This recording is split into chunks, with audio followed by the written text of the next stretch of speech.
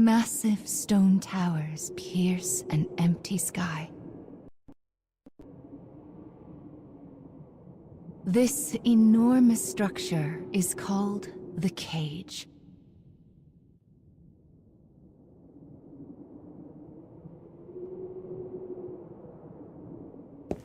In its shadow, a lone girl walks with purpose. And she will not leave until she has what she desires.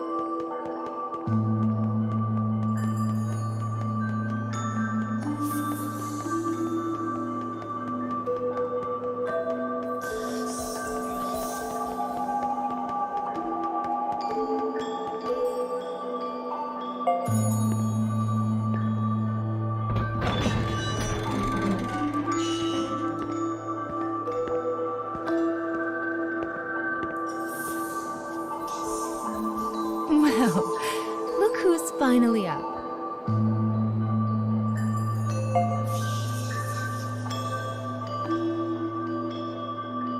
Oh dear. So you did lose your voice after all.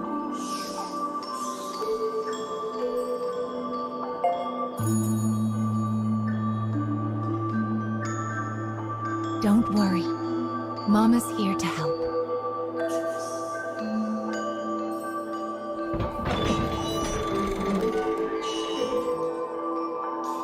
This way.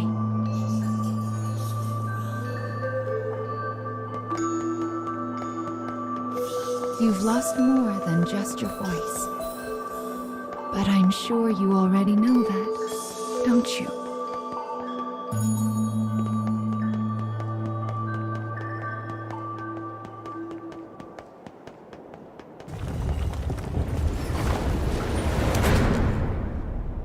You've lost so much, but the time has come to reclaim it.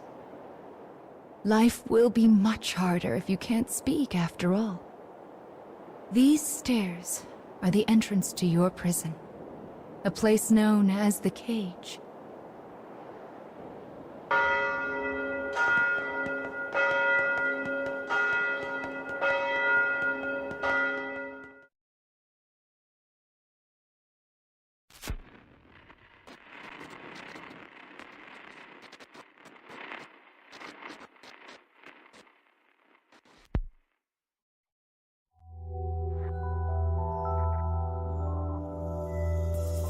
It's a truly massive structure.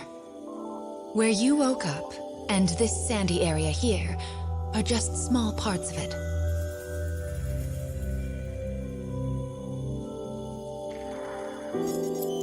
This place is called... the Cage? And now, the moment you've been waiting for, dream time! How annoying.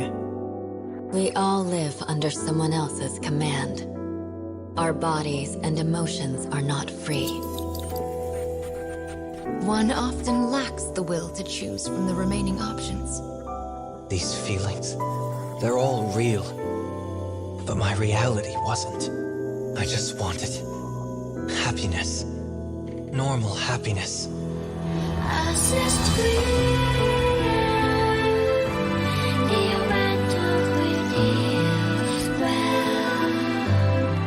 Perhaps freedom, in the truest meaning of the word, never existed to begin with. We don't have time to deal with gods right now. I am a different man now. It's something I want to do. I won't stop until I've destroyed them all. Sear this into your mind. I can destroy the flowers with What this. is your anger meant for? I'll kill them all.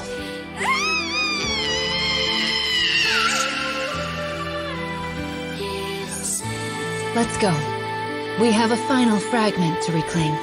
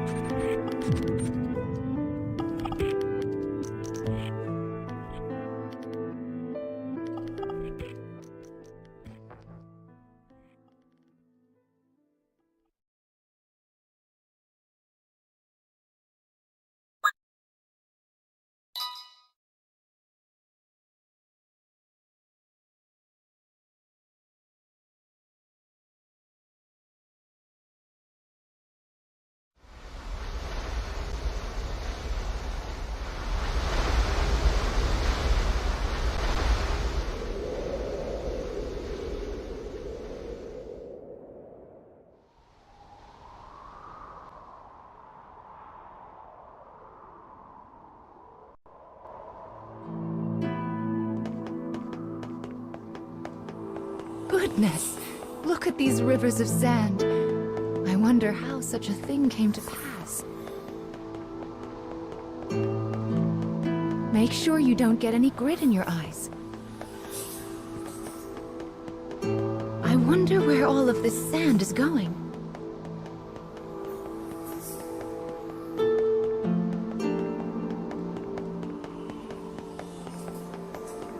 Let's head for the shiny black light up there.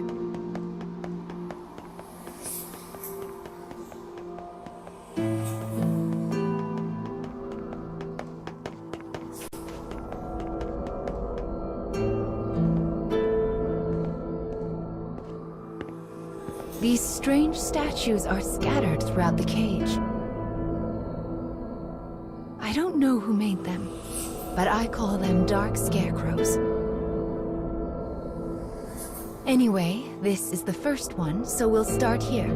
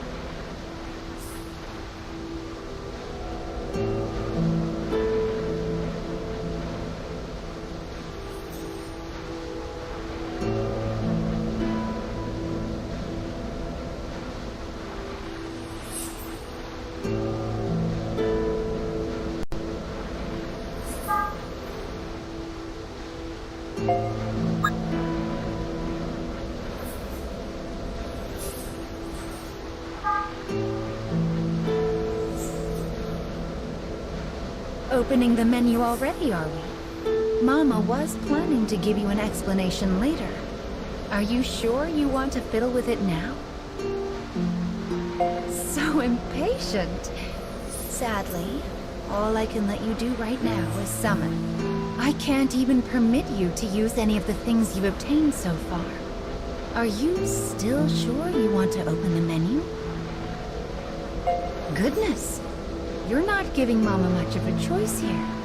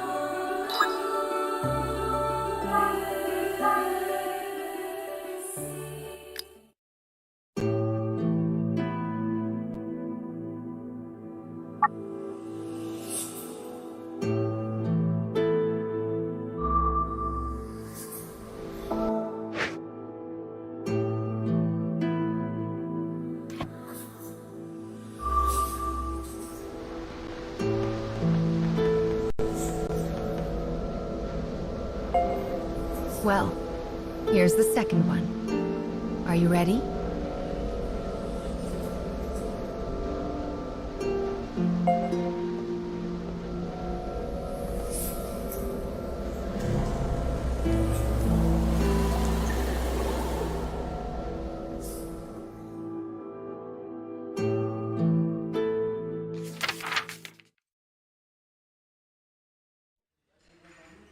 Wherever people gather, stories come with them. But saloons have a special ability to loosen even the tightest of lips. Such rumors are what brings the woman with the mechanical arm and leg to this place.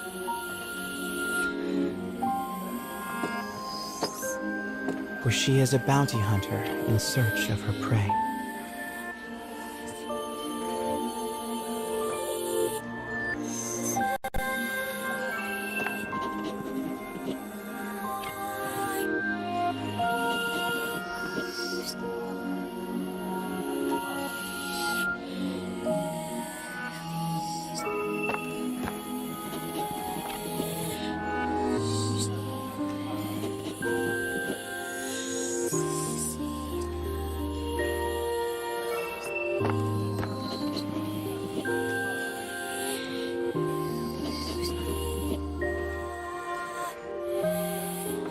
The information she obtains from the patrons seems vague, but it is more than enough.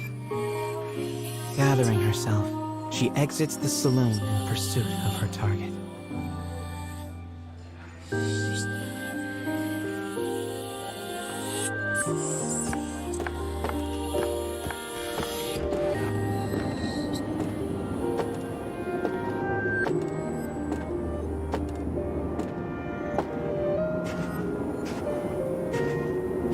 A lone bounty hunter blocks the woman's path.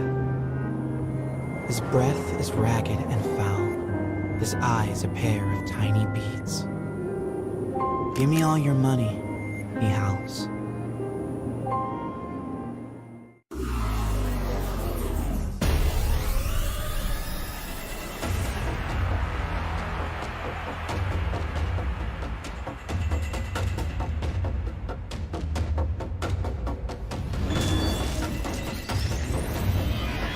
I'll cut down everything in my way.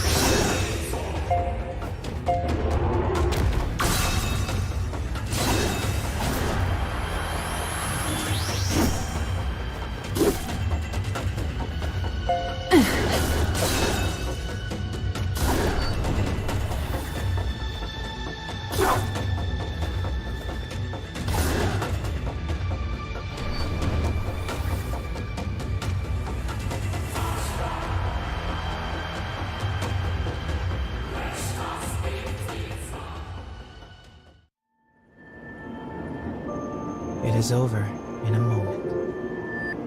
The woman's sigh is carried off by the wind. No mediocre highwayman could hope to stand against her desire for revenge. The woman heads for the forest in pursuit of her target.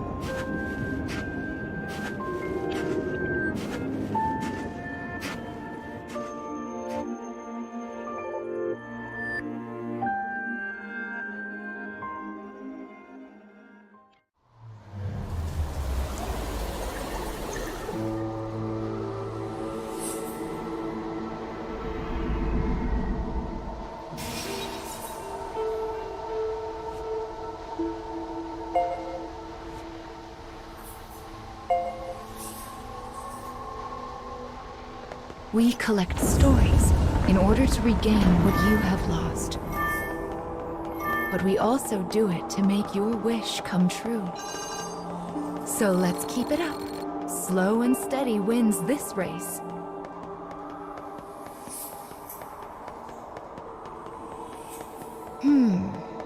I suppose I should tell you a little bit about the cage. It's a truly massive structure. Where you woke up, and this sandy area here, are just small parts of it. To be honest, a great deal of the cage is a mystery. I'm not even certain who gave it that name.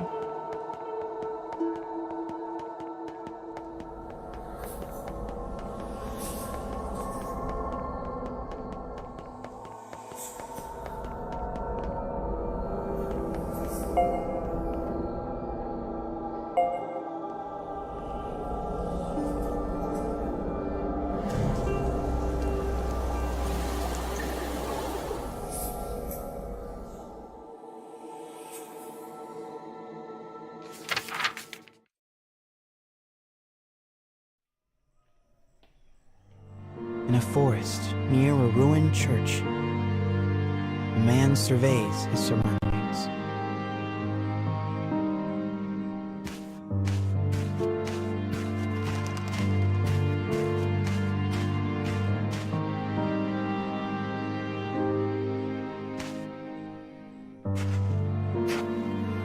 It would appear he is searching for food.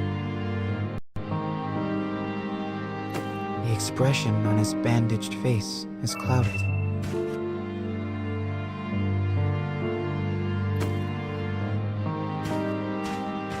The grasses rustle ominously as they part. It seems the man is not the only one searching for food. The animals in this place are lean, starving, desperate. And they will do what they must to survive.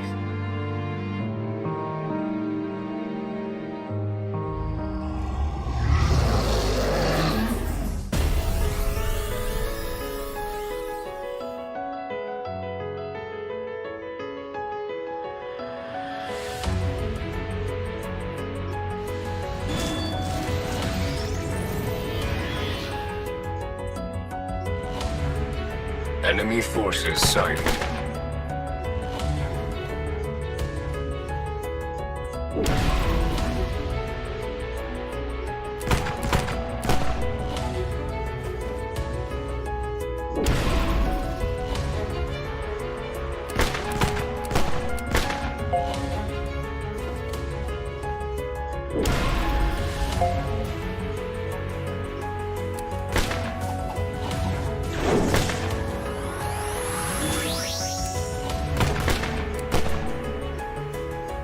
Firing.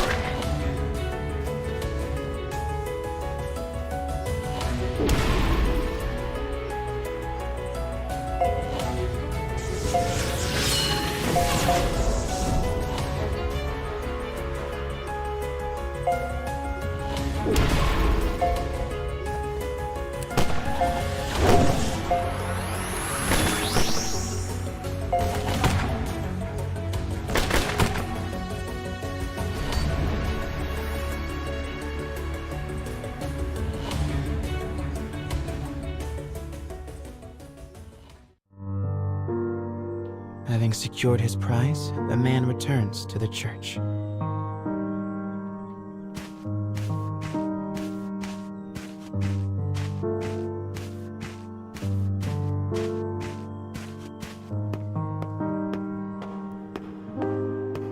The sound of his worn boot heels echoes throughout the dilapidated chapel. A boy lies at the back, his face drawn and haggard. The man kneels down and offers some of the food he collected. But the boy is too weak to hold it. His body will not allow him to accept even this meager meal. The boy tries to brush it off with a feeble smile, but the man just stares down at him in silence.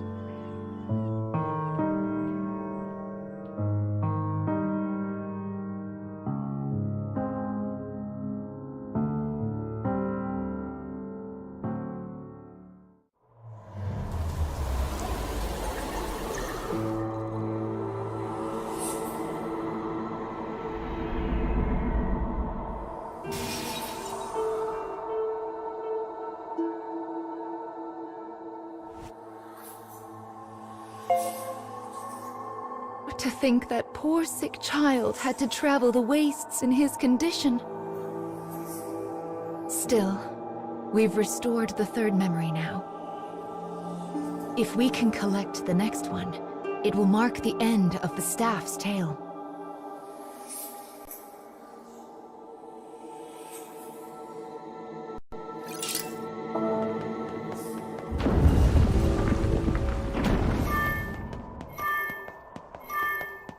Goodness, this place is nothing but stairs. I hope your little legs are okay. Still, I suppose it does allow us to see some rather lovely views.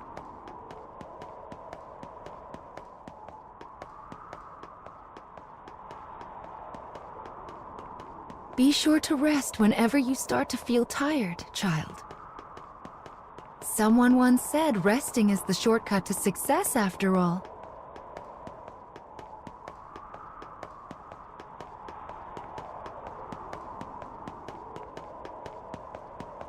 It's so bright here. Ah, there's the fourth one. We should be able to enter the final memory here.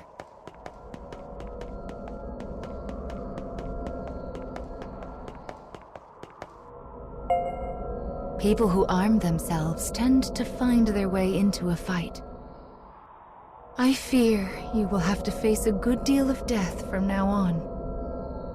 Are you ready?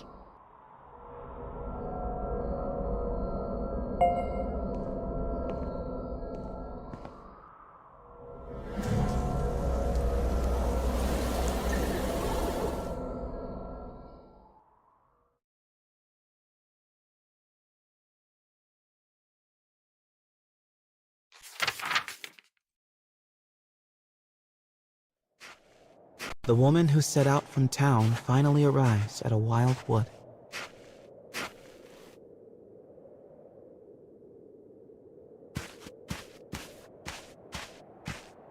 Soon, she comes across the ruins of a once proud church. The ceiling has collapsed, the walls mere suggestions.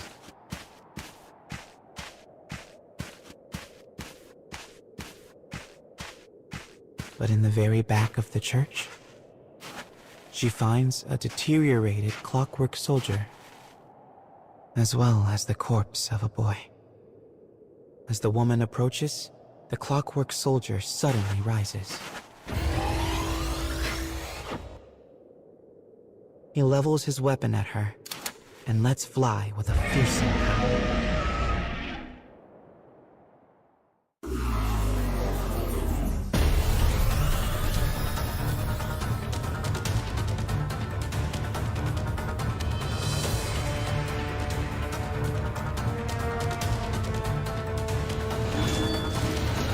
I'll cut down everything in my way.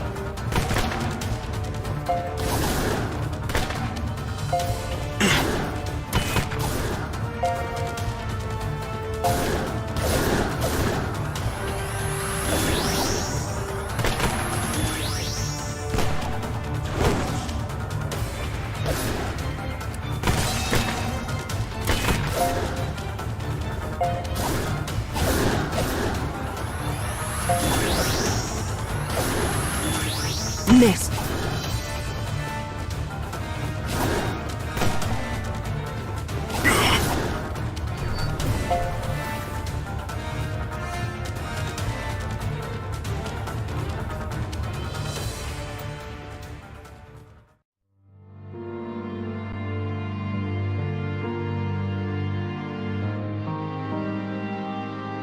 The woman accesses the logs of the fallen soldier.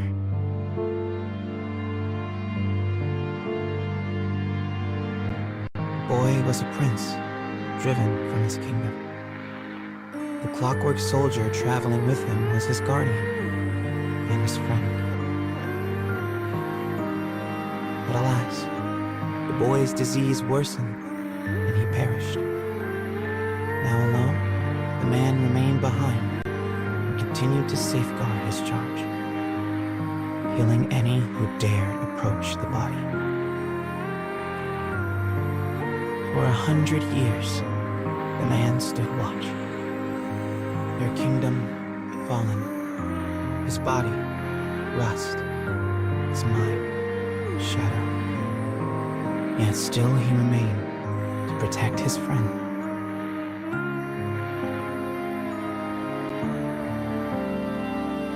The woman builds a grave to mourn the pair and leaves the forest without a word.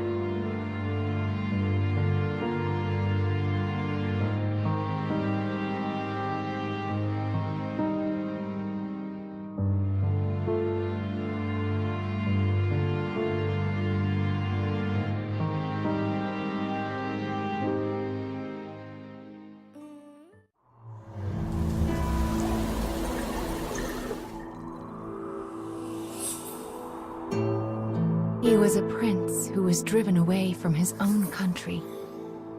And before breaking down, the machine tried so hard to guard his master's body. This memory marks the end of the story they left behind inside this staff. Well done, child. Do you see how the proper story is now stored inside the staff?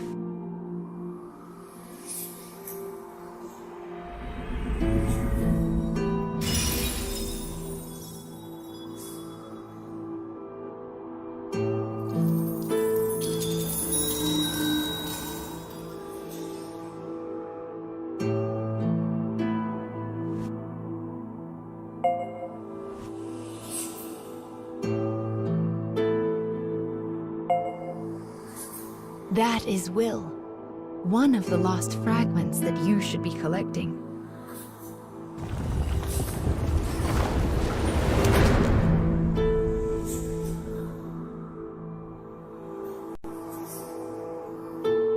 Up the stairs now. We still have a long way to go.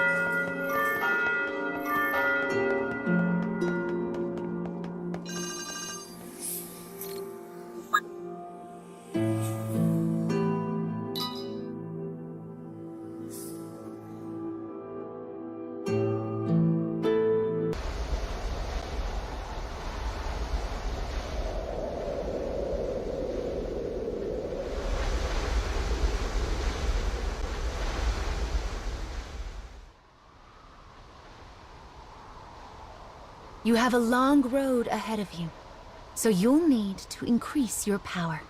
Where should I start? First, you need to arrange your allies in a loadout. Actually, it would be much easier to explain in a demonstration. It's mostly the same as any other game.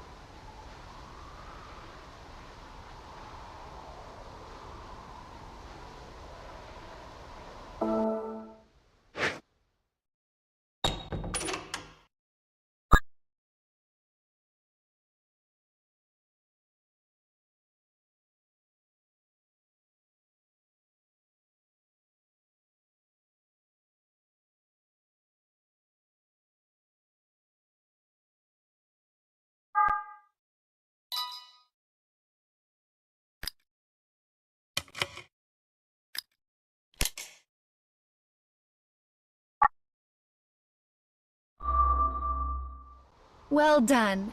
You can also enhance allies and weapons, but... oh, never mind. Just take a peek whenever you feel like it. Let's keep moving.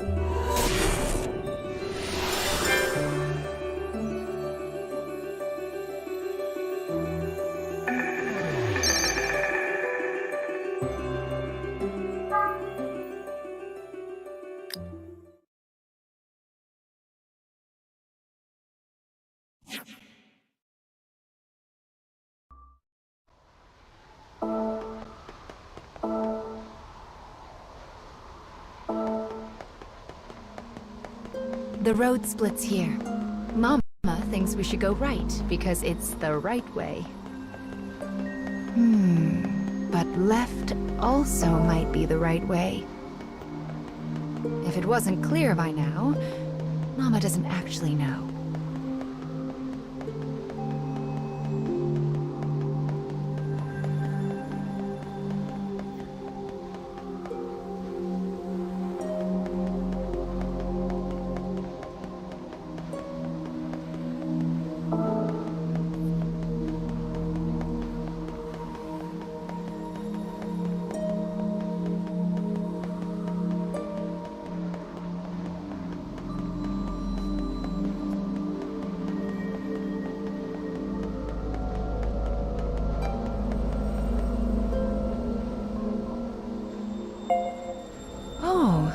This weapon is... Anyway, let's get started on its restoration, shall we? I wonder what kind of story we'll find this time.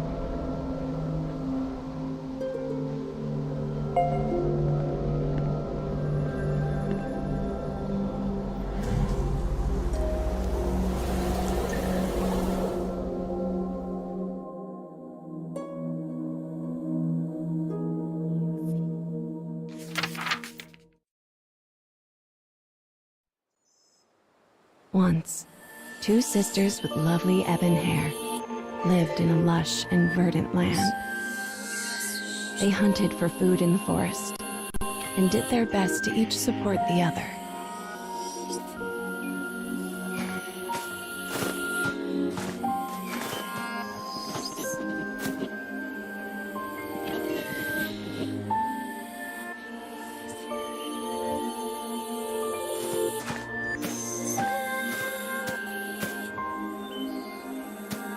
The elder sister had been born in the woods and was an archer of rare skill. When their parents died, she began teaching the younger how to hunt. The younger looks up to her and wants so badly to test out her new skills. This thought fills the older sister with warmth as she follows after her sibling.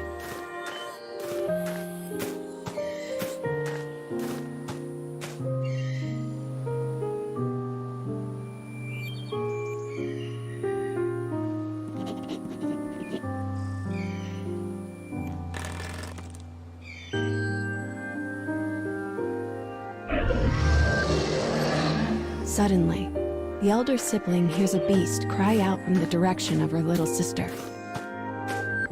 She sets off after her at a frantic pace. The savage beast looms over the prone girl and makes to attack.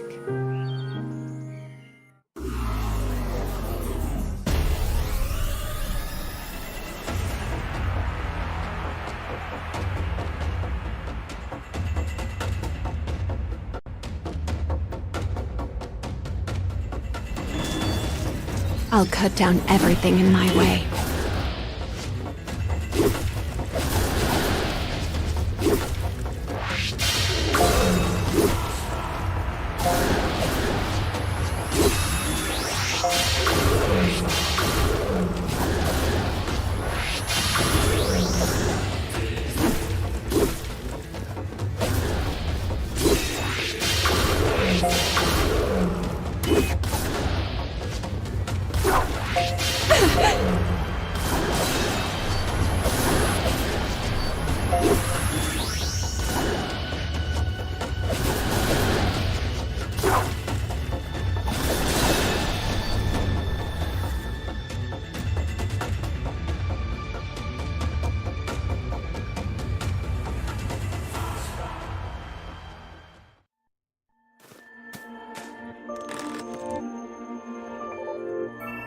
As an arrow penetrates the beast's tender flesh, it turns tail and flees.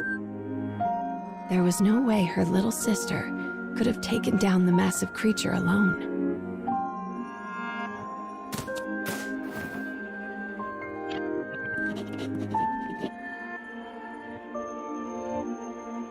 Trying to calm her, the woman removes her silver hairpin and places it on her sister. It is a keepsake of their mother, one the young girl has long desired. "Thanks, sis," she says, beaming. "Next time, it'll be my turn to protect you."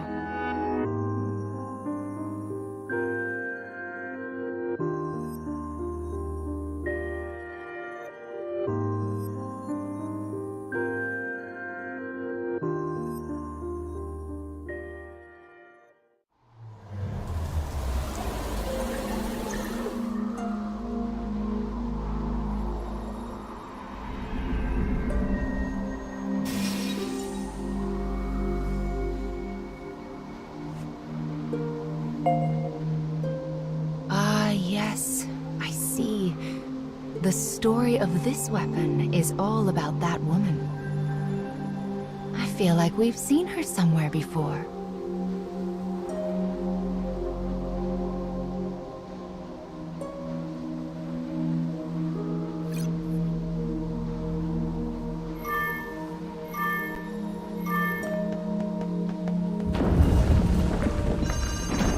What could this black barrier be?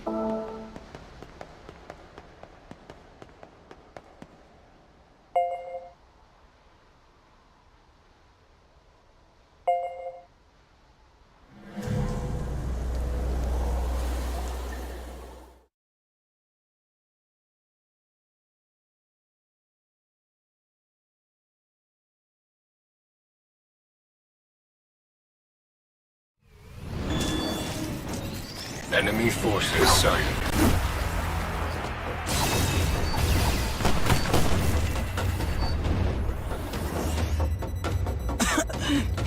I have no time for this.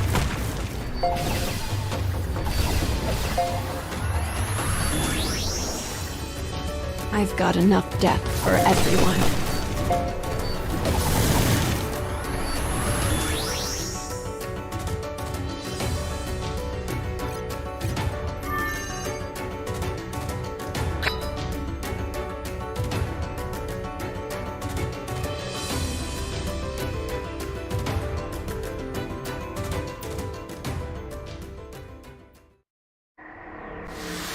How can the enemy be acting outside of the scarecrows?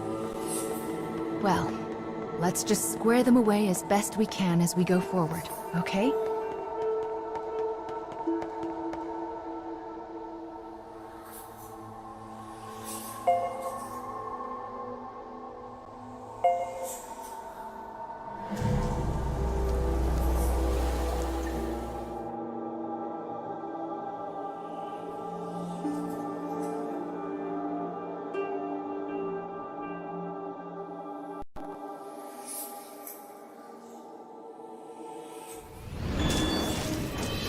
I shall take care of them.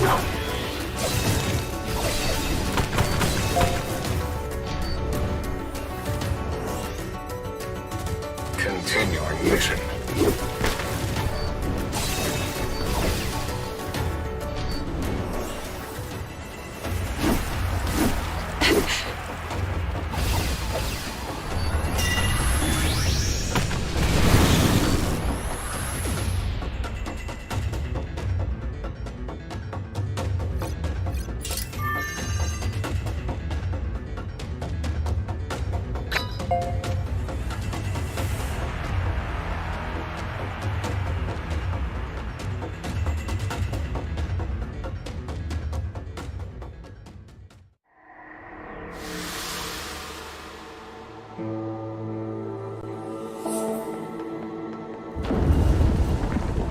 What on earth could those dark creatures be after?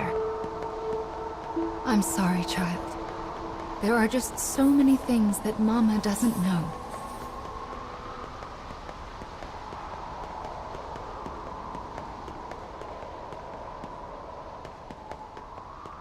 Look, Something's out there.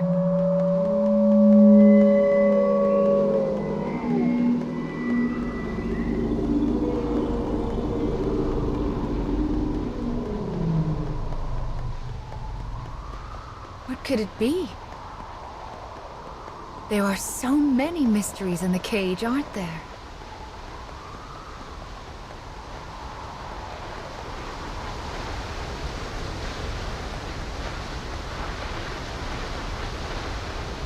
This second scarecrow will hold another part of the weapon's memory.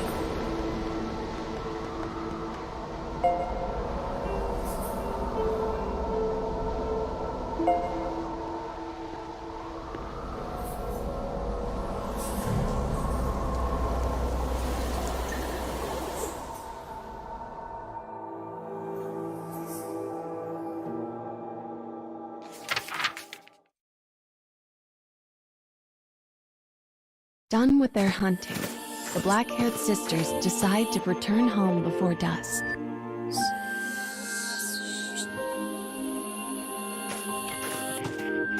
The younger has caught a small bunny, and the elder a large boar.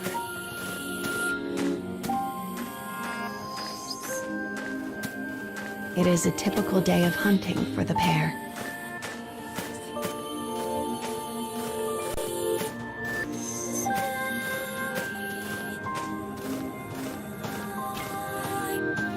They only notice the disaster when they come to the hill that overlooks the town. Flames billow forth, and the chilling snaps of distant gunfire can be heard. The woman immediately thinks of the war that is raging in the neighboring nation.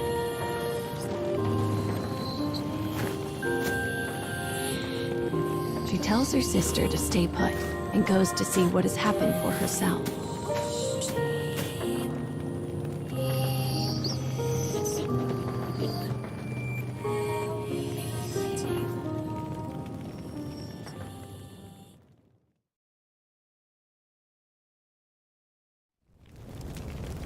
The town is oddly still, save for the incessant crackle of flames.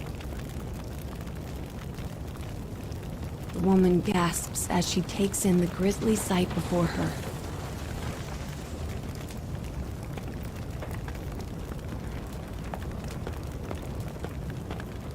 All she can see are bodies. Bodies. Bodies.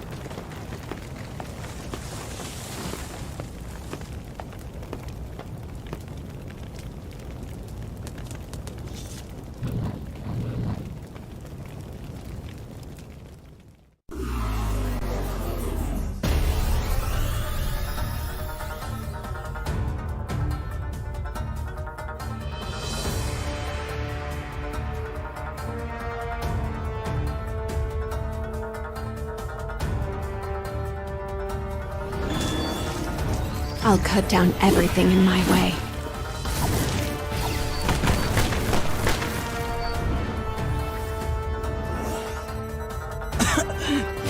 I have no time for this.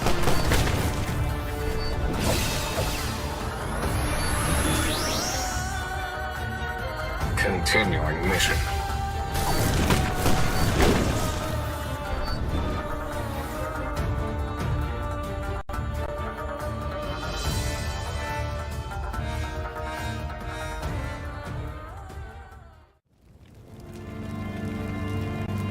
After defeating the soldier, she hears a voice.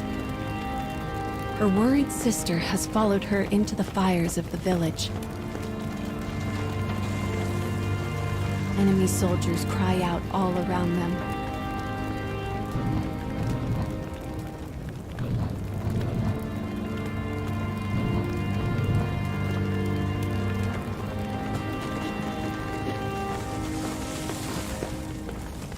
As the woman feared, the war from the nearby nation has finally found them.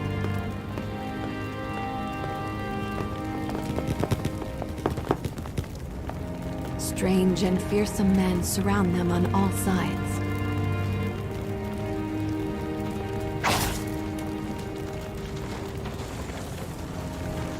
Impact, heat, pain. Her little sister screams. As the woman's consciousness flickers out, 2 words from a soldier reach her ears. Sort them.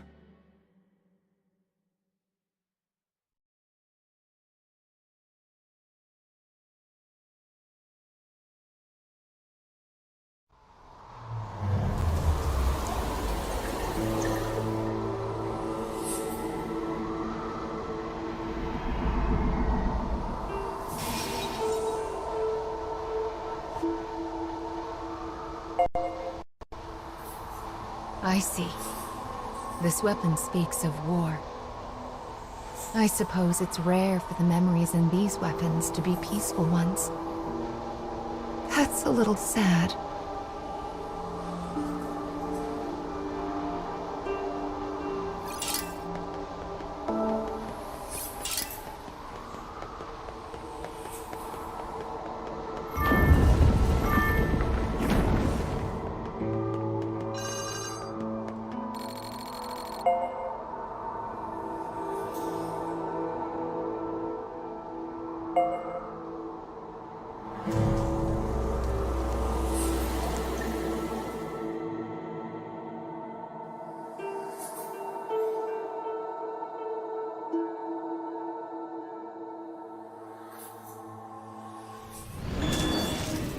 I shall take care of them.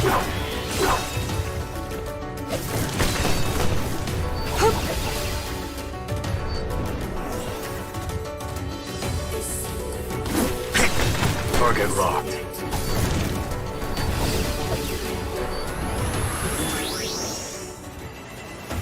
Continuing mission.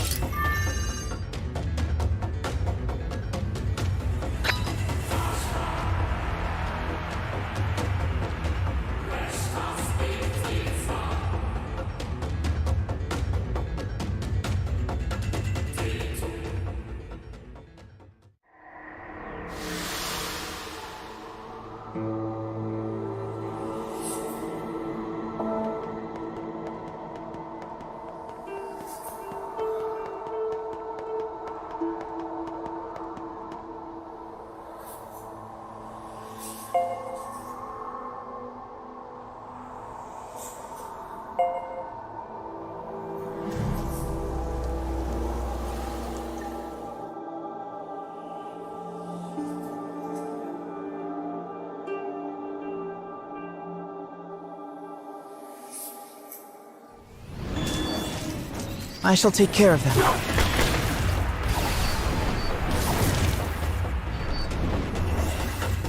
I've got enough death for everyone.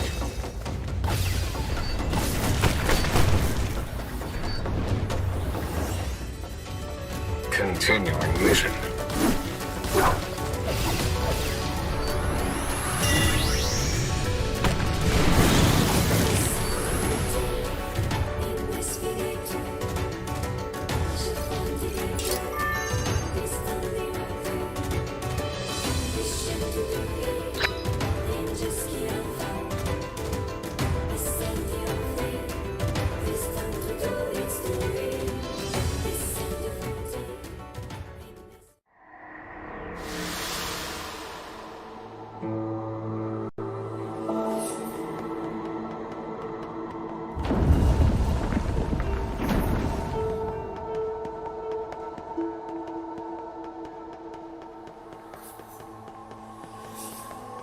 This room is a bit strange, isn't it? Can you see down there? There are so many paths going every which way. It's like a maze. I wonder where the other paths lead.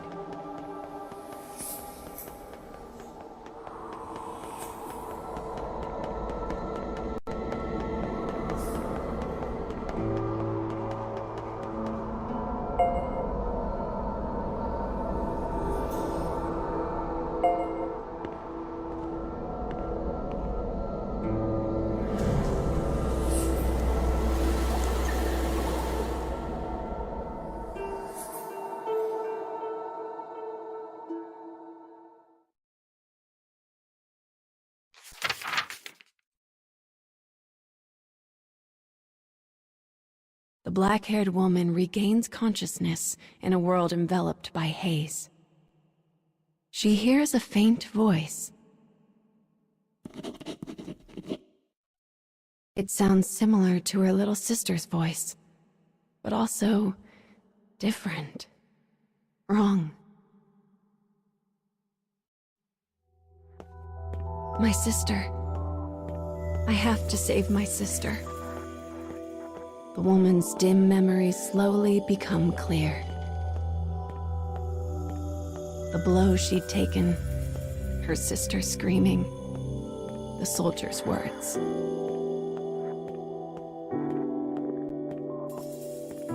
Her only sister, her only family. She must save her. As she runs, the woman's world is enveloped in a shimmering wall of white.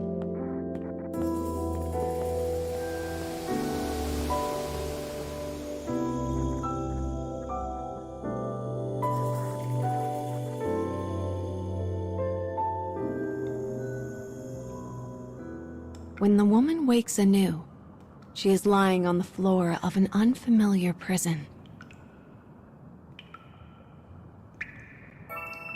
Something is terribly wrong. She looks down at her body and stifles a gasp. One arm and one leg have been replaced by mechanical substitutes. And her black hair is now as white as snow. Where is my sister? She dashes off through the dim prison in search of her missing sibling. She dispatches both her cell door and its guard with equal ease.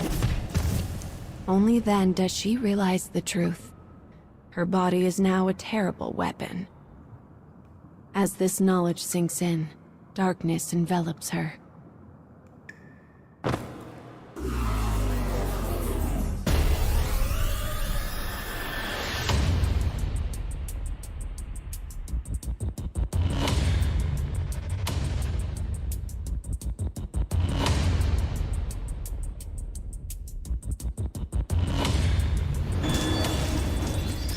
I'll cut down everything in my way.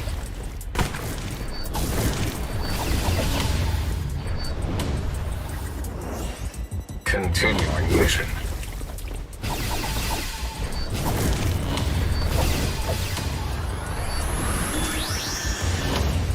I have no time for this.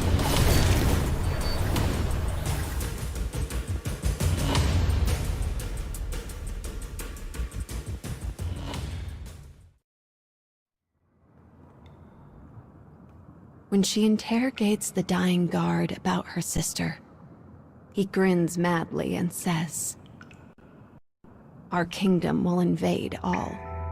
Every country will bend the knee to our might. Then we'll experiment on the survivors and turn them into beautiful killing machines. Oh yes, they will be sorted." With these final words, the soldier dies. The woman begins to run. Don't think about it. Don't think about it. Don't think about it. She repeats the mantra as she runs, praying that somehow her sister has escaped this fate.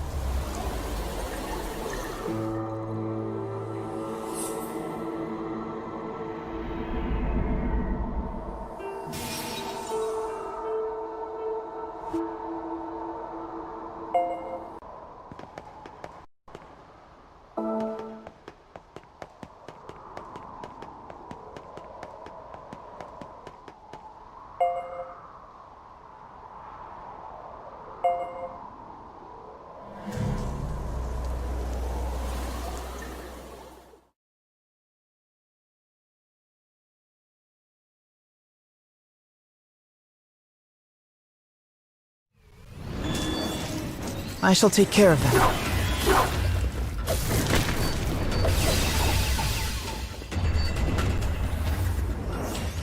Continuing mission.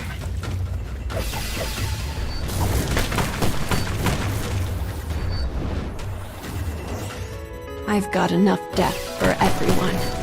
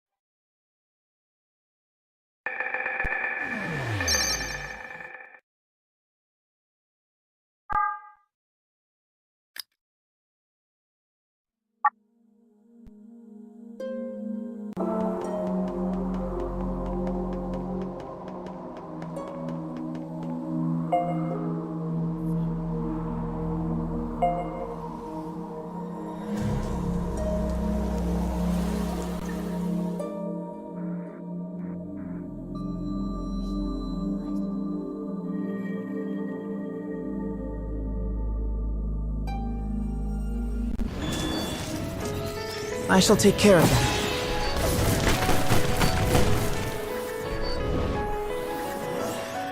How annoying.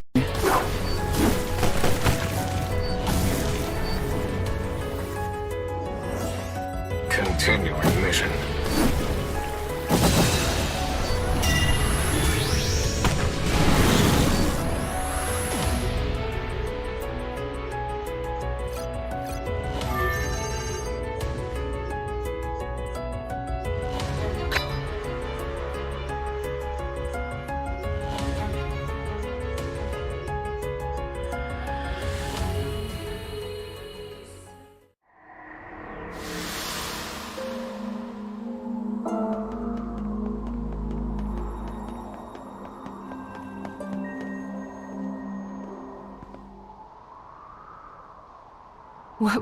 What?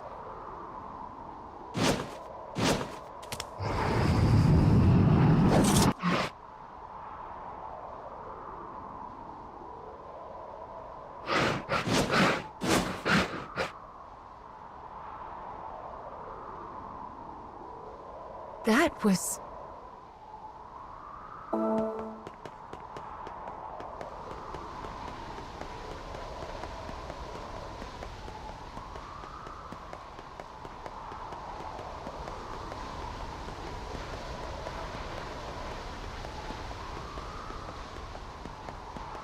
Looks like that monster ran off somewhere. Anyway, the next memory we find will be the last for this part of the cage. We're almost there, child. Just keep going.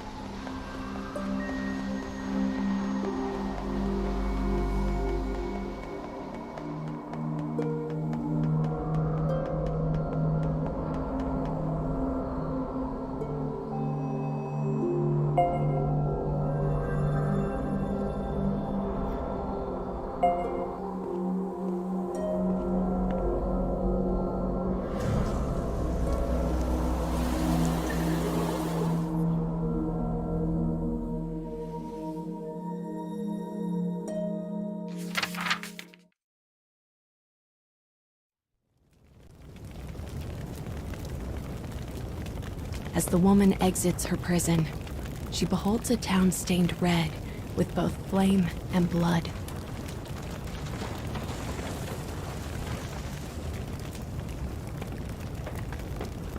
She is in a strange land, one she does not recognize. But she must find her sister. The woman runs and runs and runs.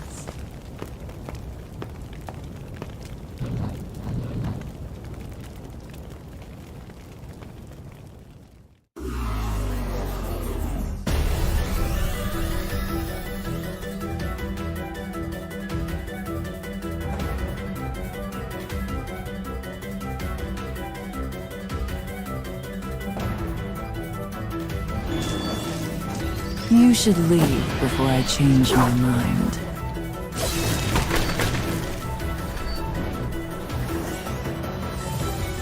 I have no time for this.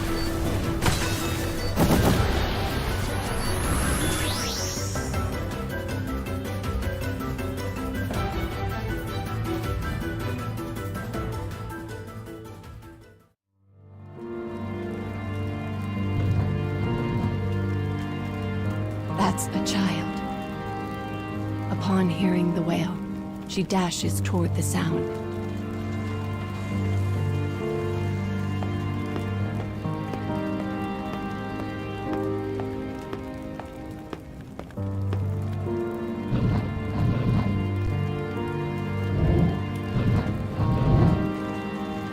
The thing standing before her was once her sister.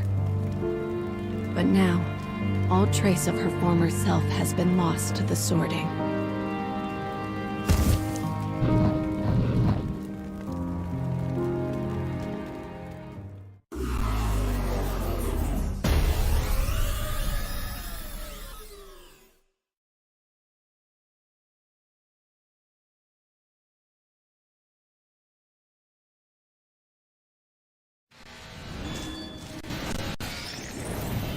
I shall take care of them.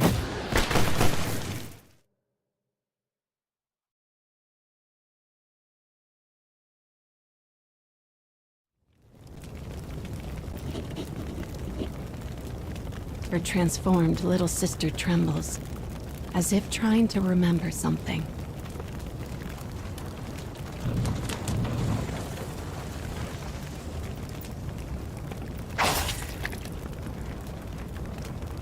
The moment her sister is cut down in front of her, the woman loses all control.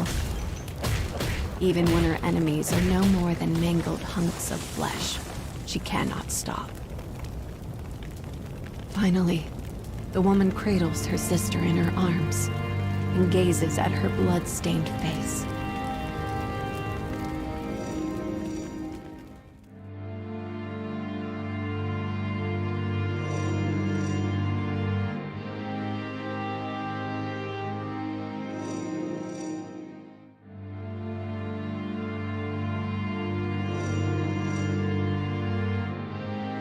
Their hair, once dark as night itself, was now pure white.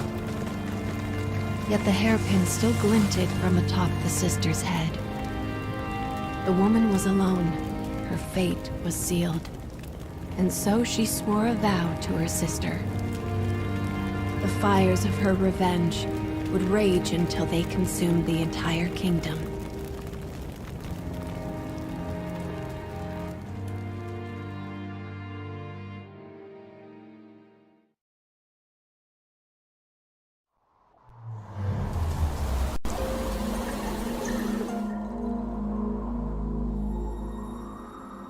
People need goals and hopes in order to live their lives.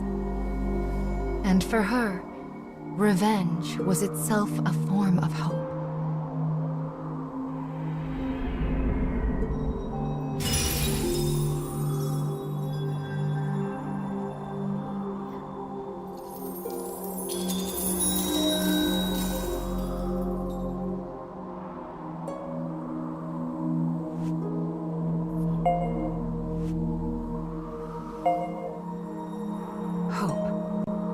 Spirit of desire and the drive to move forward. There are still many things you need to reclaim.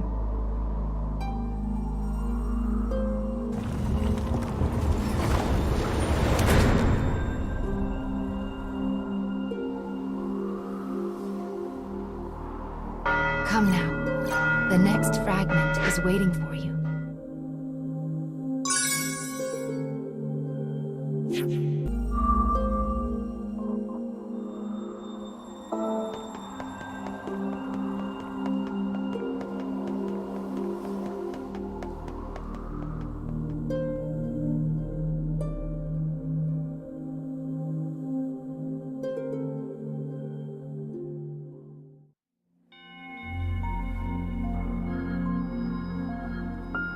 Oh my, this is Mama's room.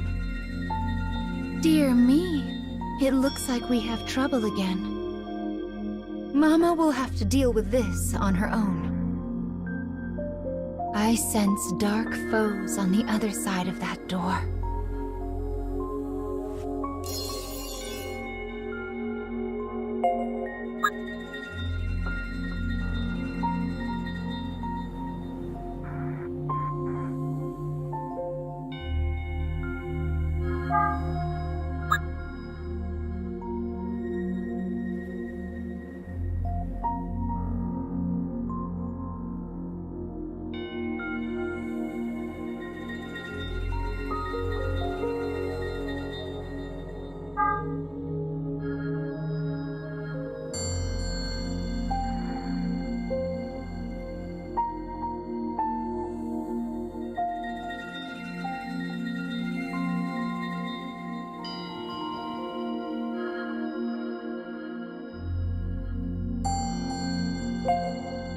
I keep stories that I'm still restoring on the other side of this door.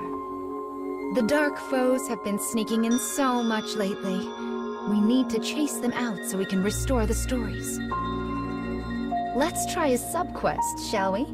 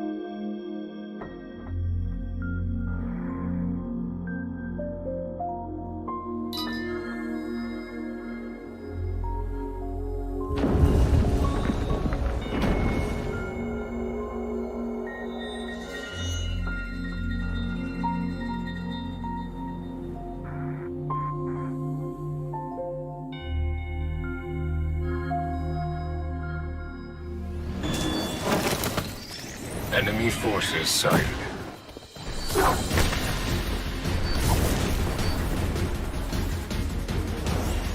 How annoying.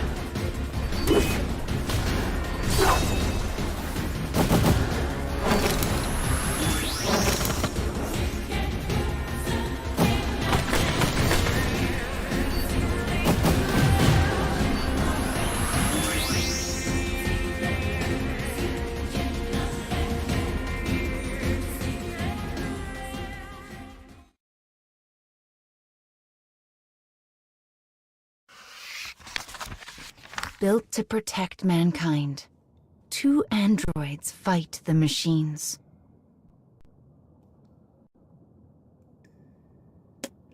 The female is 2B, a powerful warrior who fights on the front line. The male is 9S, a support unit. When they fight as one, nothing can stop them. But 9S has a secret. He wants to free 2B from her world of unending war.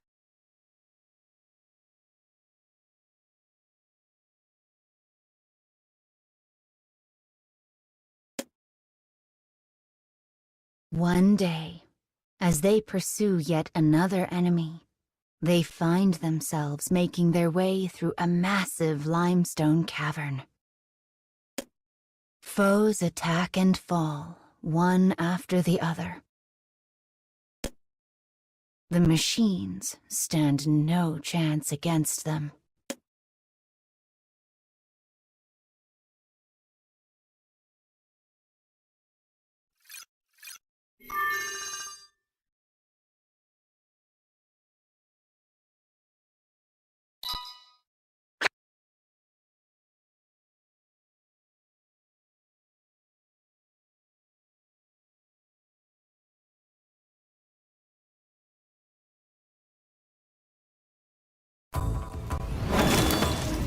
You should leave before I change my mind.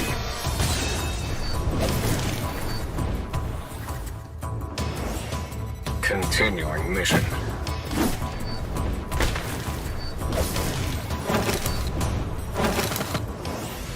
I have no time for this.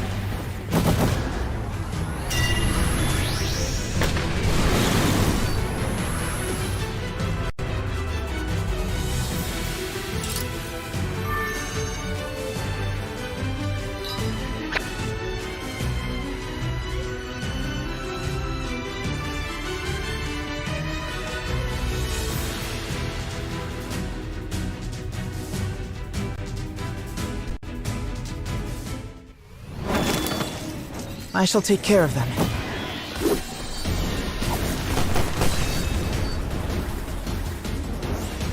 How annoying.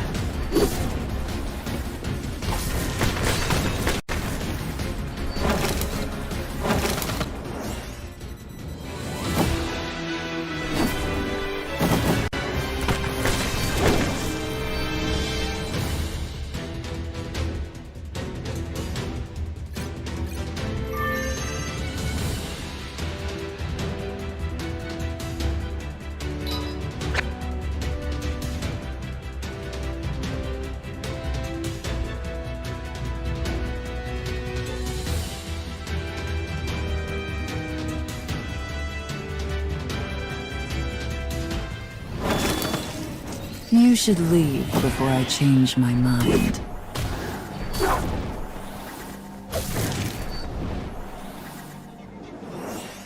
Continuing mission.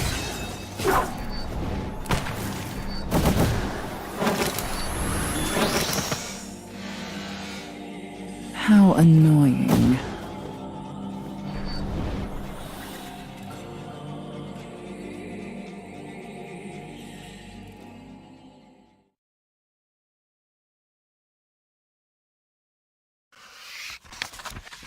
They proceed deep into the cavern, then deeper still.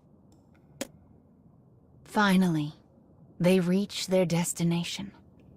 The darkness is absolute. But the moment they step forward, they are enveloped in a brilliant red light. Only then does 9S realize his mistake. The enemy has been using electronic camouflage. There are machine life forms here, dozens of them. Suddenly, 2B emits a heart-rending scream.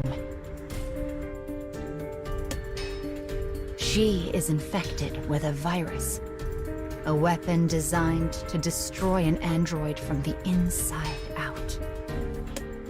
Her eyes begin to glow red. It is a worst-case scenario, and 9S knows the best thing for him to do is abandon the fight and retreat. But he refuses to even consider this option.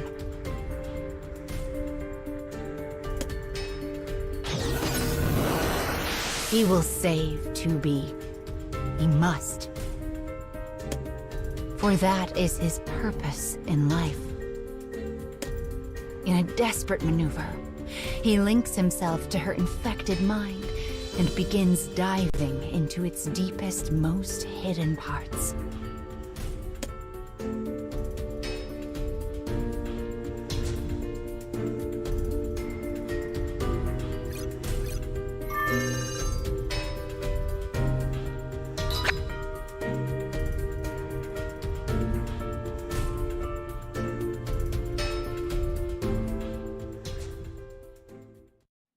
Well, that's done and dusted. Any stories you restore through subquests will be saved in the library. Don't worry, the dark foes can't reach them there. I'll make it so you can view them, as well as any weapon memories you set right in the cage.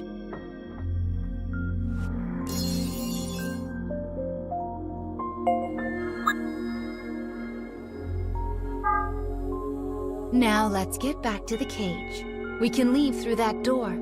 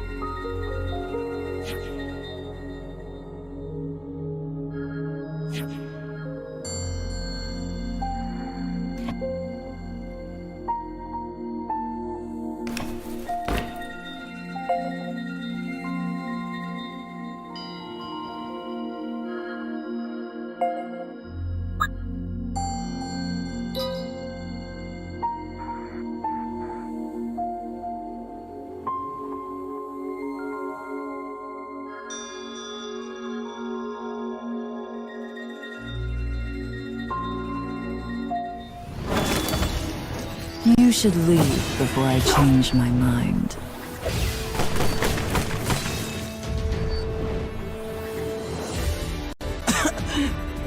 I have no time for this.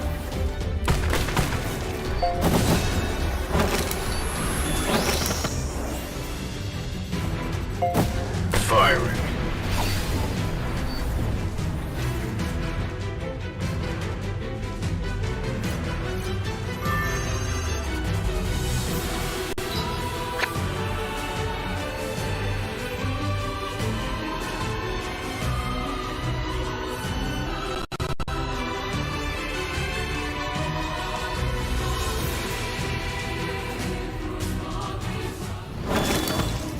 Enemy forces sighted.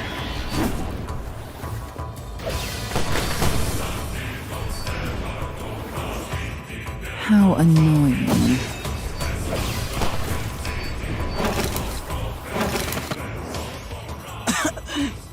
I have no time for this.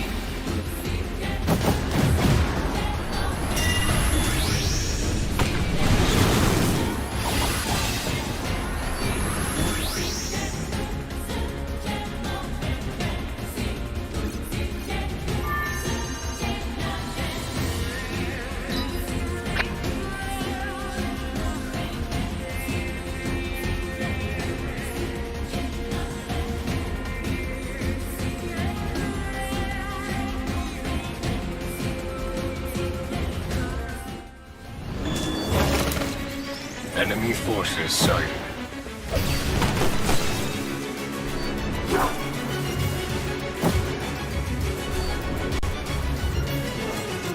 How annoying.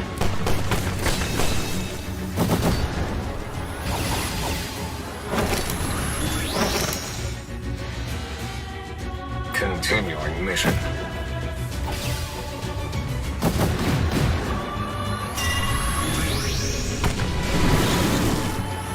Here!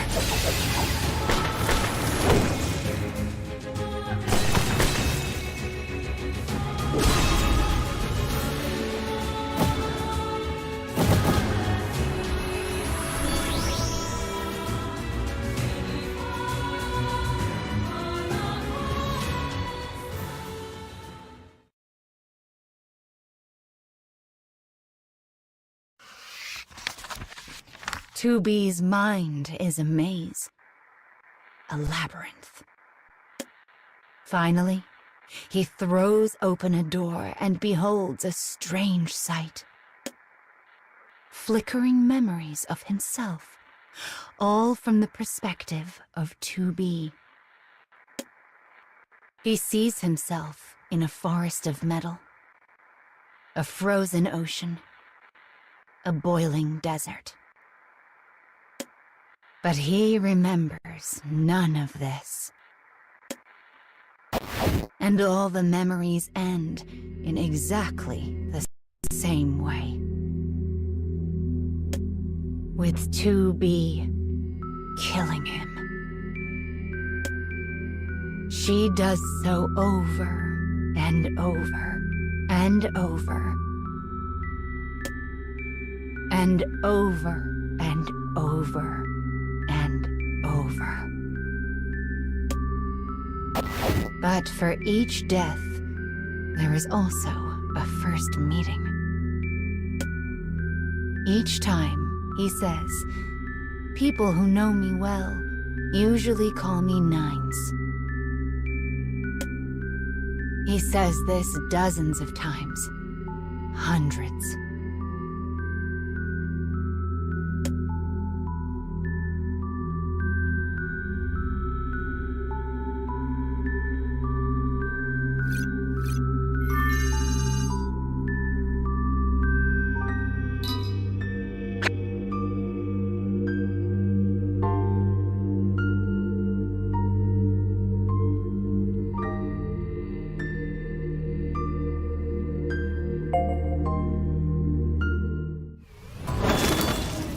Enemy forces sighted.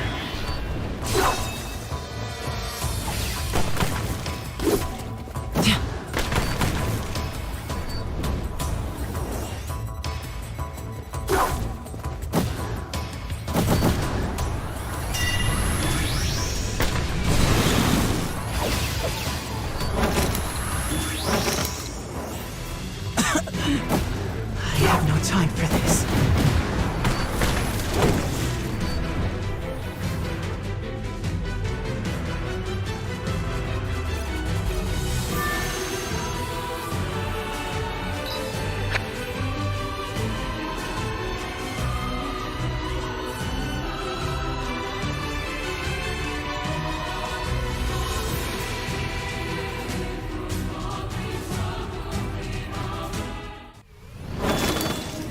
I shall take care of them.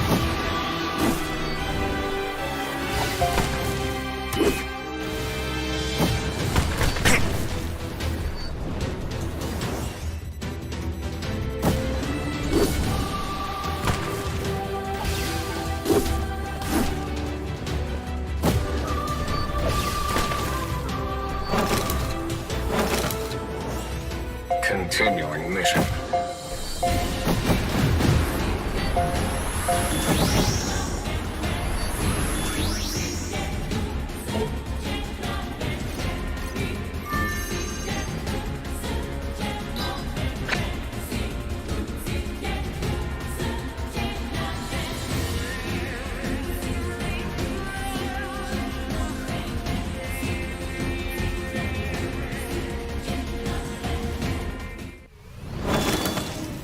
I shall take care of them.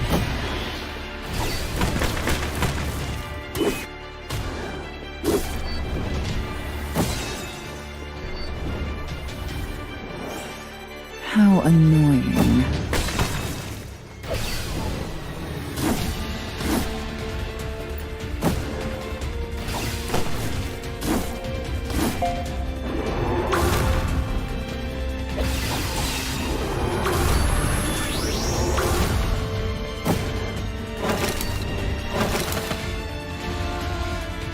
Continuing mission.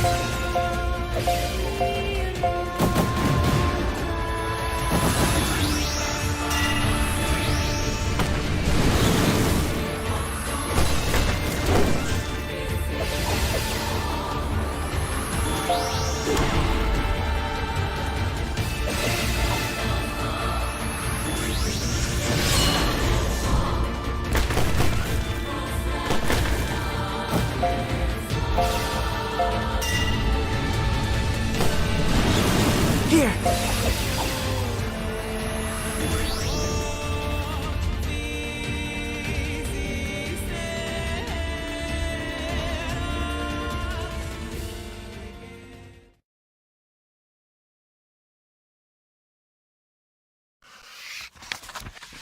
In another part of 2B's mind, 9S locates the virus and disables it. The enemy stumbles in response to the unexpected counterattack, and the two take advantage of the situation to escape. Later, 2B reports the completion of their mission. As 9S lends his damaged companion a shoulder, he thinks, why does 2B kill me? Why are my memories erased? And why do we always meet again? The answer eludes him, and he cannot find the words to ask. However, so long as he remains in her mind, so long as a part of him is in her memory, he doesn't care how many times she kills him. Their fate is a never-ending spiral, and they cling to its threads. So 9S walks on through the darkness.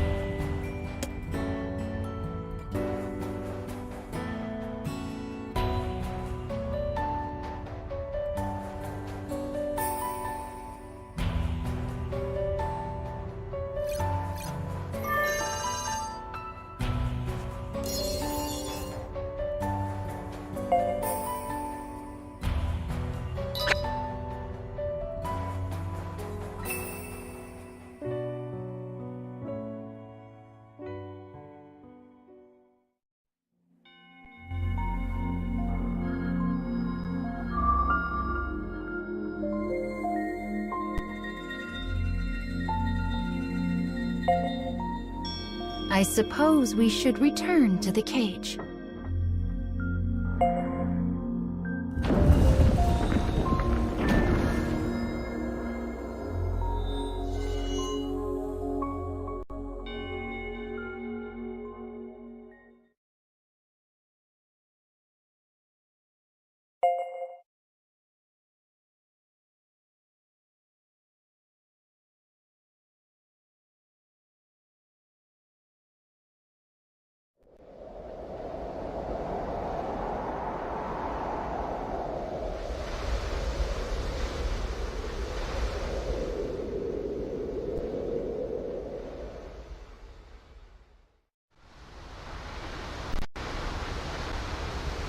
Both story restoration and fragment collection are going well. And Mama has presents for good children like you who work hard. So tell me, which do you like more? Stuffed animals or dolls?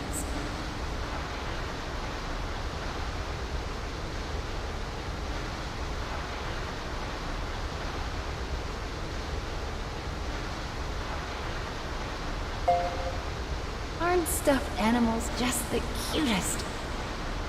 But this gift is no simple toy. It's a reliable companion that will fight alongside you in battle. Companions come in 5 different affinities, but for now, you can pick between fire and wind. Either one would be a big help. How about the fire one?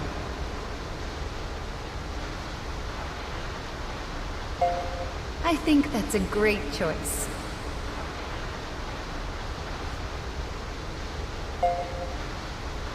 Make sure to equip it and you'll be able to meet it during battle. I'll show you how to make the magic happen.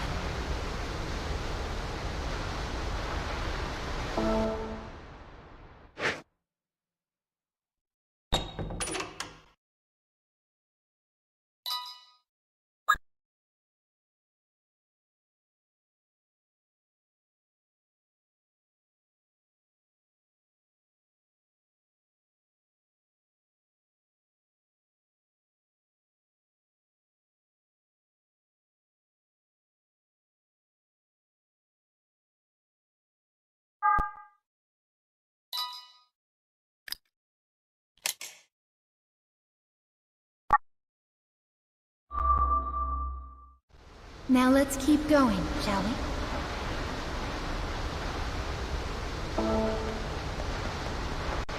What are those things up ahead?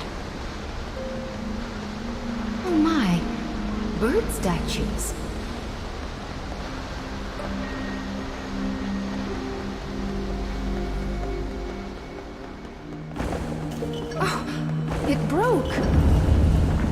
do hope no one saw that.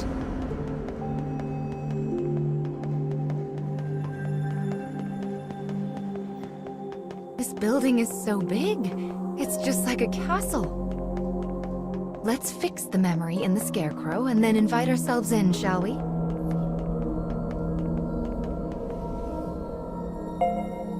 This gun. Anyway, let's get started restoring this story, shall we?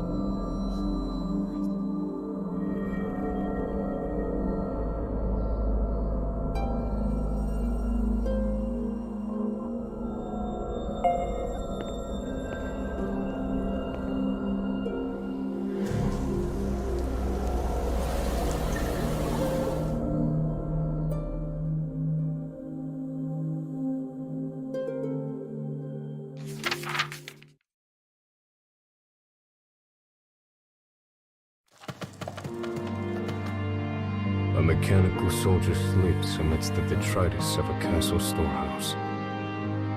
Time has no meaning here. A minute is as an age. Until the day he meets the boy.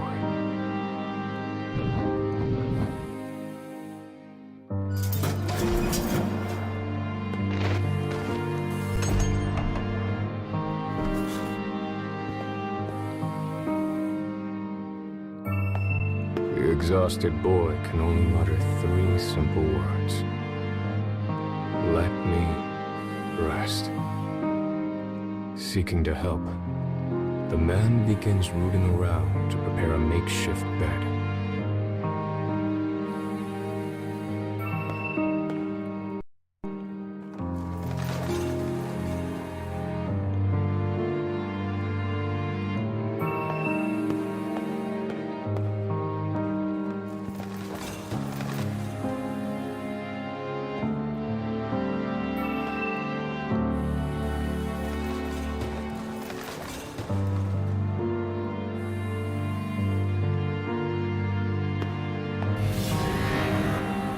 As he continues to dig, a discarded weapon suddenly activates.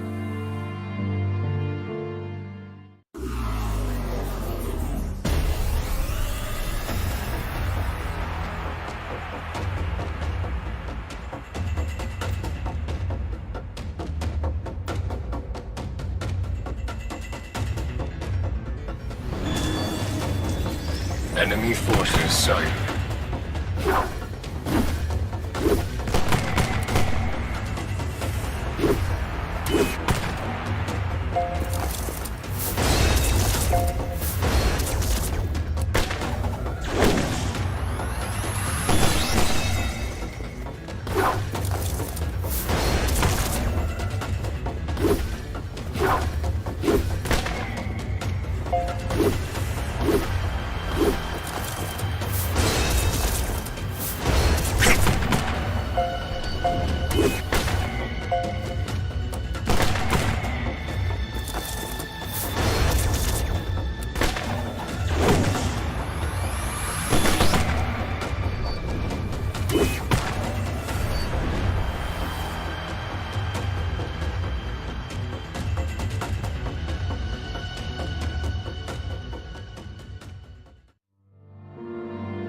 The man manages to assemble a crude resting place from the storehouse junk.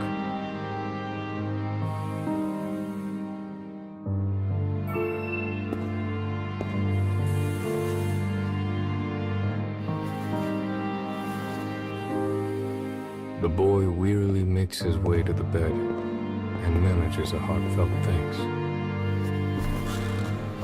After studying the man for a moment, he begins to ask him questions.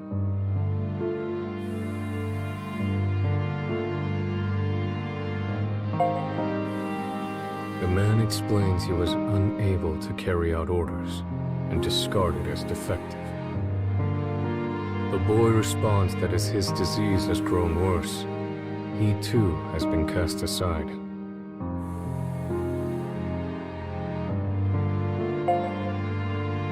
The name the man gives is that of the first model of Clockwork soldiers. I was also a first once, says the boy. First in line to the throne, but no more. You and I are much alike, says the boy with a sad smile.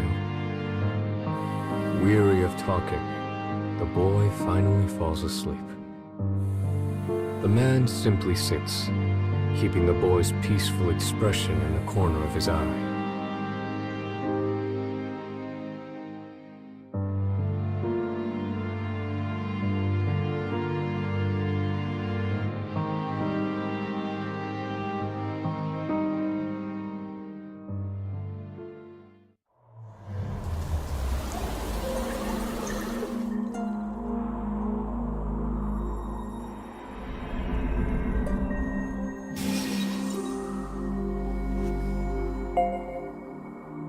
This is the story of a gun-wielding mechanical soldier. I suppose these are memories of when he first met the boy with the staff.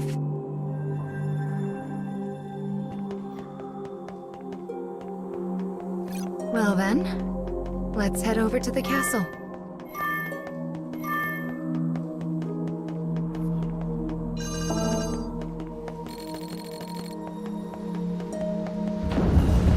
This isn't a terribly welcoming atmosphere.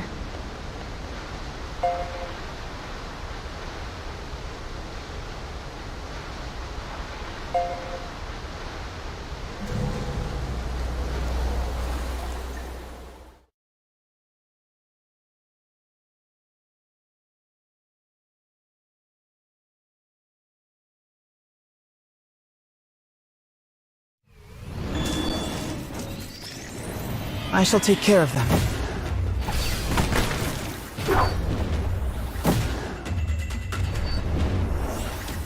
How annoying.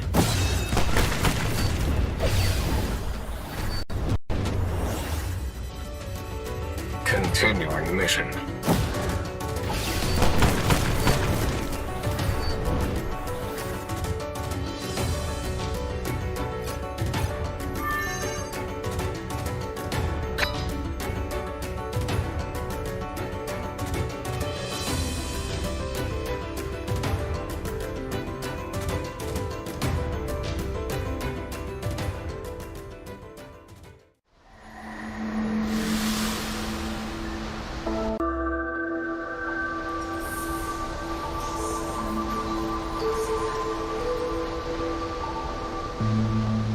It's the privilege of youth to move forward by breaking everything in your path.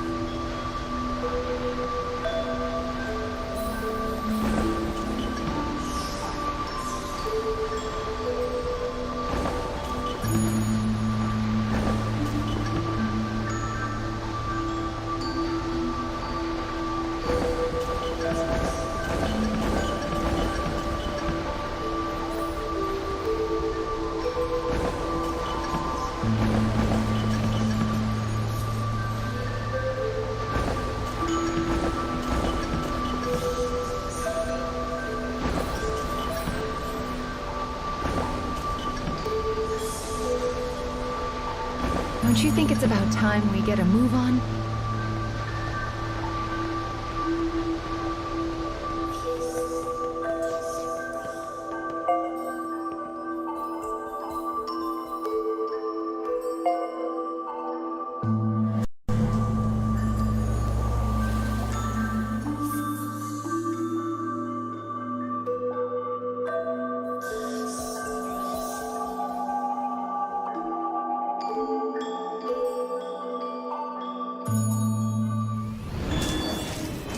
Enemy forces sighted.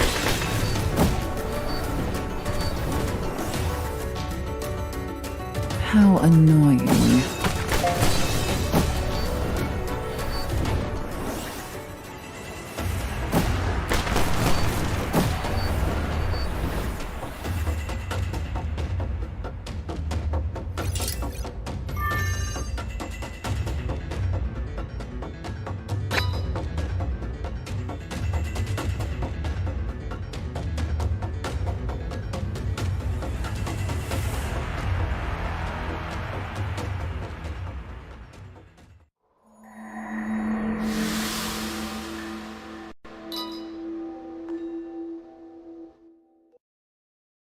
much easier if we could just crash through those awful black barriers.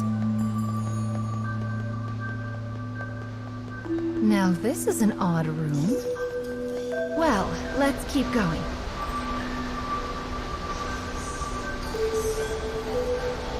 It's a waterfall of sand. Looks like the path goes through it. Maybe there's a way to stop the flow. Is that a switch?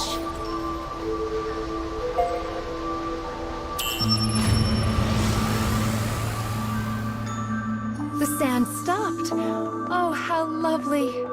Now we can move past it.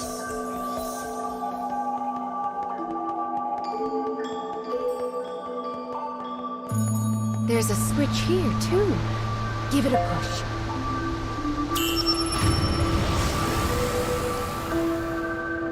Ah, this one opens up the first path. How clever.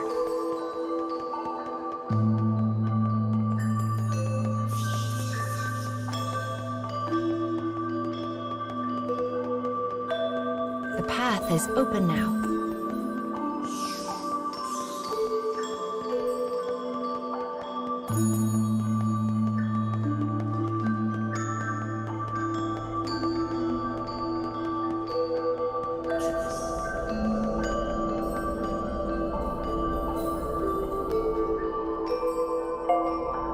Found you, Mr. Scarecrow.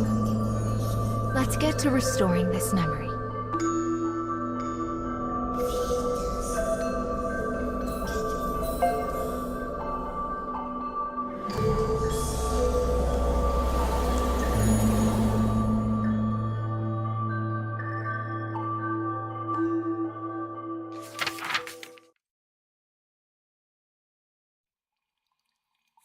The cold room burdens the boy, and his condition worsens.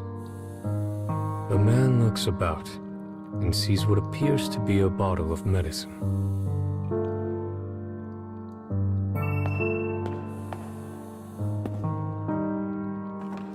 But upon taking it in hand and looking at the label, he realizes it is actually a weapon of poison gas.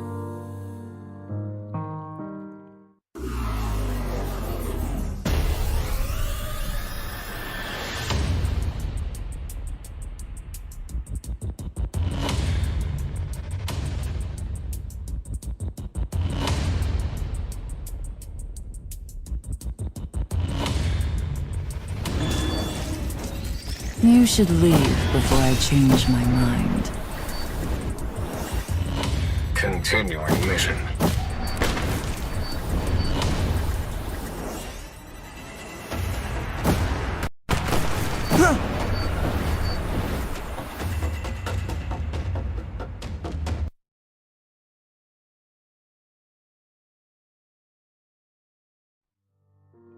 The man continues to search for medicine that might aid the boy.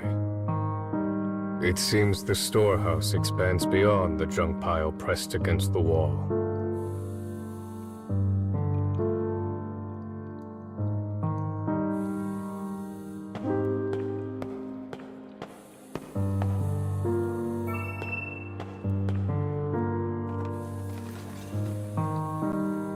He retrieves a bottle from the shelf and returns to the bed where the boy waits.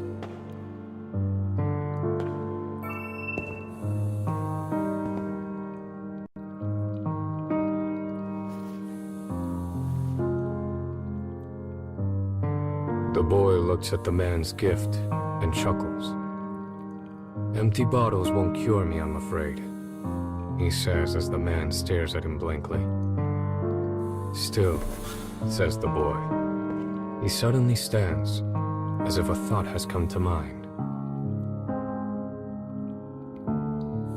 The boy places a candle in the bottle, turning it into a small lamp. He then begins to sing in a small, quiet voice.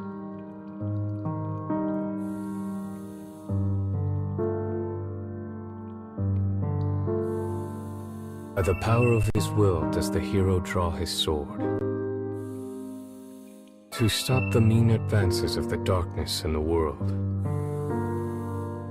He will use this light to lead away the people from fear's horde.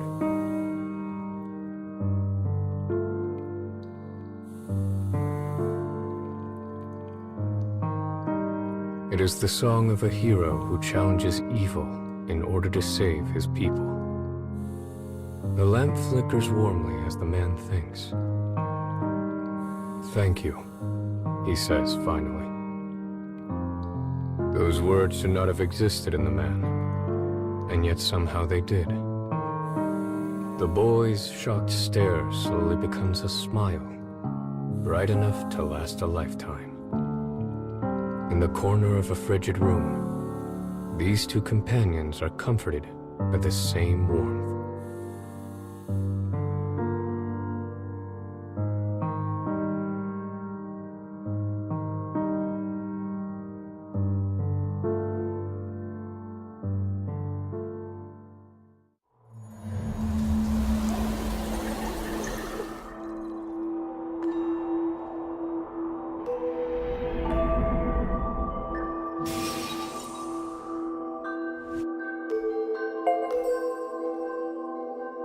I imagine you're getting used to this by now.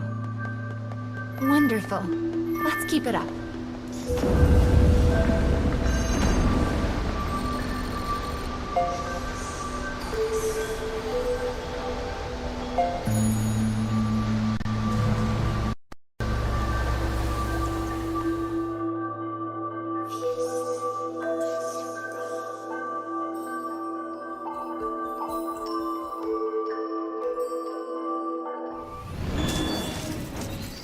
You should leave before I change my mind.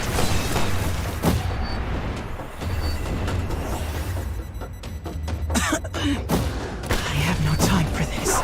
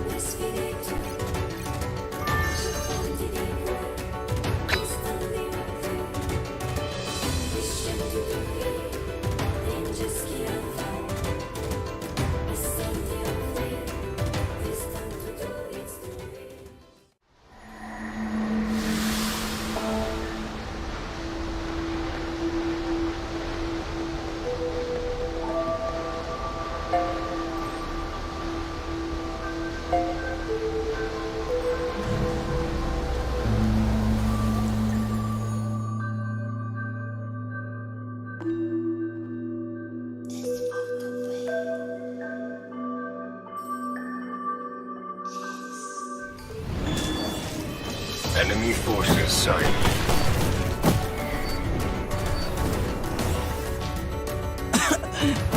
I have no time for this.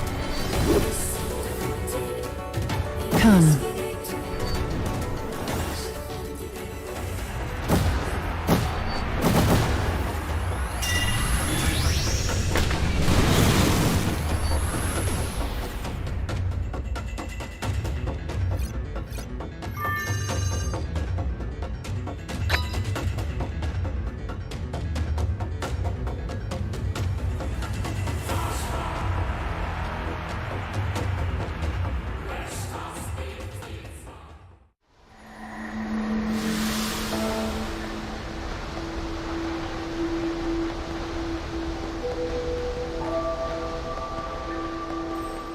These stairs look terribly unsafe.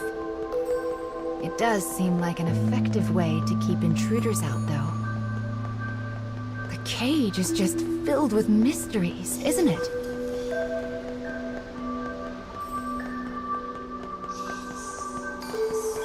Oh,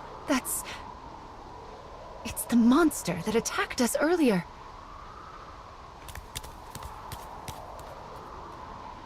Are you going to chase it?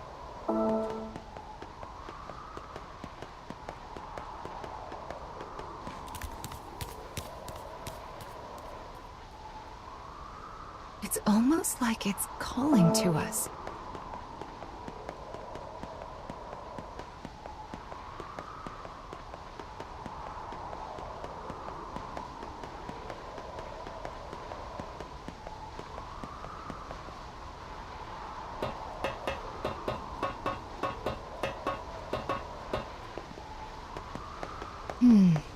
It's not here.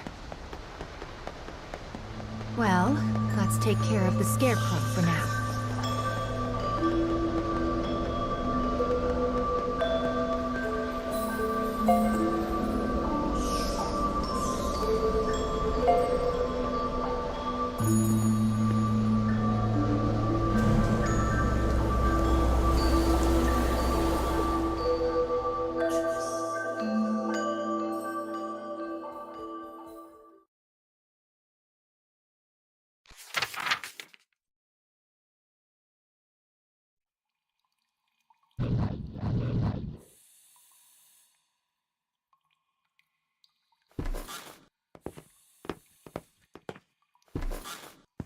Soldiers' voices drift in from outside.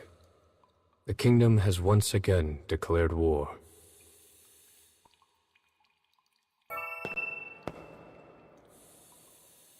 The boy looks at the man and opens his heart. He once lacked the courage to stand against his father and had stayed complicit. But now he burns to stop the king and protect his people from the horrors of war. The passion in his eyes is evident.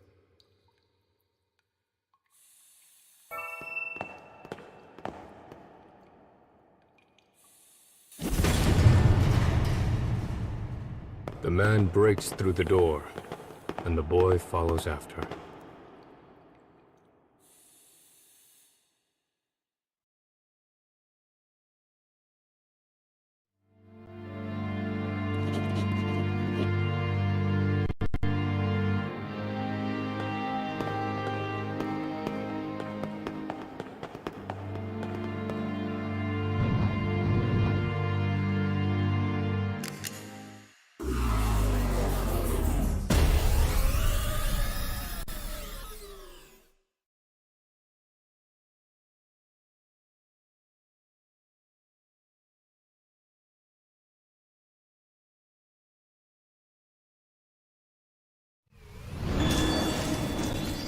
I shall take care of them.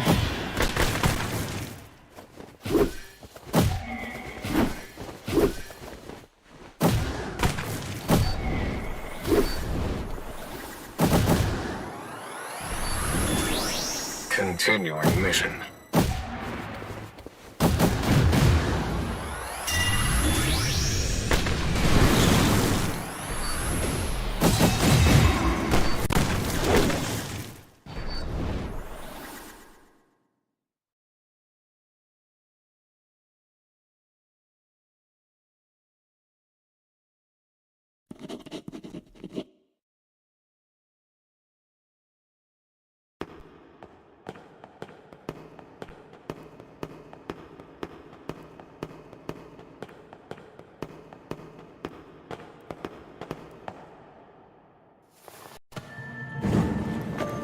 As a divine light shines behind him, the king glares down at the two interlopers.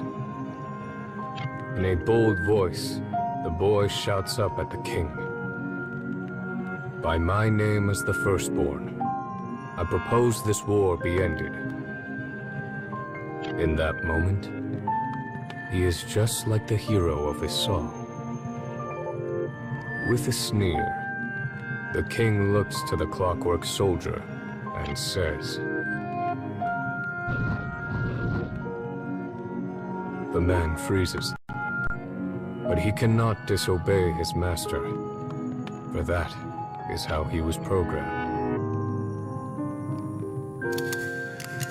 With a shaking hand, he readies his gun.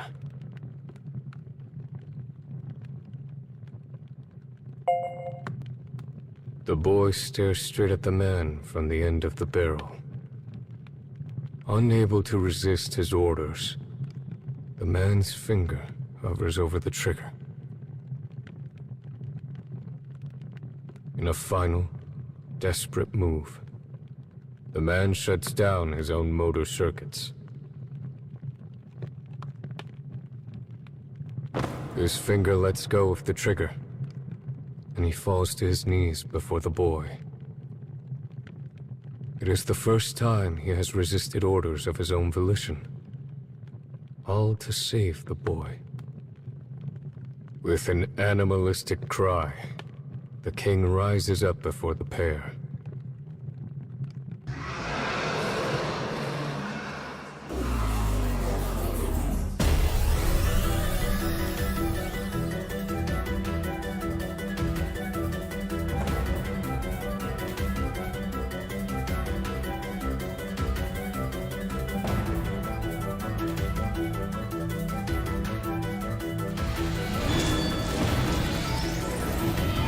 Enemy forces sighted.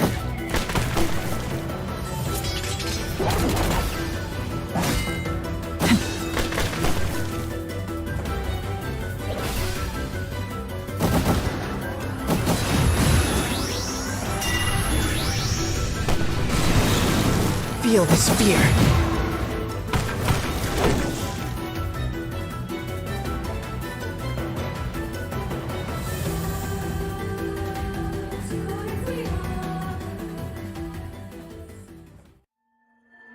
The king's roar brings soldiers running as he demands they tear the traitors apart. The man seizes the boy's hand, and they begin to run from the castle. For the first time in his existence, the man finally has a will of his own.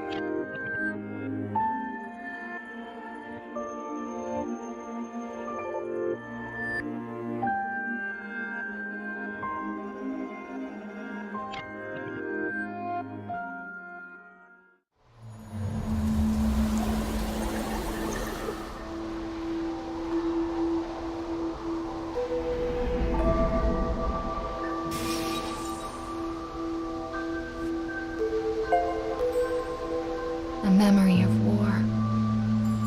So that's why that poor child was driven from his country.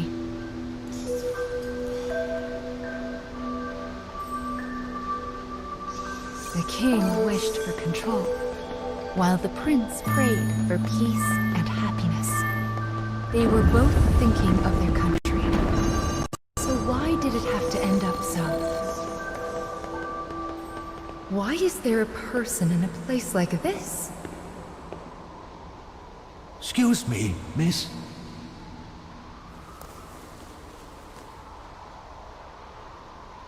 I've been waiting here for a really long time, but my mommy still hasn't come.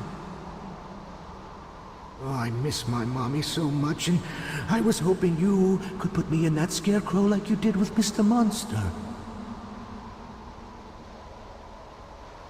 I'm sorry. Mama can't help you.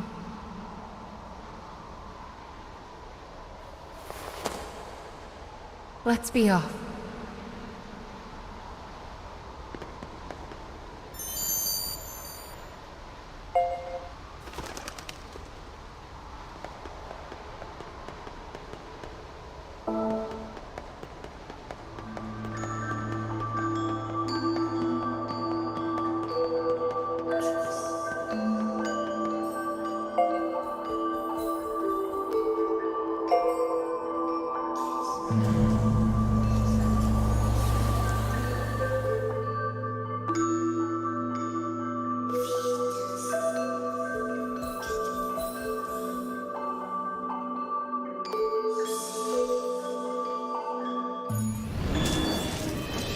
You should leave before I change my mind.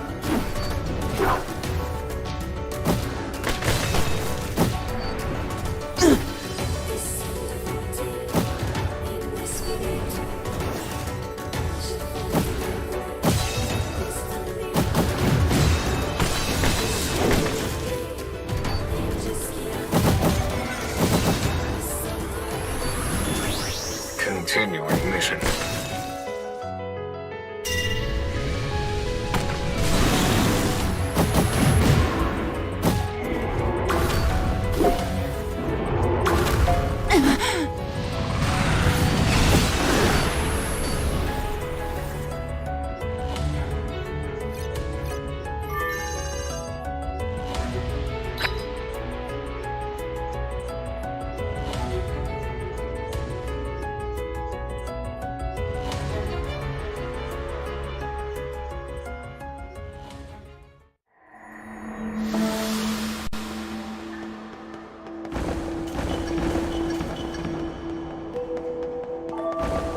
old man has been expelled from the story. I feel terrible, but there's nothing we can do for him. We must be careful not to end up lost like him.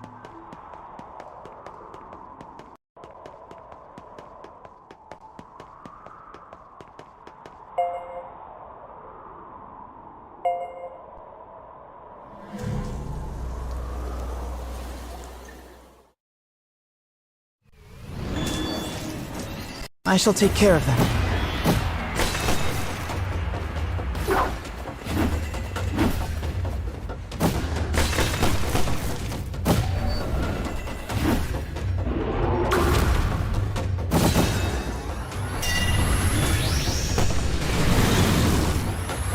Need some help. How annoying.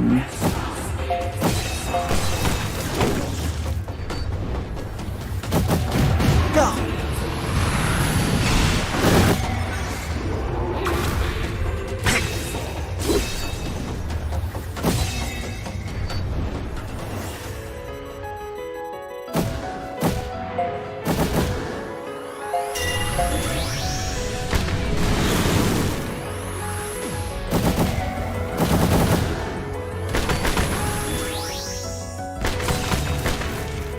There.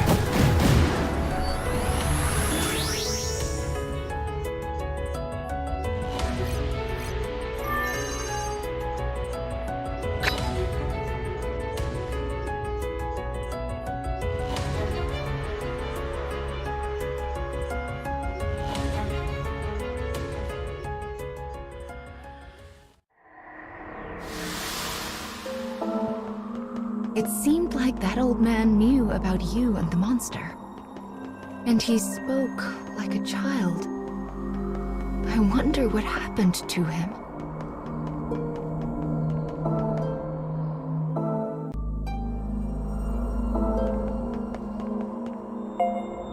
This is the last part of the mechanical soldier's story. Let's see how the memory ends, shall we?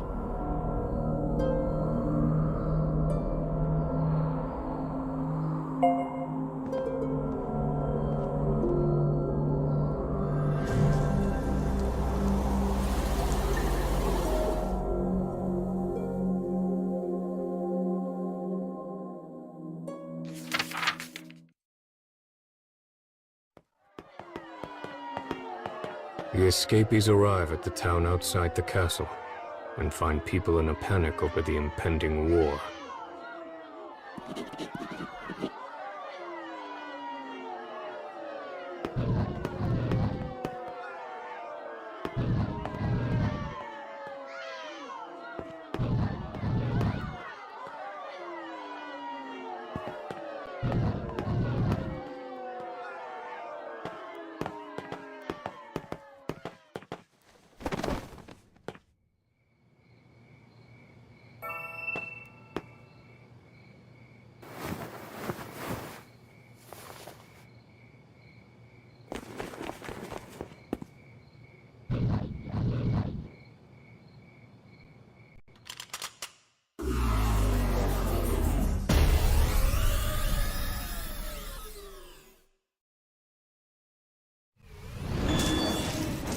You should leave before I change my mind.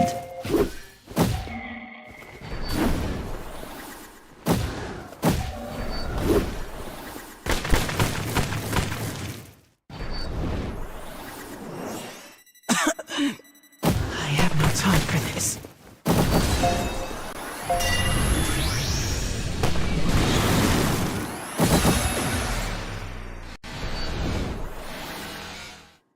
Continuing mission.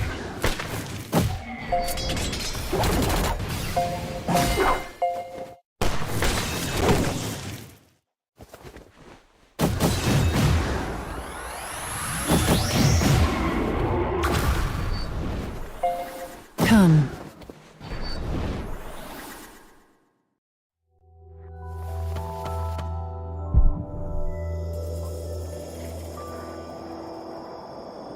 Somehow, the two managed to escape beyond the borders of the kingdom. Looking back on their former home, they each make an oath. The boy swears to travel the nation as its prince and bring an end to the war, while the man promises to guard the prince until his dying moment. Together, they will sever the marionette strings the kingdom has bound them to. With determination in their hearts, they take their first steps into the future.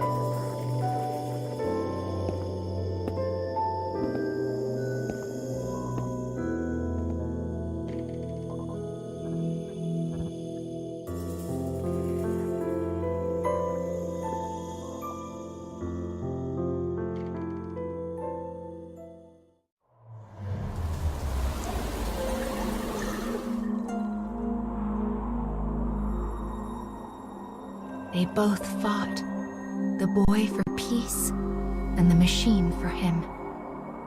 That must be how their memories were intertwined.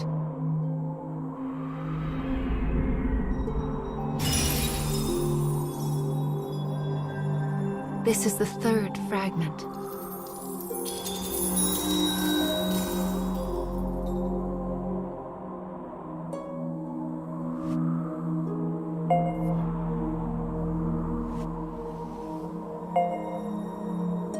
Prayer of all emotions.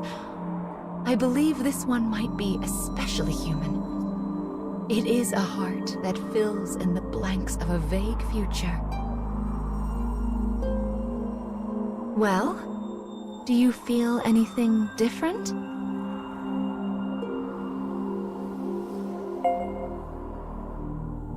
Oh.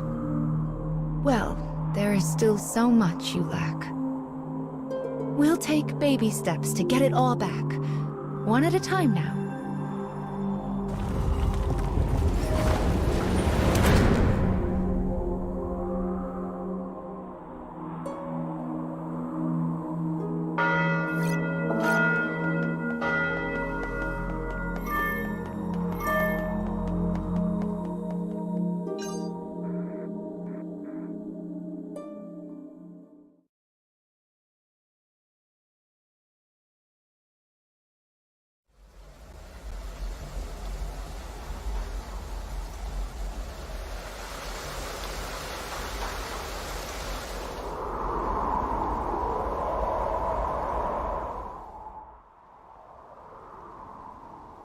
The cage feels quite different here.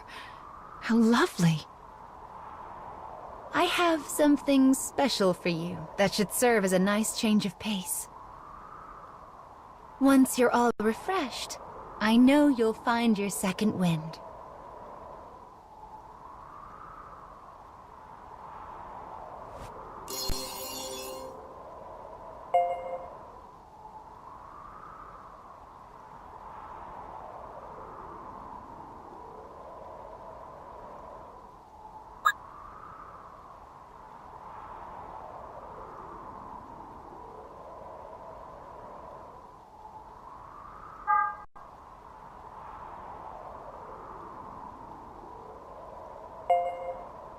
Come play whenever you feel like it, all right?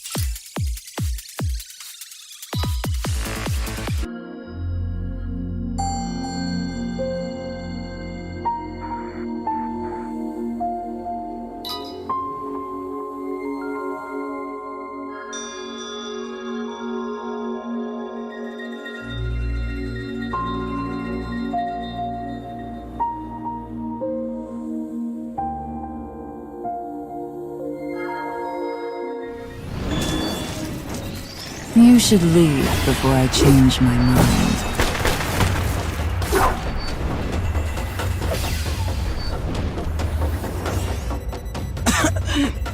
I have no time for this.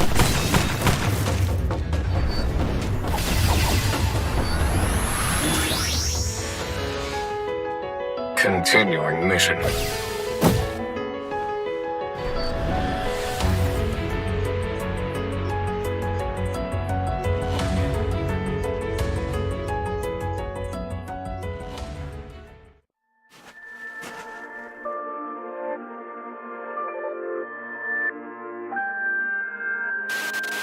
How do you fare, my prince?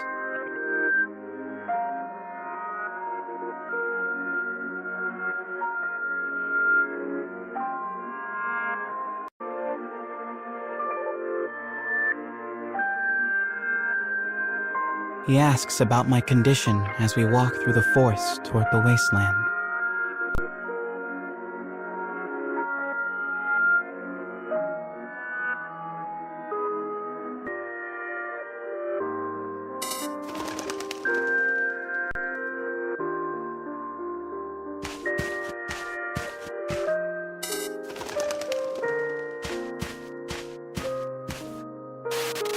Well enough, I say as I glance in his direction.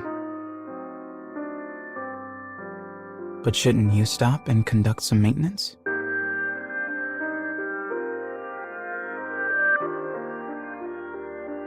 This forest air can't be good for clockwork bodies like yours.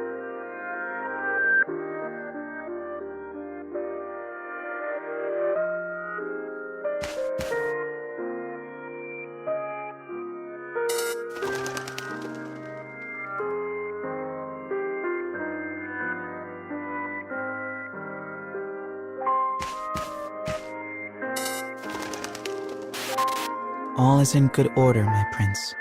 Do not trouble yourself.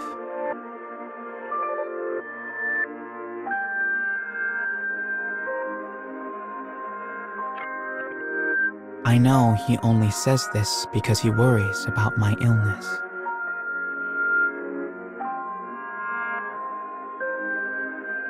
I stop our progress for a moment and turn to him.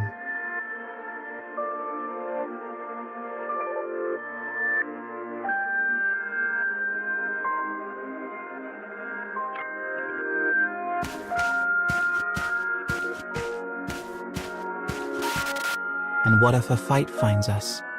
We should check to be sure. He nods slowly before taking a seat. Then he powers down, causing the eyes behind his bandages to go dark.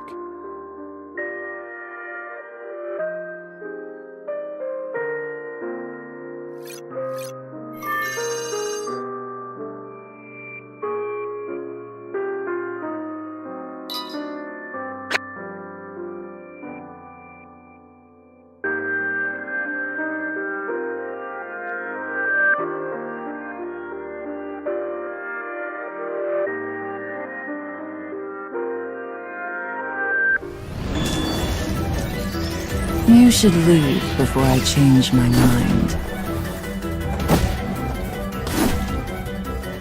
Firing.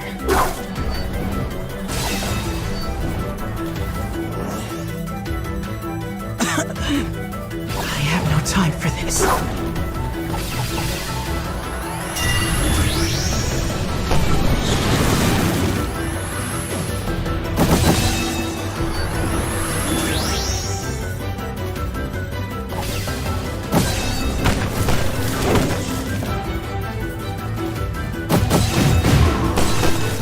You'll need more than that.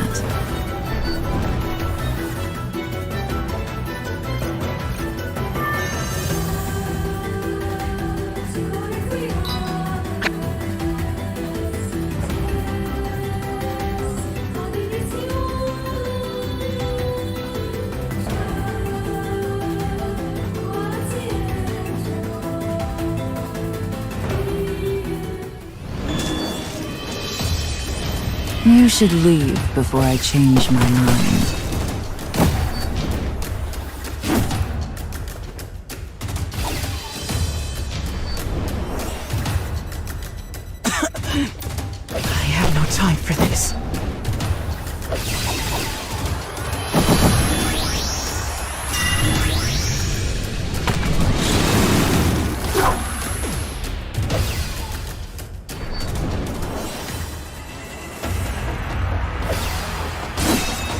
Eliminating hostile.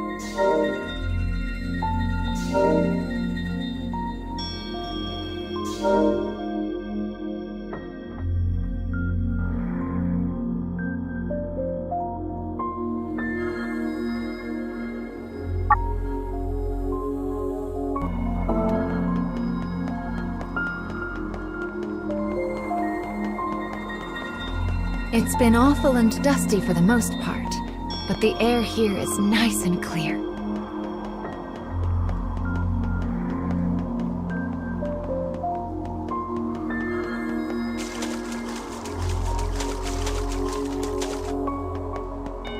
Do you see that? The air is so clear here, fish even swim in it. That's actually quite odd now that I think about it.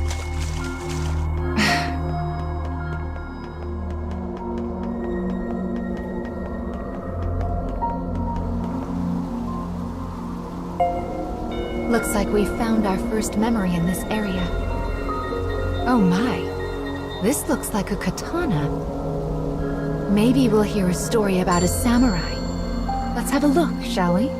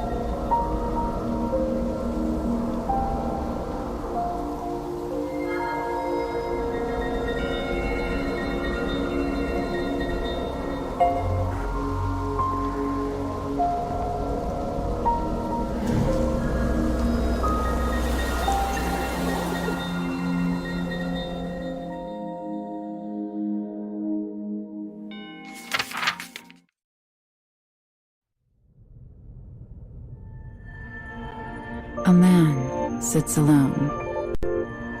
Though he speaks, the target of his words is unseen. To this invisible listener, he offers praise for a task well handled. His eyes narrow. He hesitates.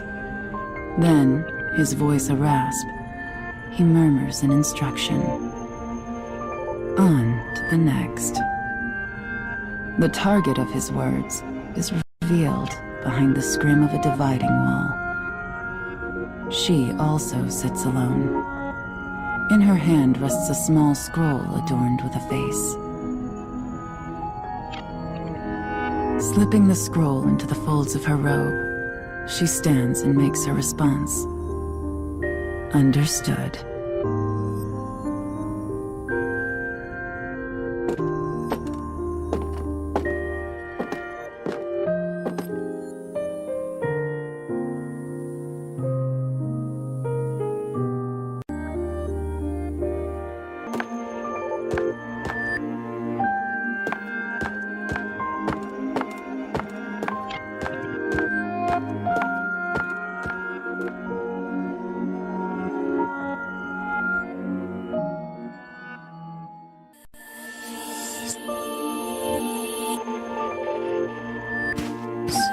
Thick clouds hang low against an ominous sky. The castle town bustles as people move to and fro.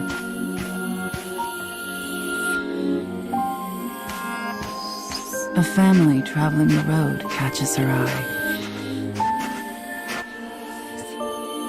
The child smiles brightly, her eyes sparkling. The darkness of the woman's own life could never know such pleasant light. Brushing aside her melancholy, she makes to leave town.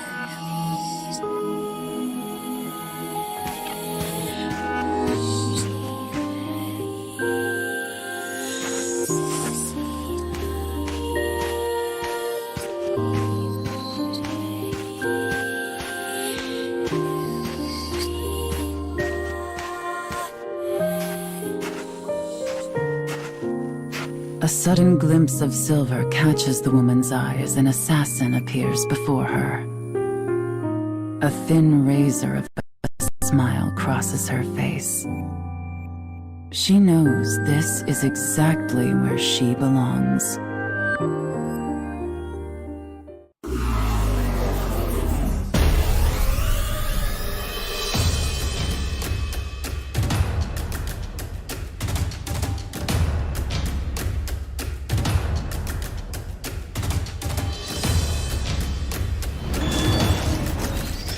You should leave before I change my mind. Come.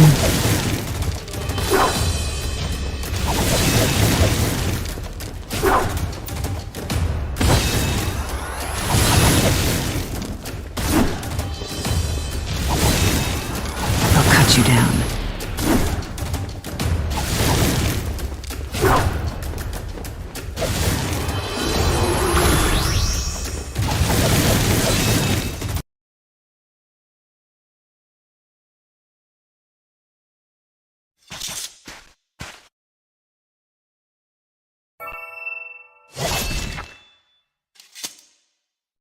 She claims the assassin's life before body can meet Earth. In the silence that follows, she muses on her life. She walks a path of blood, a solitary path, far from family or comfort.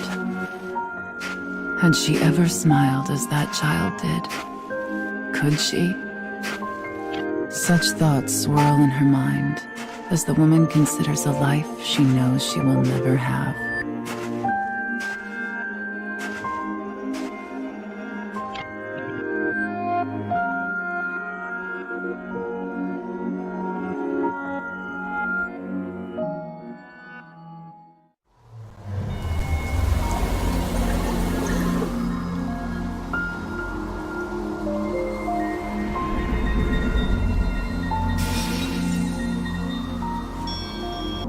Well, it seems this tale involves a female assassin. I wonder what the secret to her strength is.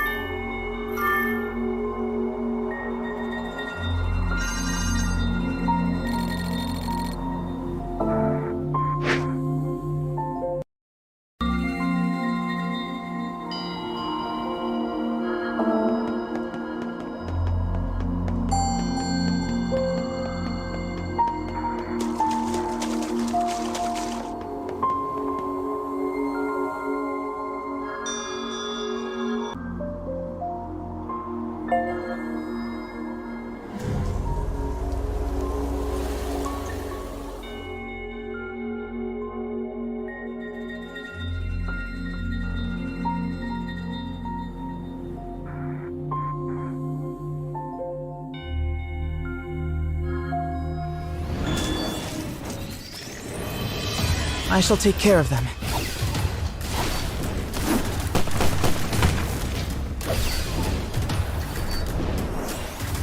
How annoying.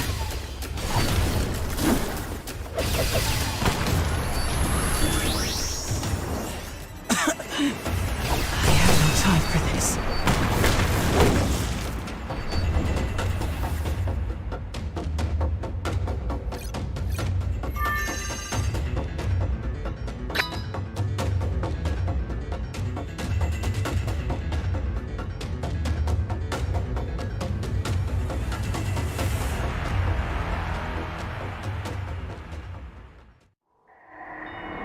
Do they just want to slow our progress? Or is there some deeper goal? Sometimes I wonder what those dark foes are trying to accomplish.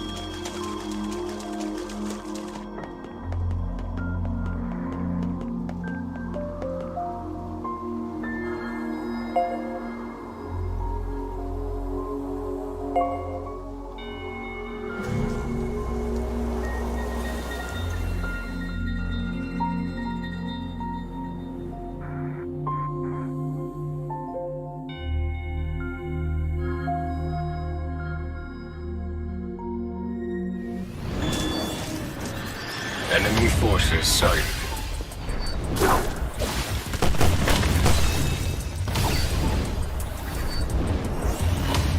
How annoying.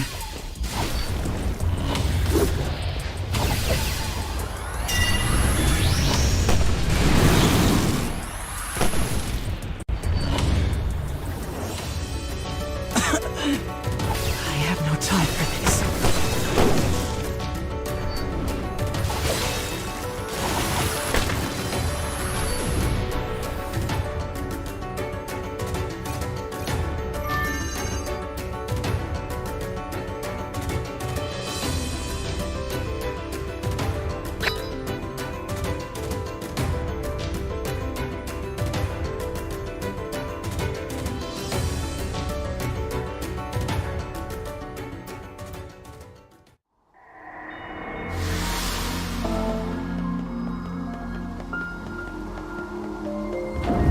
My, that's a large gate. We certainly won't be able to lift this on our own.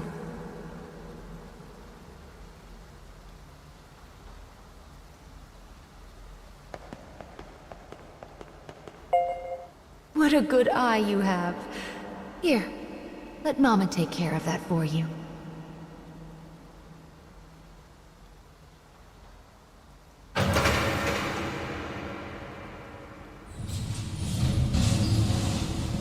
There now.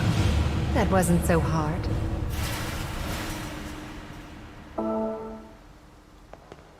A collapsed bridge? Oh dear. The Scarecrow is so close. There must be a way to get past this. Wait here, child. Mama will take a quick peek around.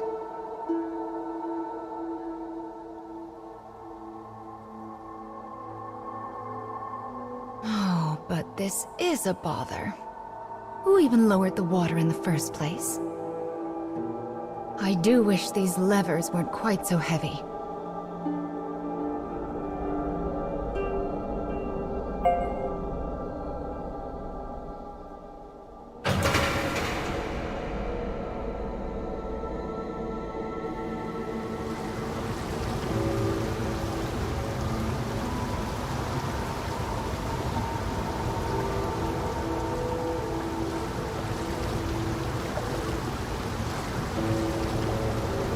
Right then. One down and...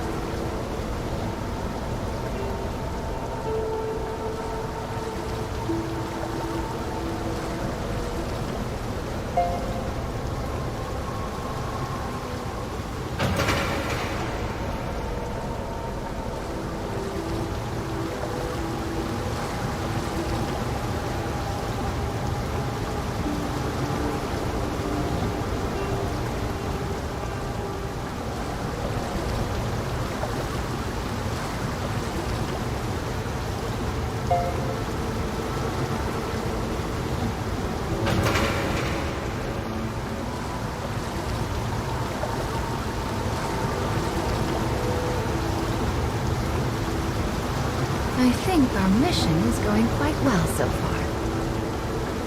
I just hope those two find happiness.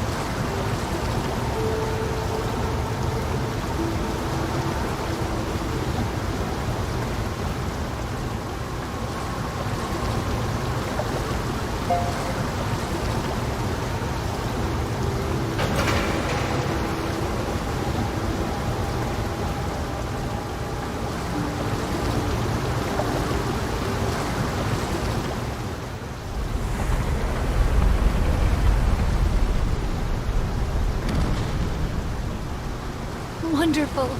That did the trick. Now we can cross to the other side. That certainly did take a lot of time. Well, let's get back on our feet and continue with the restoration, shall we?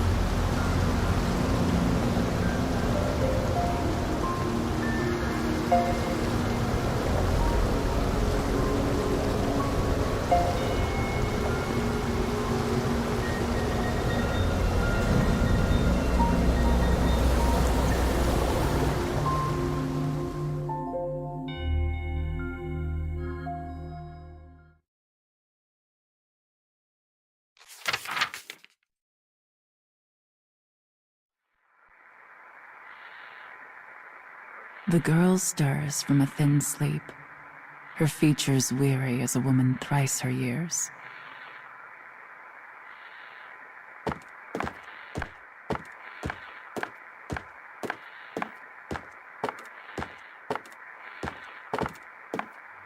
Her life is an unending blur of training that continues without mercy or pause.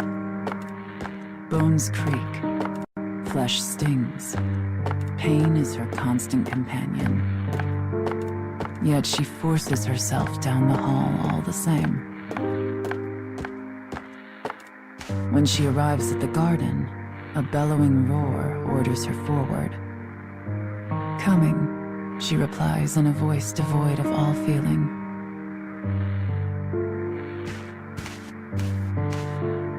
She readies an apology for her tardiness, knowing full well it will not be heard. As suspected, the man cuts off her words and begins to berate her without pause. You will learn to honor punctuality, girl. You are a tool of our master, and a tool is of no use if it is not present when needed. Thus begins another day of the girl's deadly training.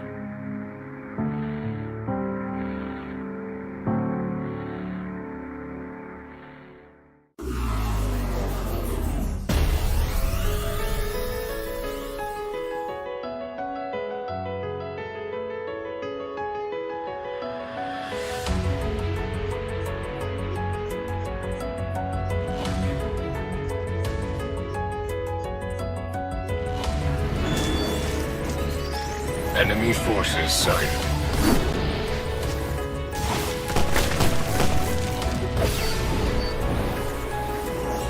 I have no time for this. How annoying.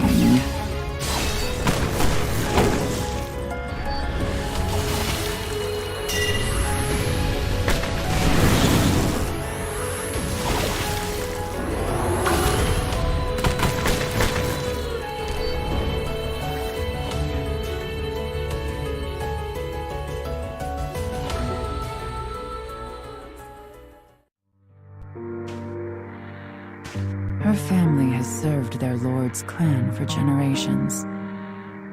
When the lord decides an enemy needs to die, her family carries out the sentence. Her path had been laid before she was even born. The path of a trained killer. There is no freedom for her, no thought of a different way. The path simply was.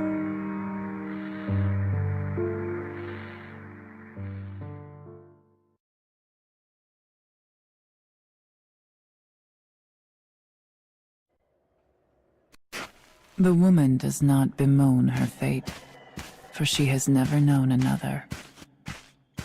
Yet, when she thinks of the things she will never have, she feels a terrible sadness. But she presses on regardless, leaving such distractions behind.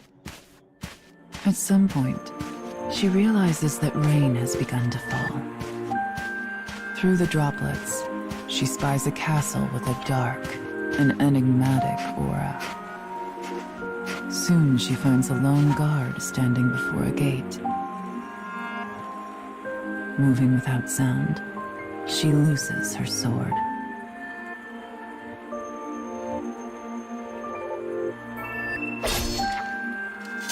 With death delivered, she sheathes her blade and presses on.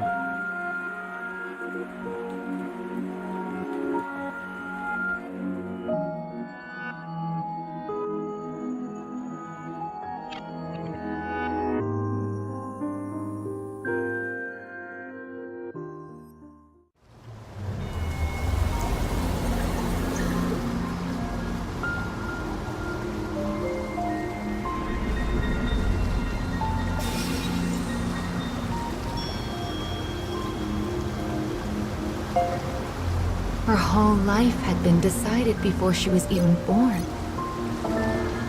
It's rather a tragedy, don't you think?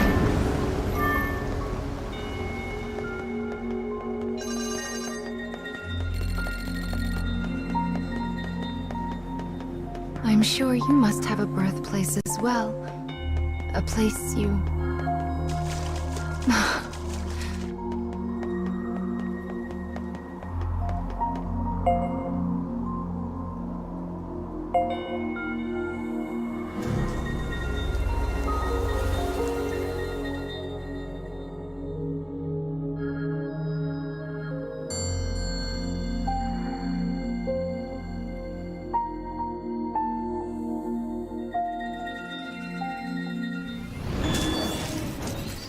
I shall take care of them.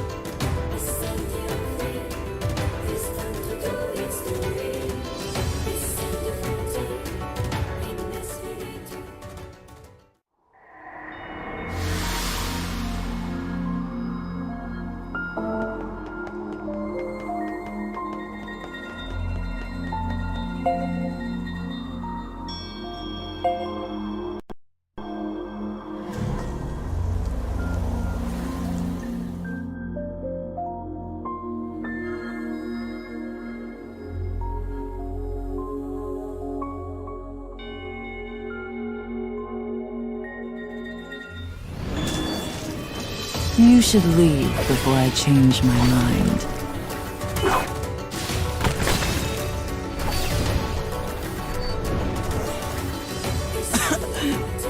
I have no time for this.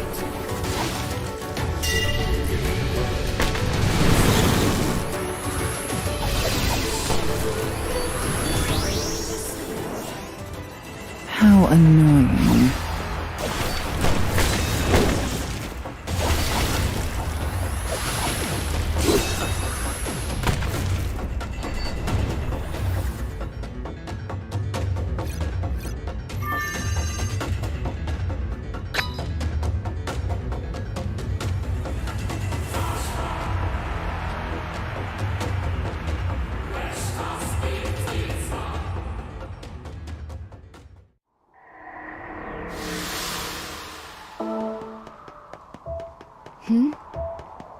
Do you hear that?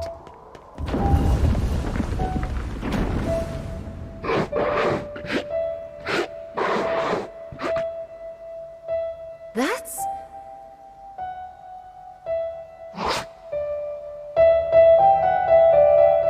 It escaped again. What's that sound? Oh! The stairs make music when you step on them.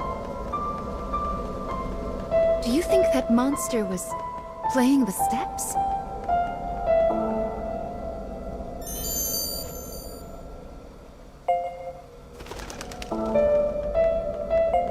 Well, I suppose it would be odd for a creature like that.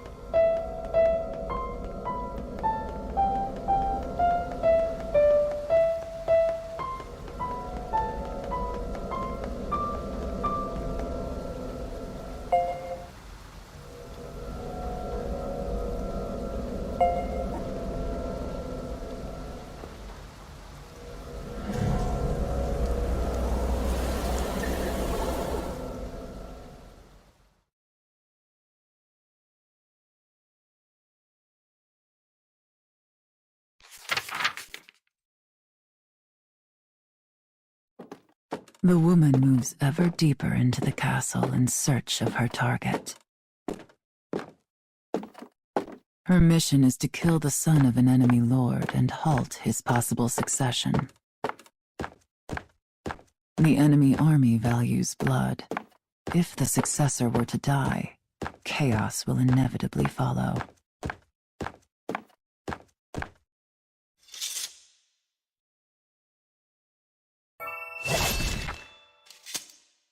Slaying the sun will create confusion, giving her own lord an opening for attack.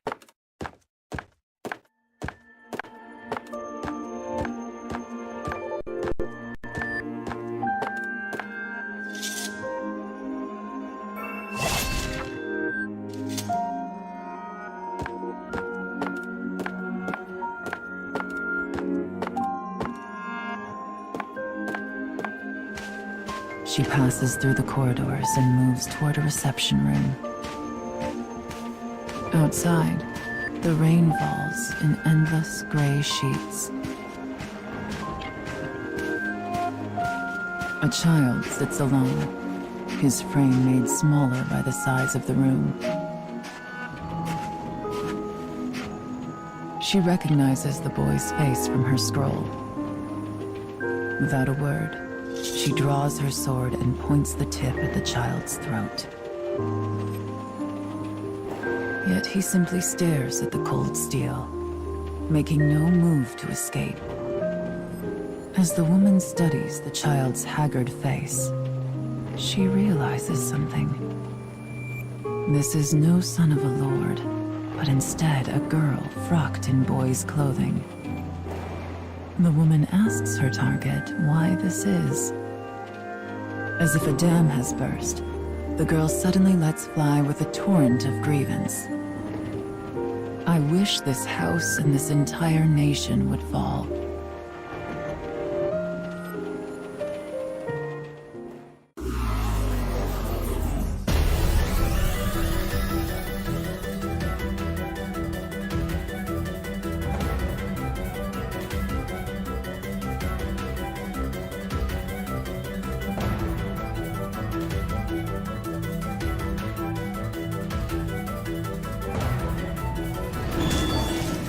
Enemy forces sighted. Come.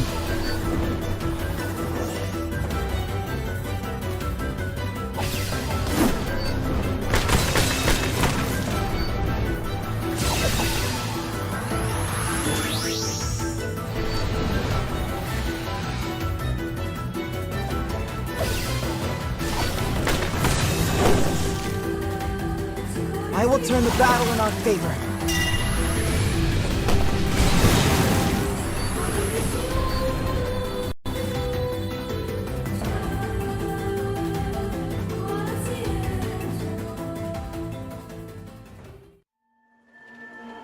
The girl begins to tell her tale. I am not but a puppet who dances at my father's tune. I'm no child to him, merely a tool to be used.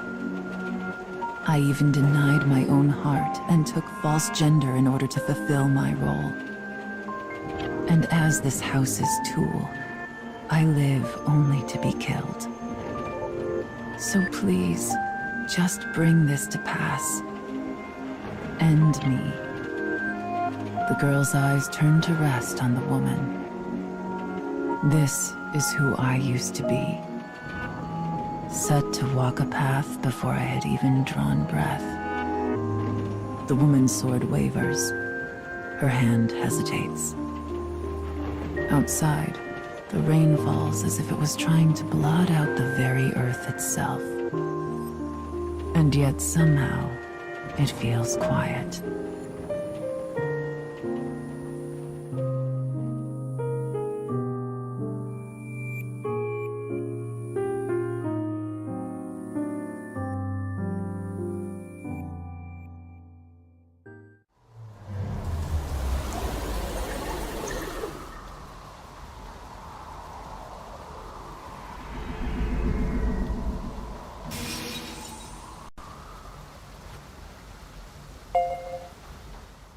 The next memory should be the last one in this area.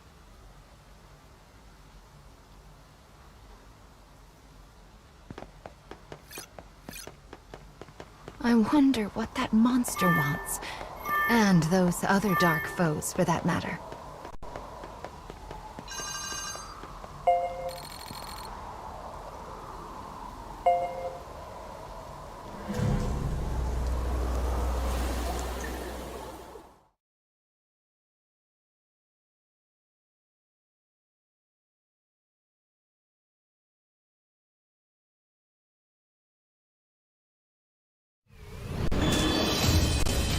Enemy forces sighted.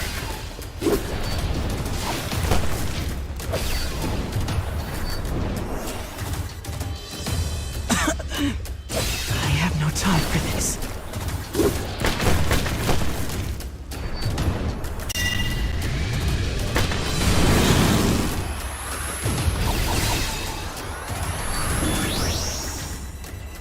How annoying.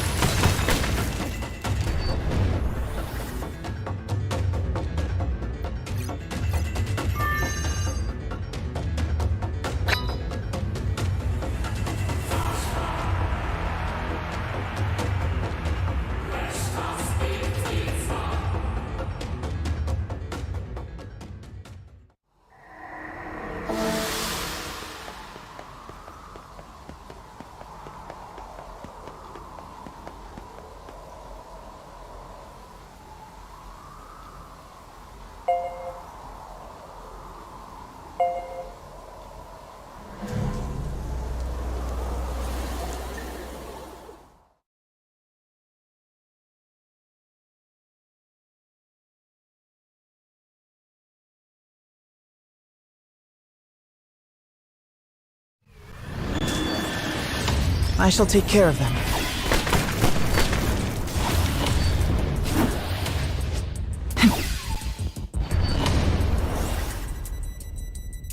Continuing mission.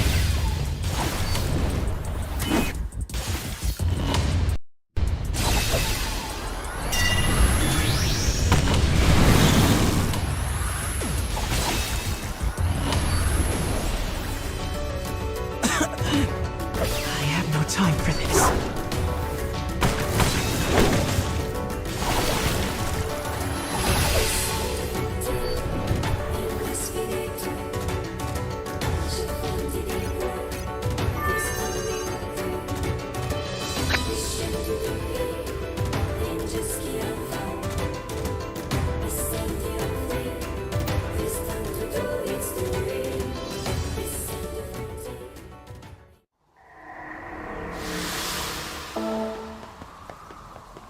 I think the last scarecrow in this area is inside this building.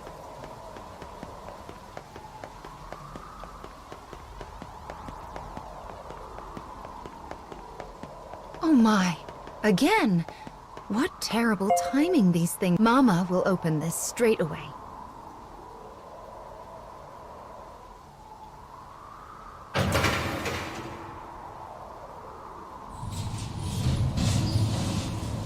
There.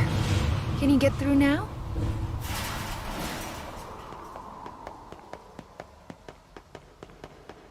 This next memory should restore the weapon.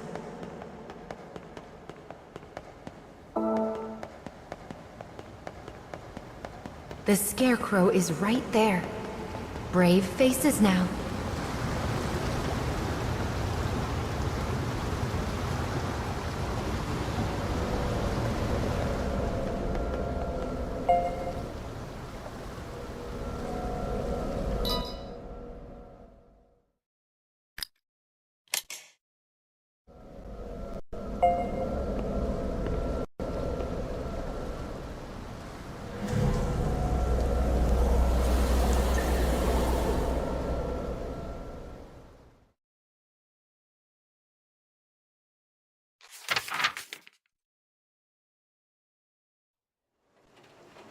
The only sound is the rain.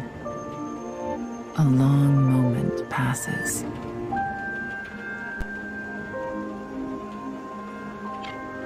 The woman sheathes her blade.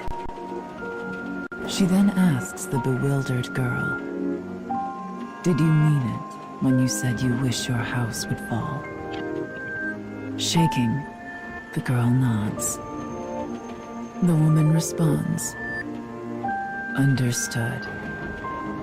Suddenly, the sounds of an army clattering into place emerge behind them.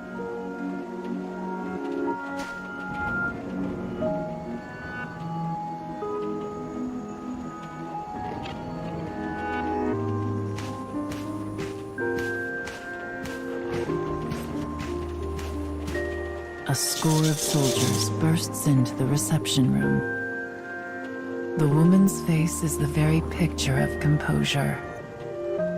"Come then," she whispers.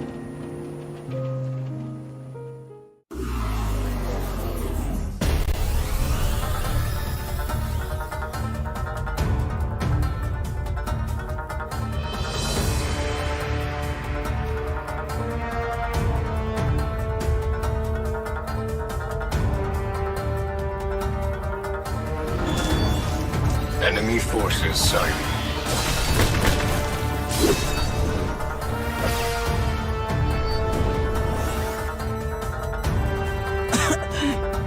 I have no time for this.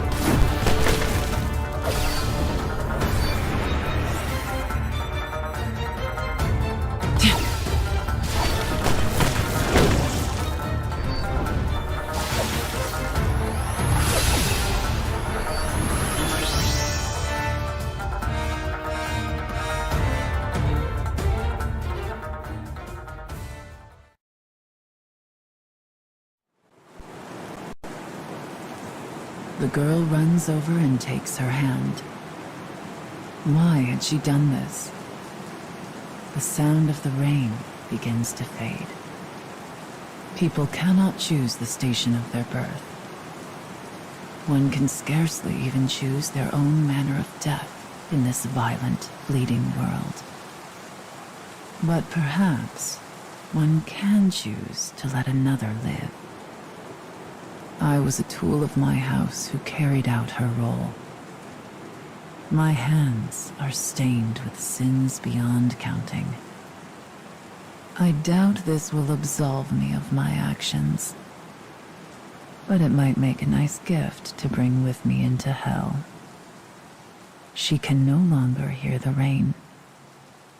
Tears roll down the girl's cheeks, and on the woman's face is something almost like a smile.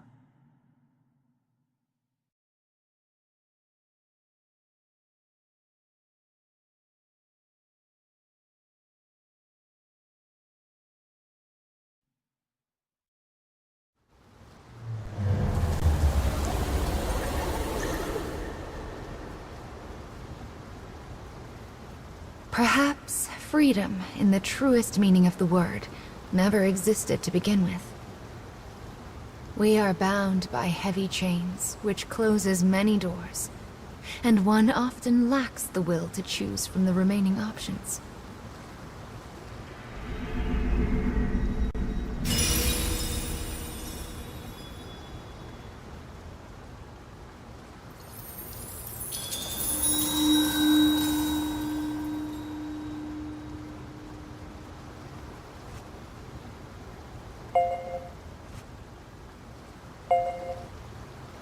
Anger. This is the fourth fragment that you've lost. What is your anger meant for? Is it for a person? The world? Your fate? Or perhaps yourself?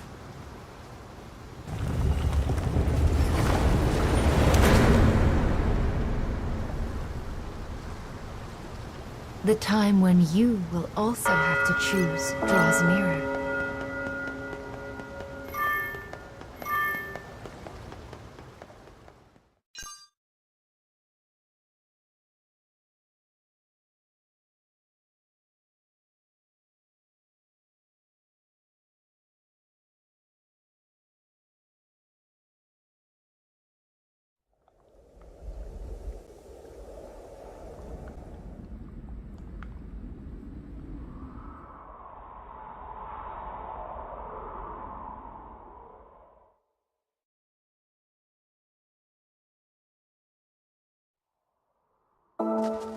Brr, it's so cold all of a sudden. Is this snow that's falling? Even the cage has varying weather, it seems.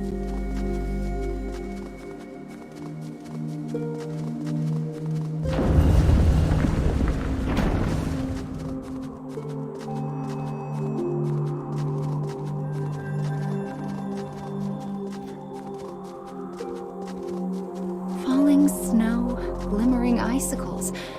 Why, even that fabric is frozen over.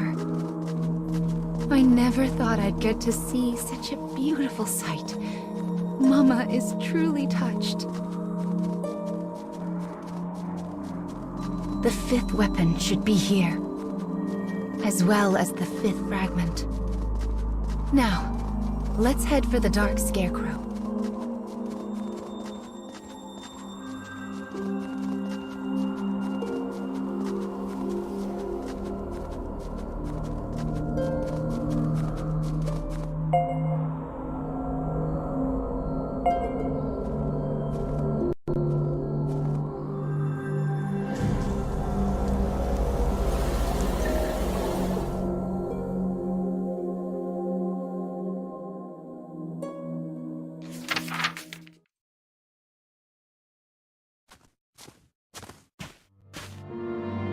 A man makes his way along a mountain path, buried in snow. There is no movement, no sound, only a perfect wall of unbroken white.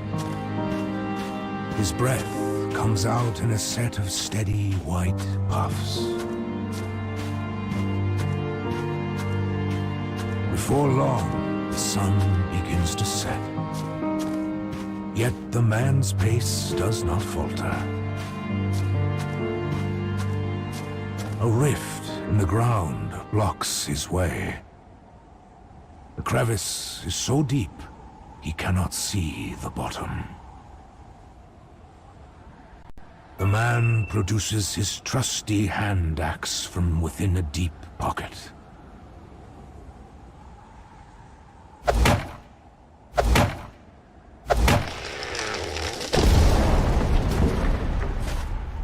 The path beneath him precarious. Maintaining his balance is a matter of life and death.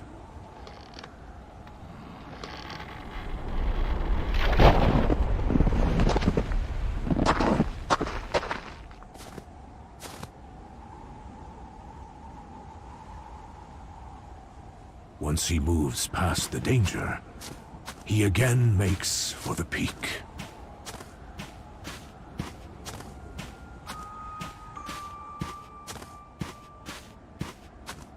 Before he realizes it, the land around him is bathed in moonlight. The man knows the mountain is more dangerous at night. Yet it still holds for him a kind of wondrous charm. He does not fear this place.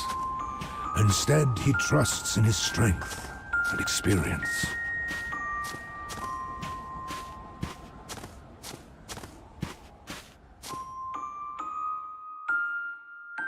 Suddenly, the steely glint of animal eyes glimmer all around him.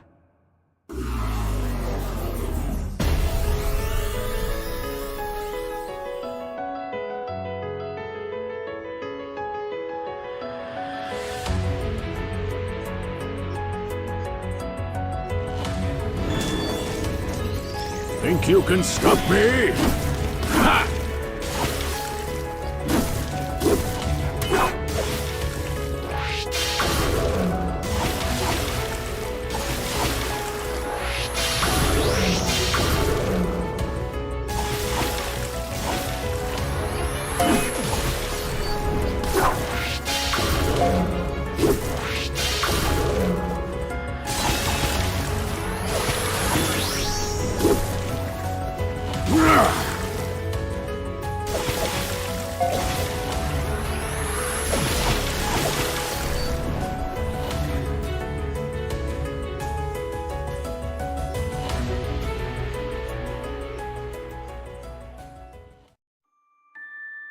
The man, remaining calm, confronts a pack of wolves.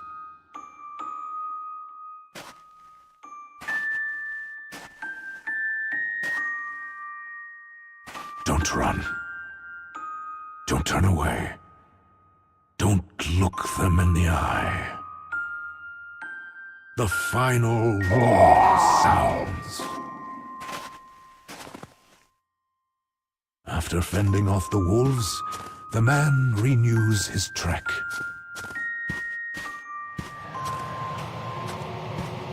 No person has ever reached the summit of the mountain he now climbs.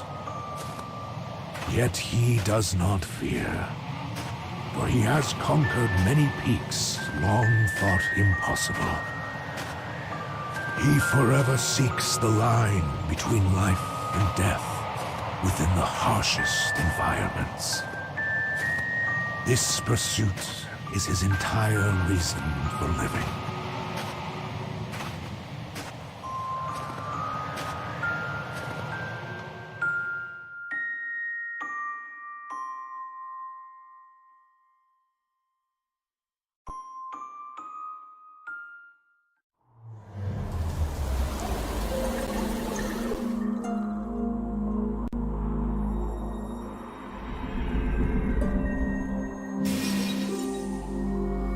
So this memory is from an adventurer. He certainly looked strong, don't you think? I've never climbed a mountain before. Not that I could, seeing as my legs don't touch the ground.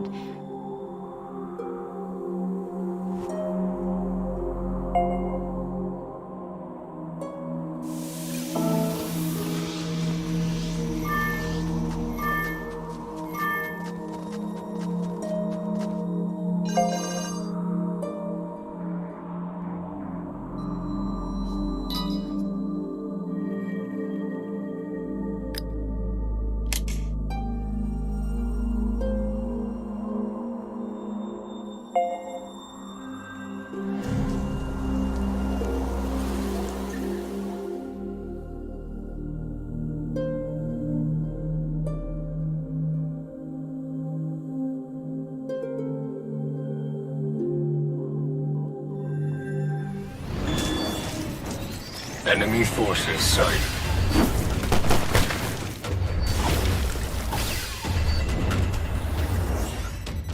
How annoying.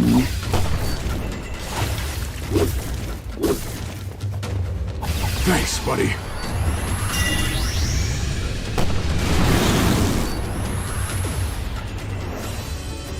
Your numbers don't mean squat.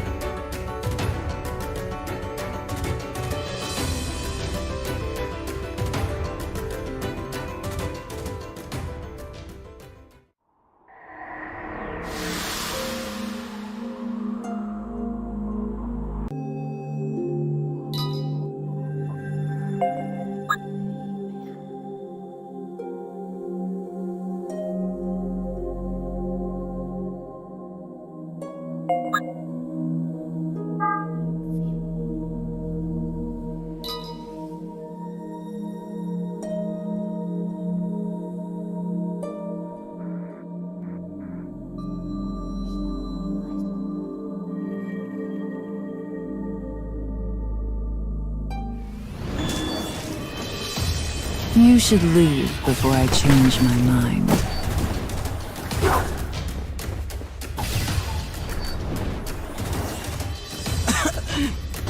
I have no time for this.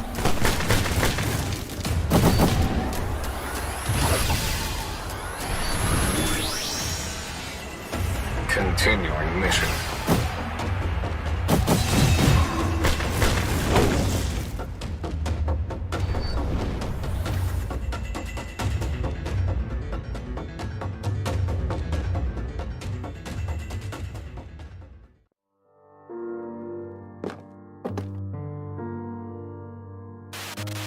Red spikes top the walls that surround my family's manor. They stand there proudly as they stretch up to the sky, and the color reminds all who pass of blood.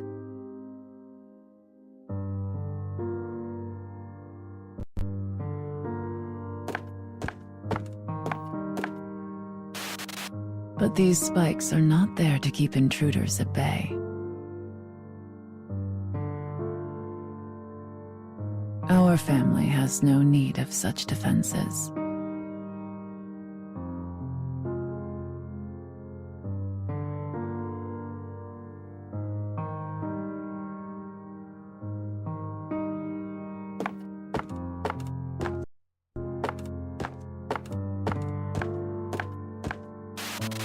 None ever approach our house, which is known as the Demon's Den. And if some foolhardy brigand ever did so dare, he would soon learn that a death on the spikes is much, much sweeter than what awaits behind our doors.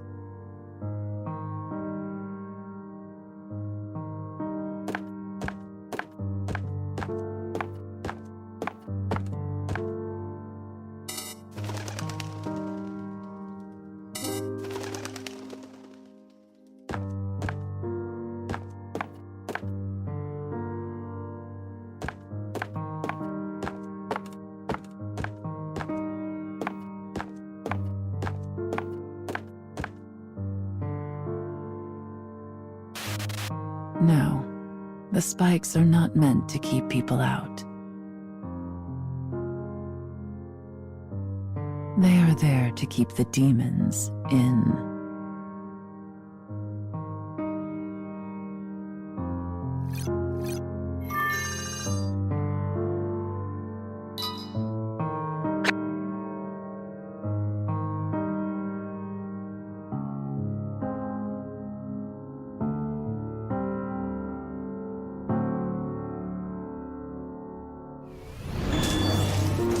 You should leave before I change my mind.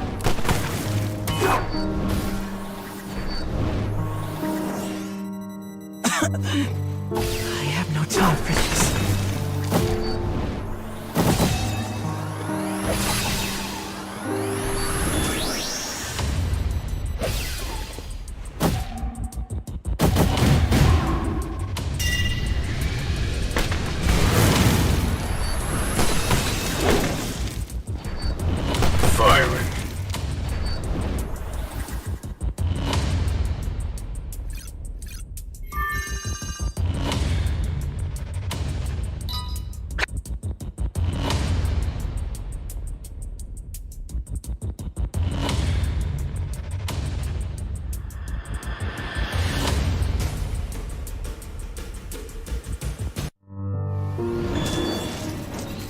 Enemy forces sighted.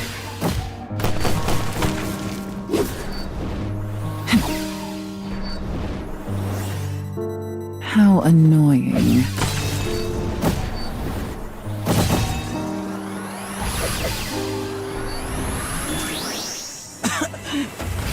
have no time for this.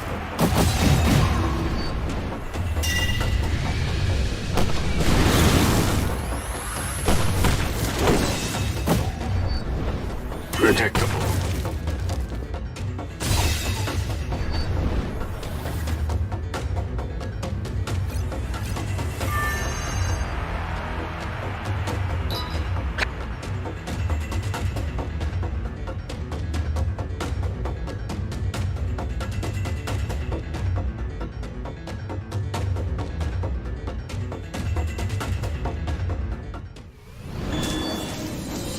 I shall take care of them.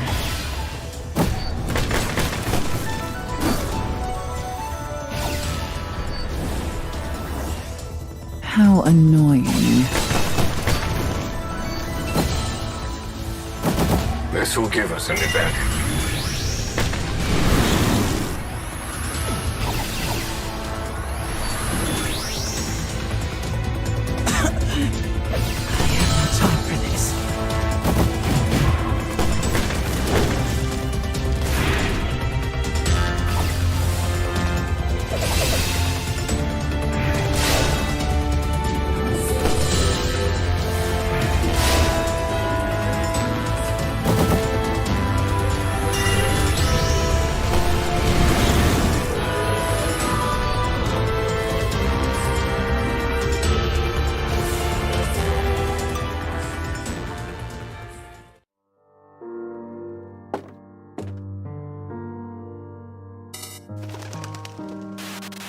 Our training is harsh. our work cruel, our teachings inhumane. One might expect that there would be those who are unable to stand it and scheme to escape.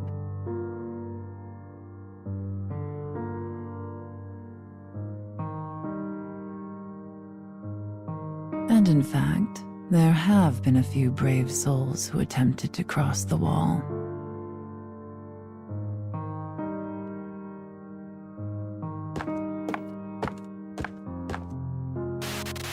But every single one of them was killed. The crimson spikes serve to remind us of this fact.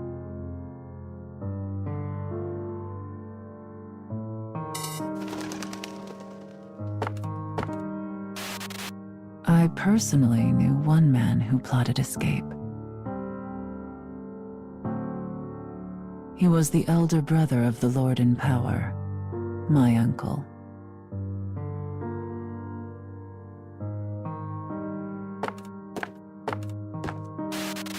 My uncle objected to an assassination demanded of him. But when he tried to flee, he met the same fate as those who did so before him. His head put on display for all to see.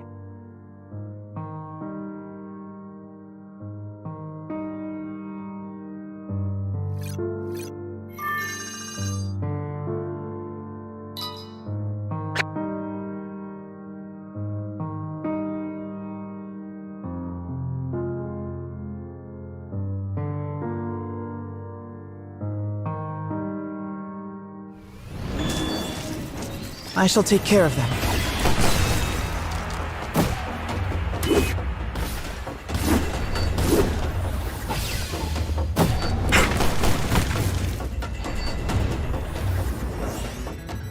How annoying.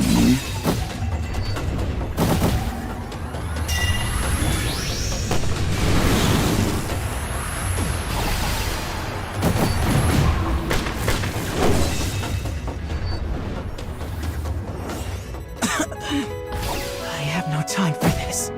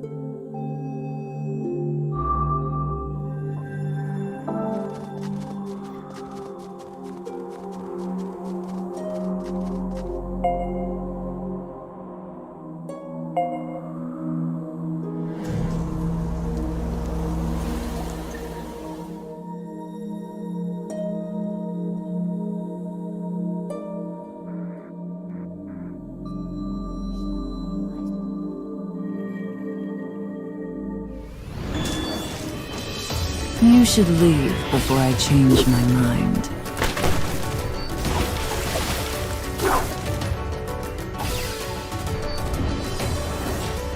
Continuing mission.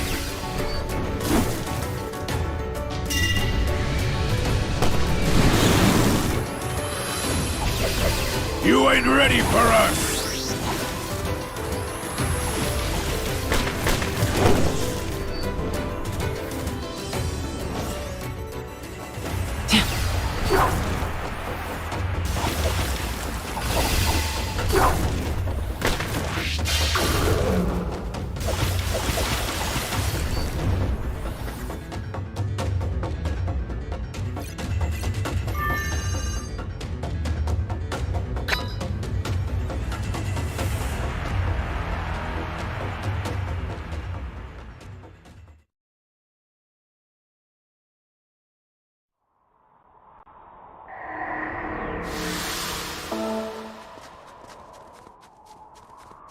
I wonder if those dark foes feel the cold at all. Are you cold, child? Why, you don't even have mittens.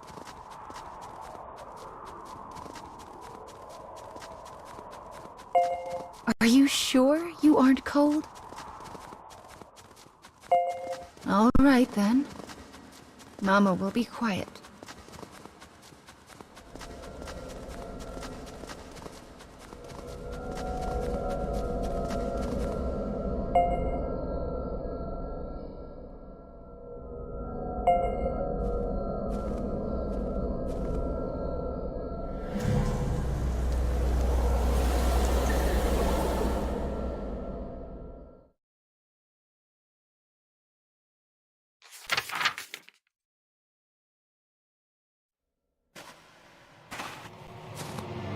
A terrible blizzard rages across the snowy mountain. The merciless wind and snow cause his steps to slow. Suddenly, his weary eyes glimpse a rocky shelter, just big enough for a single man. As he catches his breath, he recalls the letter tucked away inside his pocket.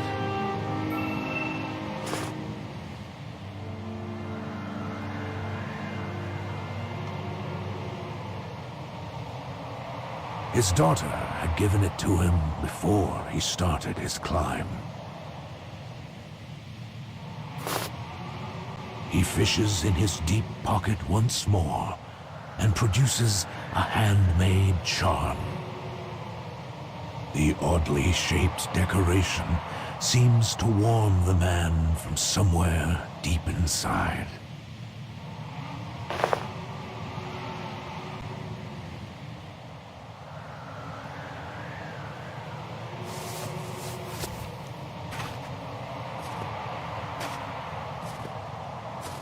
Having risen to his feet, the man's legs are filled with renewed strength.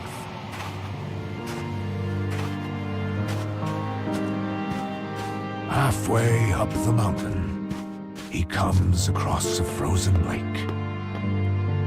The corpse on the ground wears the attire of a mountaineer. And its regrets suddenly take form as a ghost and spread a terrible darkness.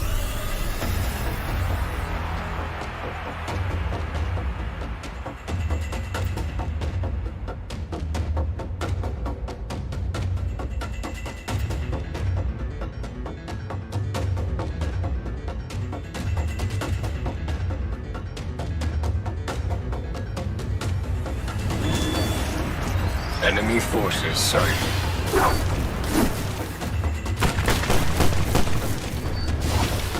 Come.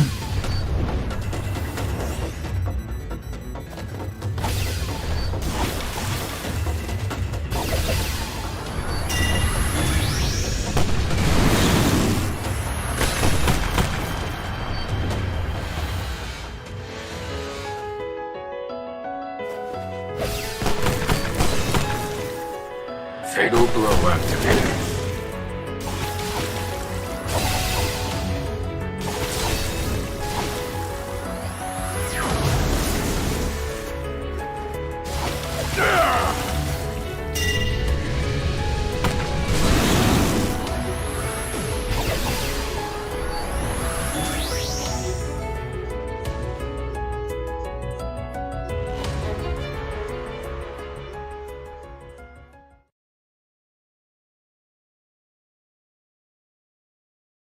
He sees a note on the ground next to the body.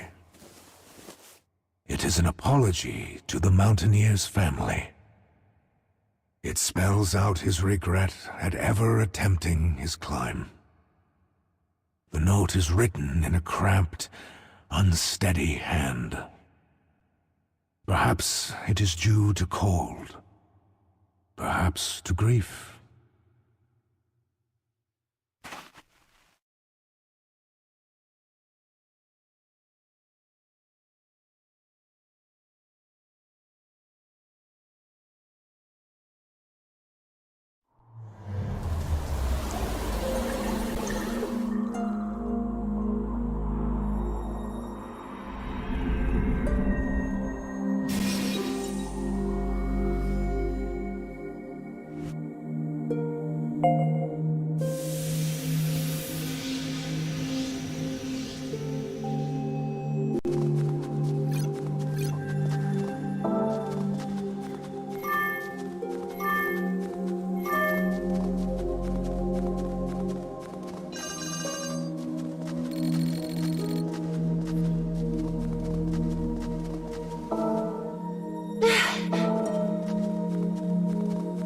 I can't. I know I promised to be quiet, but I just can't.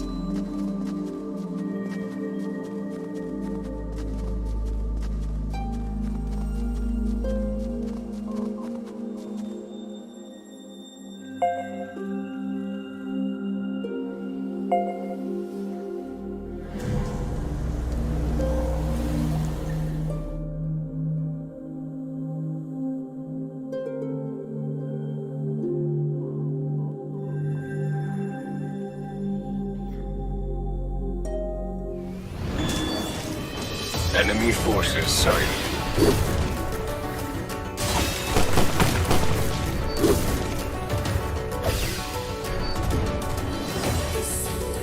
How annoying.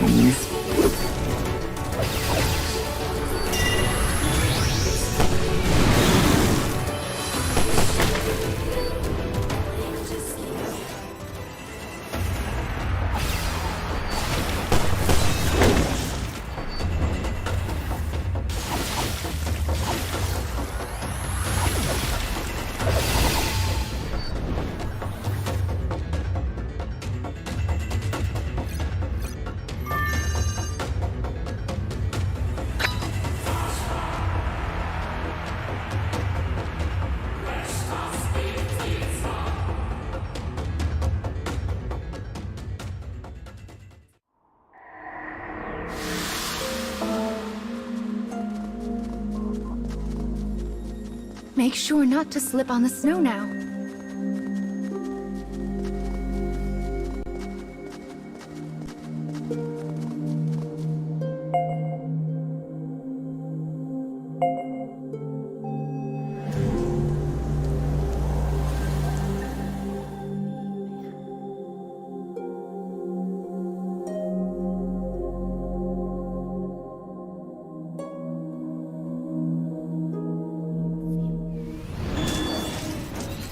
Think you can stop me?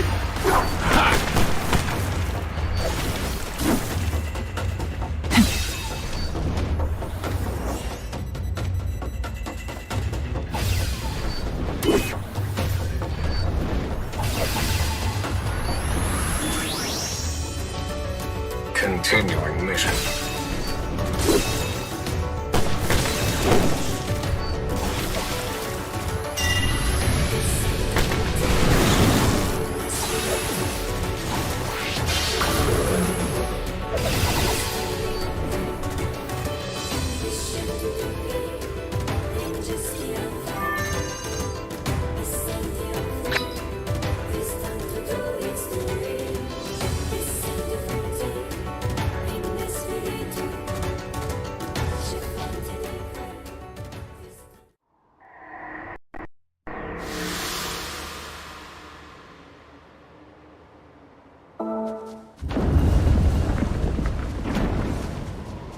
This is turning into a proper blizzard. We should hurry.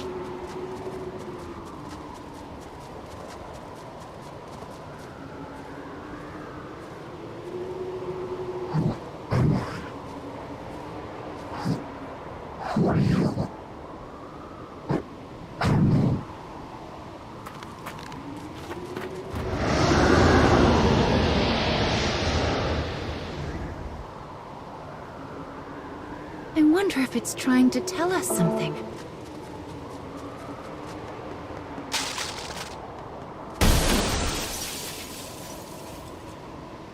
My, but that was close.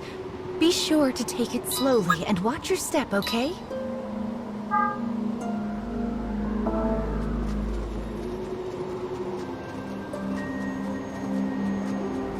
I see another scarecrow.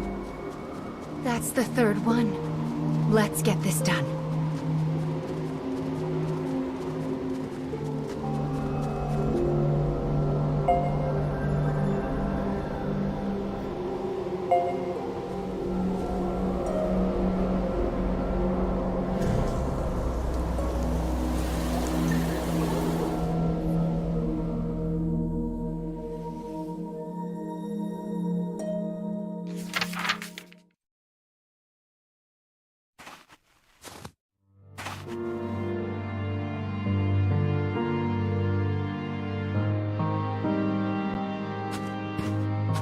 A tremendous cliff looms before the man.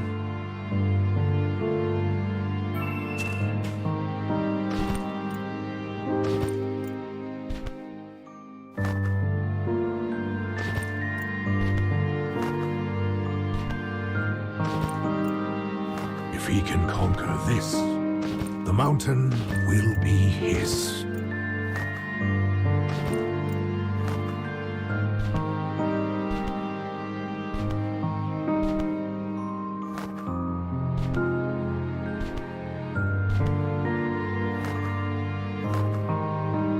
Balling up his numb fists, he whispers encouraging words to himself.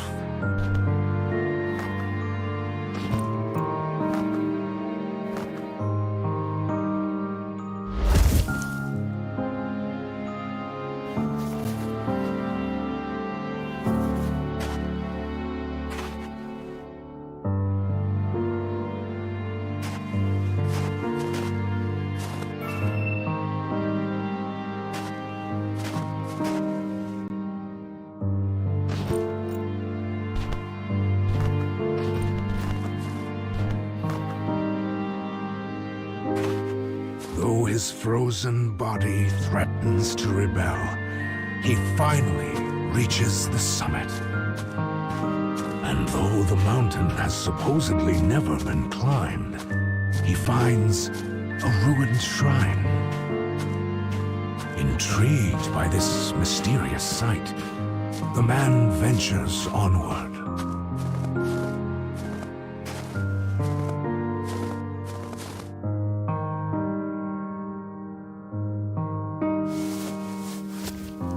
When he enters the shrine, he finds something impossible. His wife.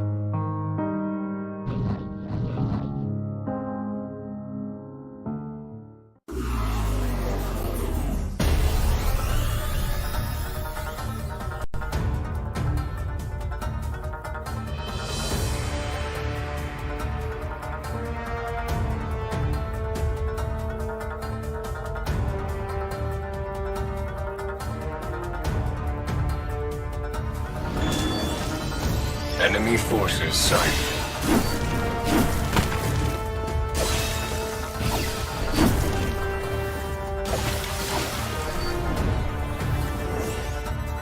Your numbers don't mean squat.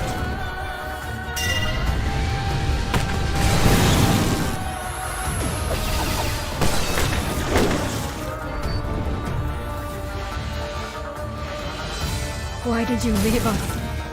Come. The baby is coming.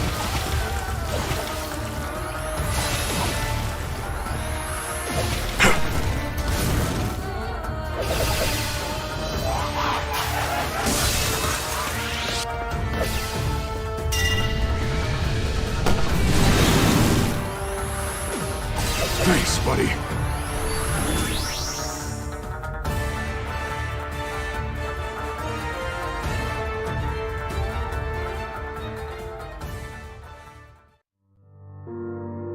He rubs his eyes and looks at the woman again.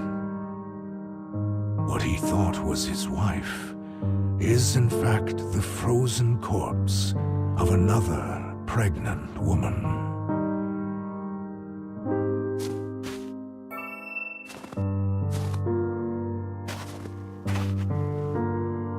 The corpse grips a clunky good luck charm in one frozen hand.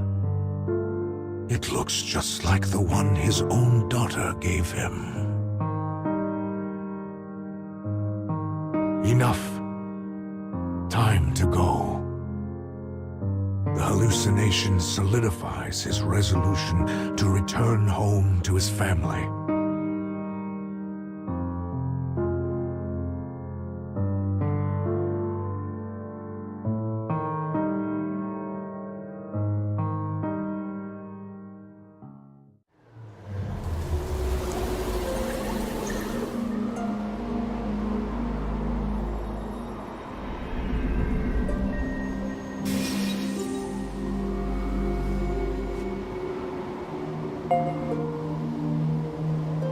He left his pregnant wife to climb a mountain? What an awful man. This fabric has frozen, turning it into a bridge. Be careful not to slip. I hear it's best to stay calm and take small steps. Also, lean forward and firmly plant your foot when... Are you listening to me?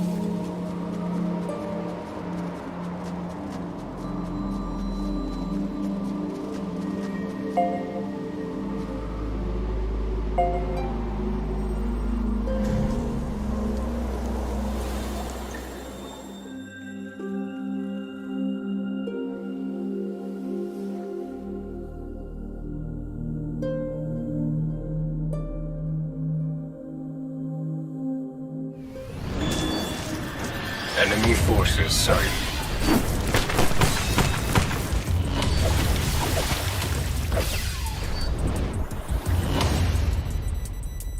How annoying.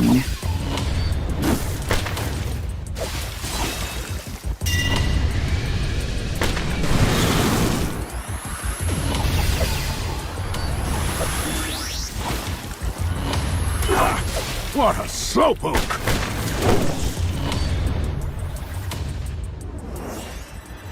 Your numbers don't mean squat.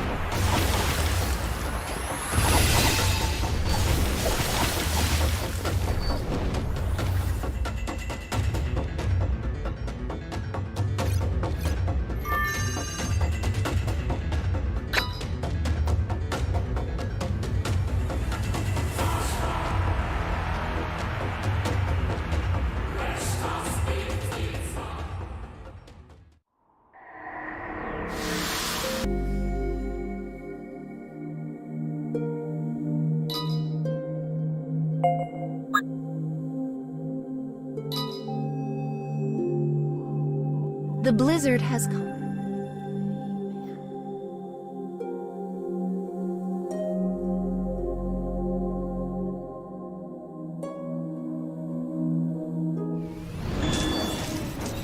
You should leave before I change my mind.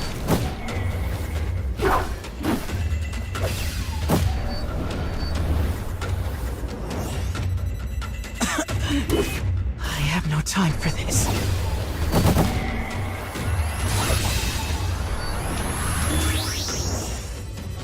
Continuing mission.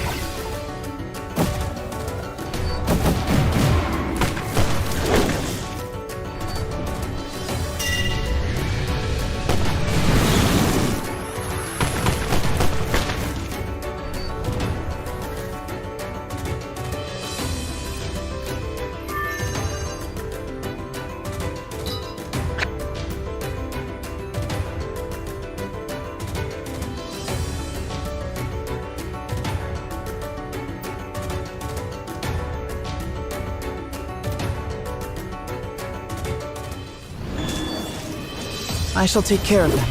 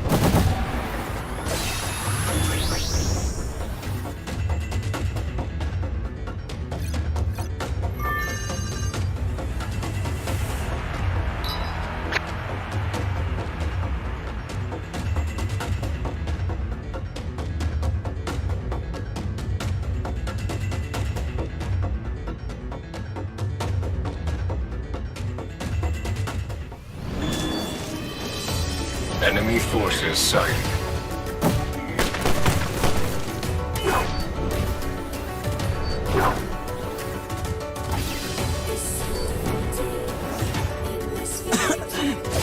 I have no time for this.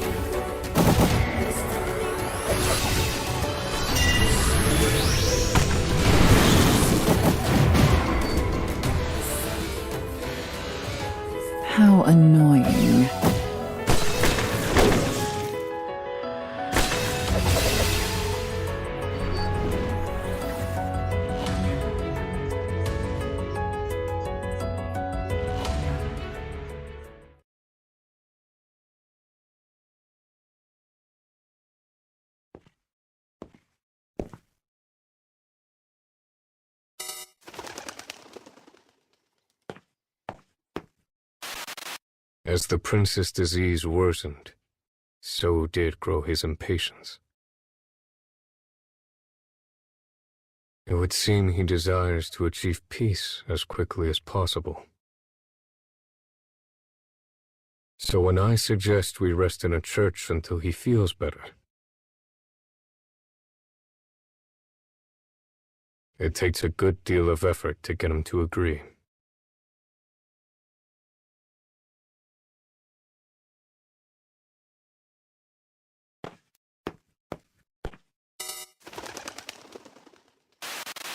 Today again, the prince's condition is poor, so we wait for nightfall in the church. I take this opportunity to ask him, what is a peaceful world? He looks at me with surprise, but a willful flame burns in his eyes.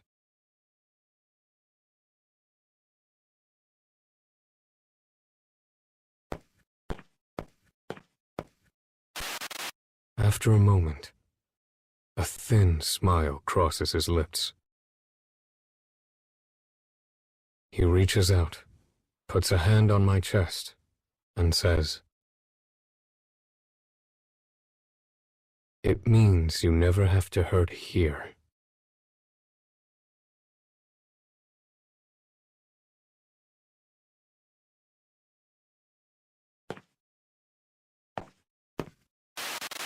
It must be a different sort of pain from wounds as I know them.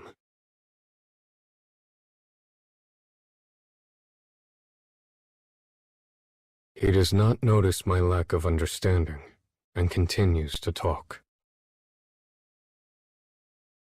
I simply nod my head, hoping it will bring him energy.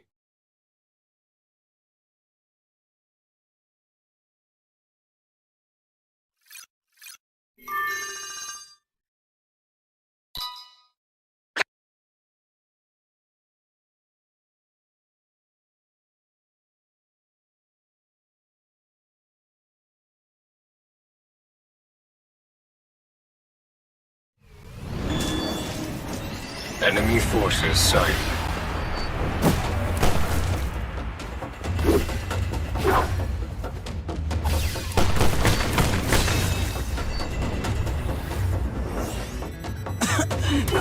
I have no time for this.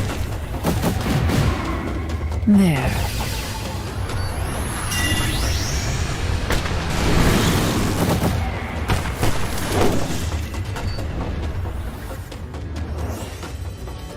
Continuing mission.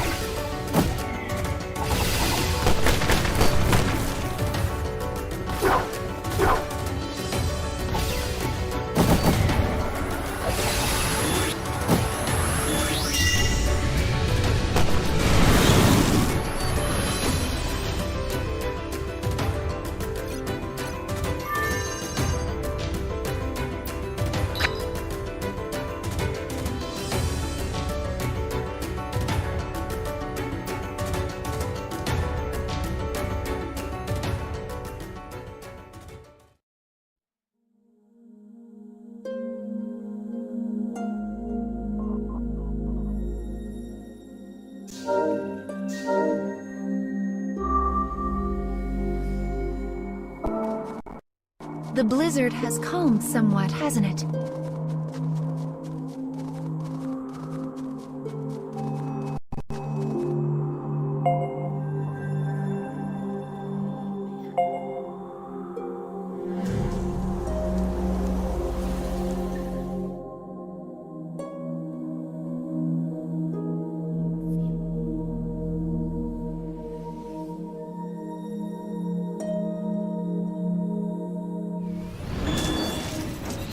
You should leave before I change my mind.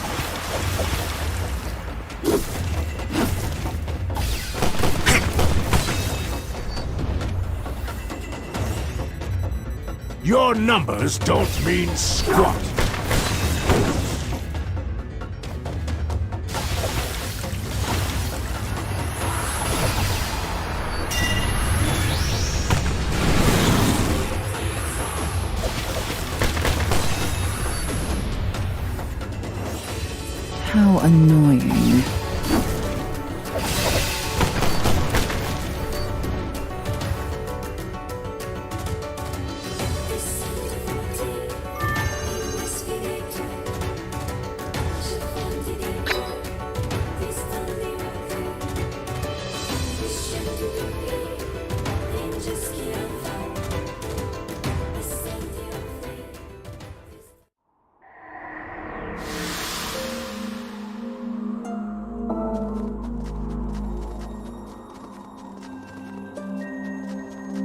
once we restore the next memory, we can leave this snowy area.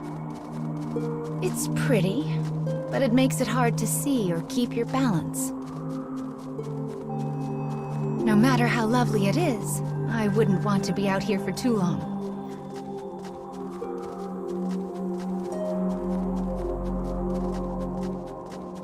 Oh dear. It's a ramp. Will we be all right?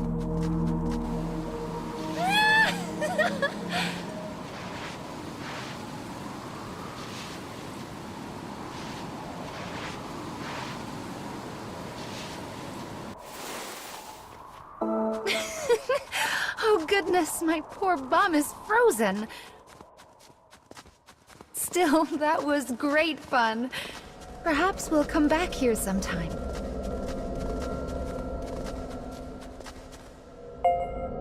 Let us enter the spear's final memory. I wonder if the adventurer manages to get home safely.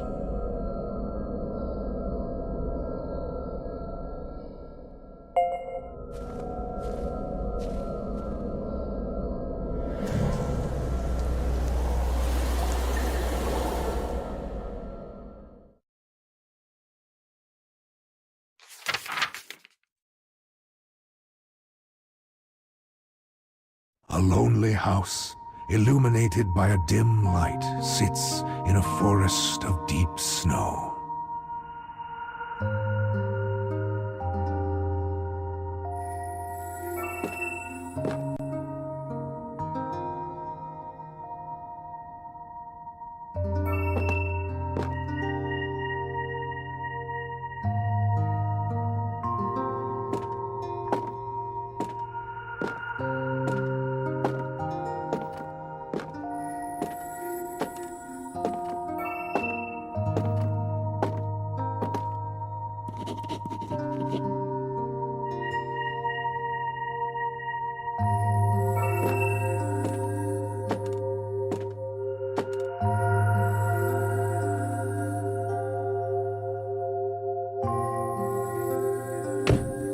Suddenly, a furious knocking batters at the door.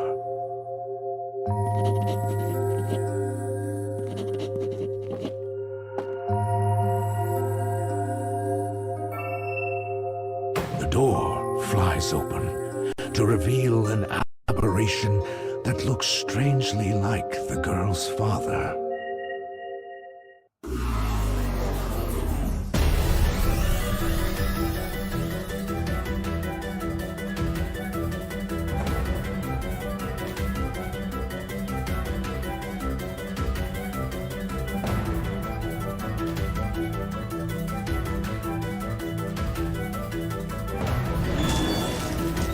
Think you can stop me? Ha!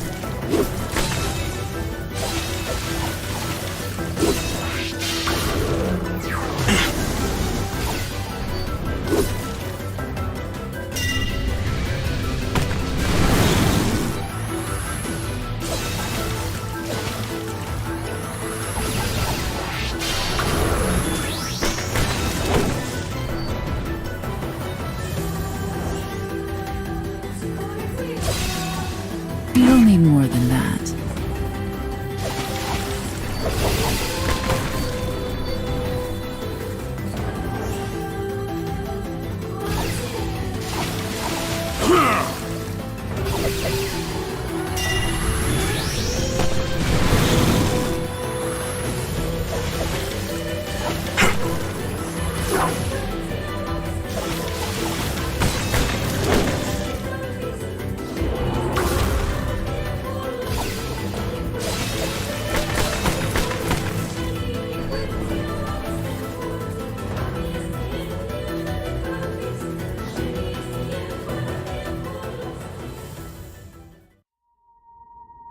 It seems the knock was but a trick of the wind.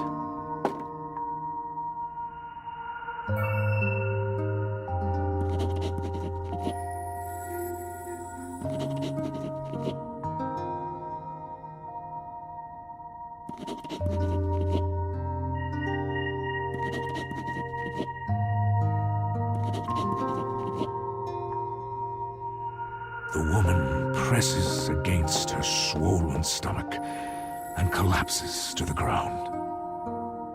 New life is about to be brought into the world.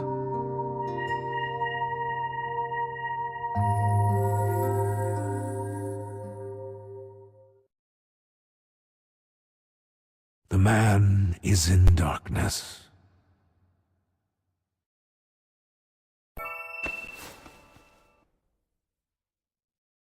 Pain courses through a body that struggles to follow the orders of its mind.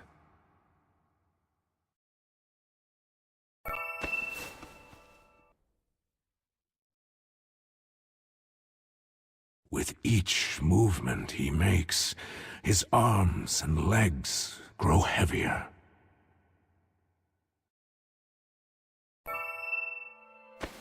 As the cold sets into his bones, he comes to a sudden realization. Ah, I see. I am already gone. He fumbles frozen, unfeeling fingers into his pocket one last time. The charm from his daughter still retains a tiny coal of warmth.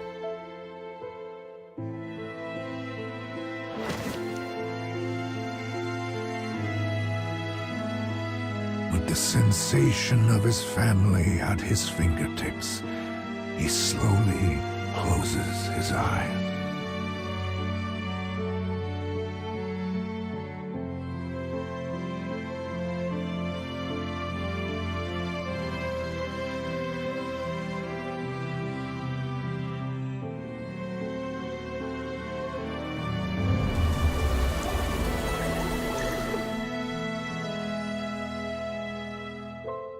His family was an illusion. No matter how strong we are, we cannot live alone. That man's story was so terribly sad.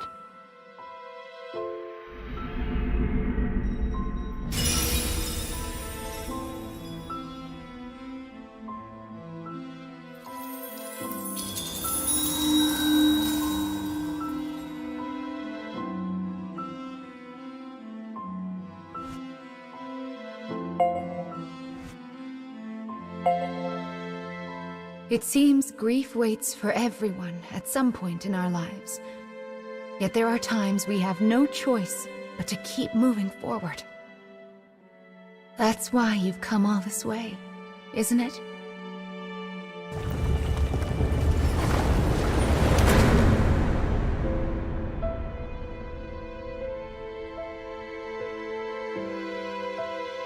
Let's go. We have a final fragment to reclaim.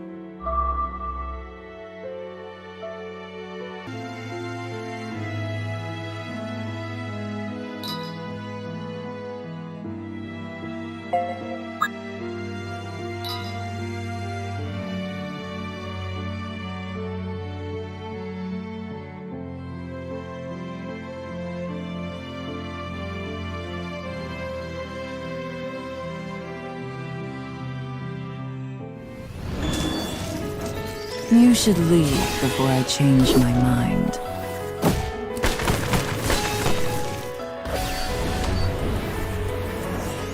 I have no time for this.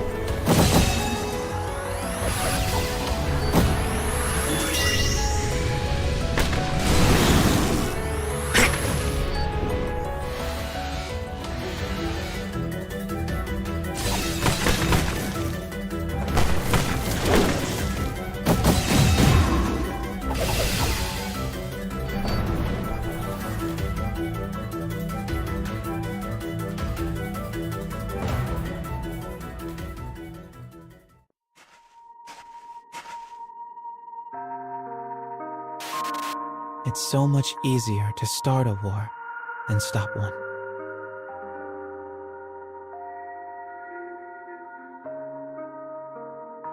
Once the fighting starts, violence leads to distrust, creating a vicious circle where peace seems impossible.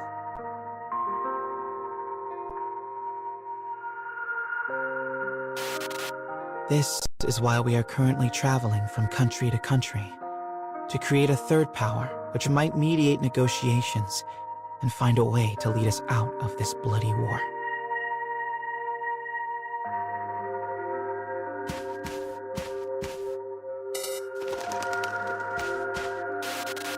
But my status and bloodline mean there are many who wish me ill. Thankfully, my companion has saved my life time and again.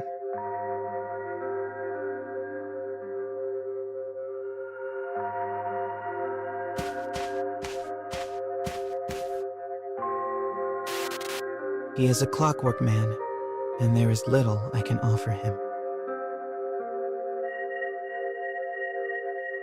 The best I can do is assist in his maintenance.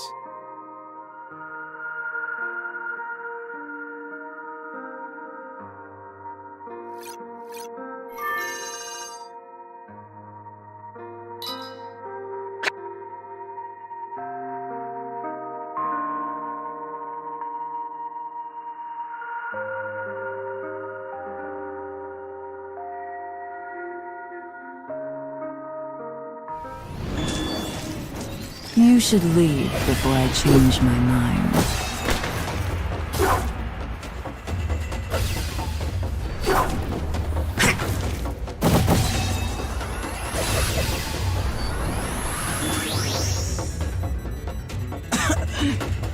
I have no time for this.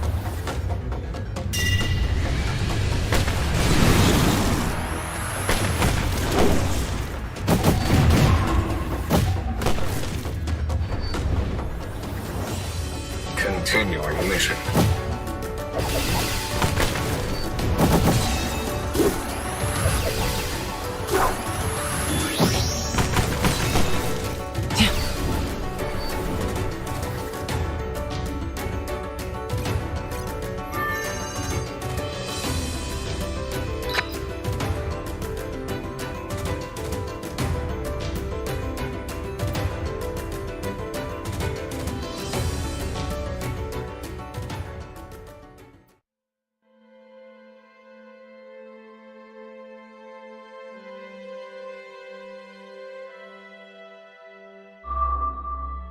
Let's go.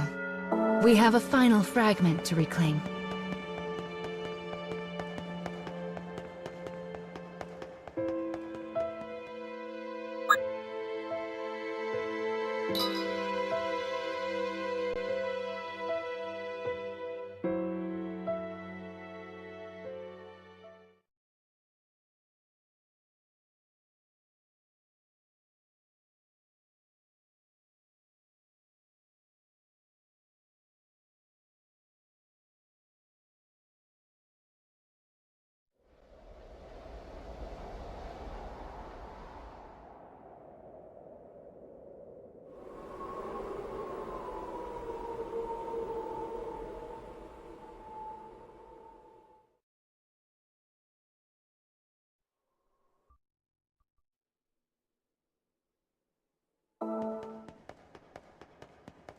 This is the final stop on your journey.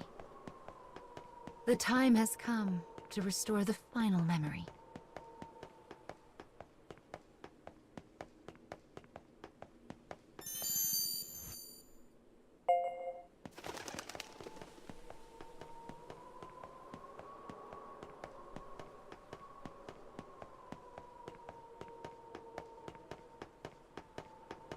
We will regain all that you have lost, so that we might fulfill your wish.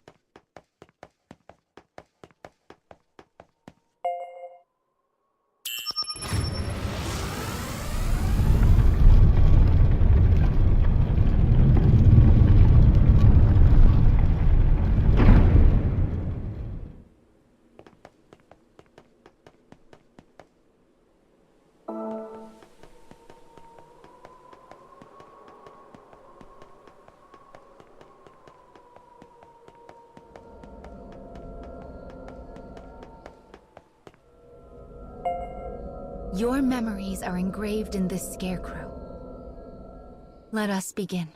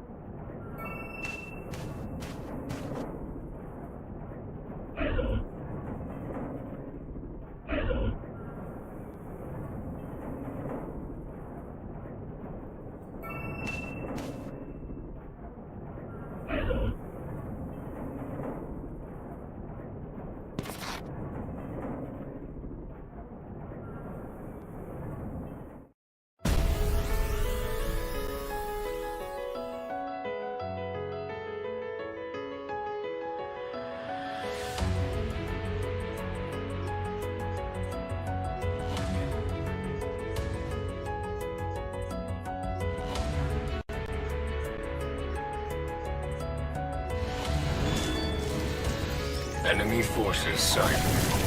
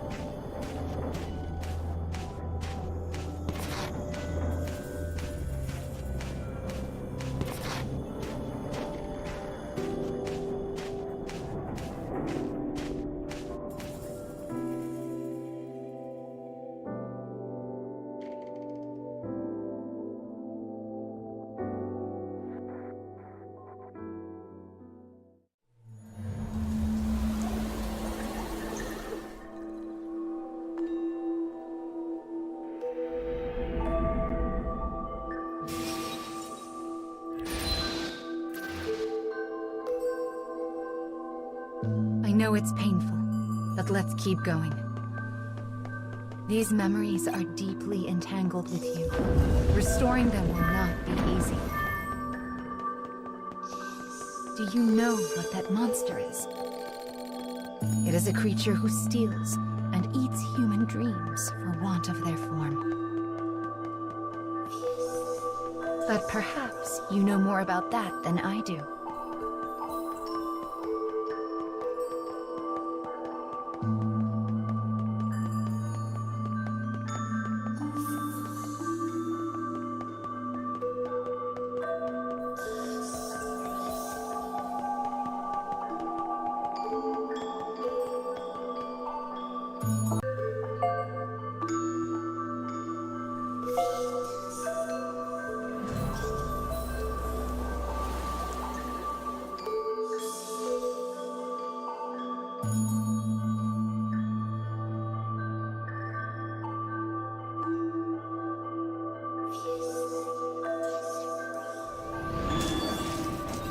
Enemy forces sighted.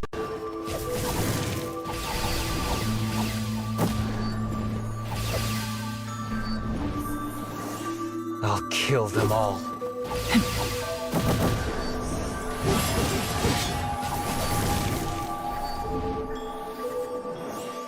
How annoying.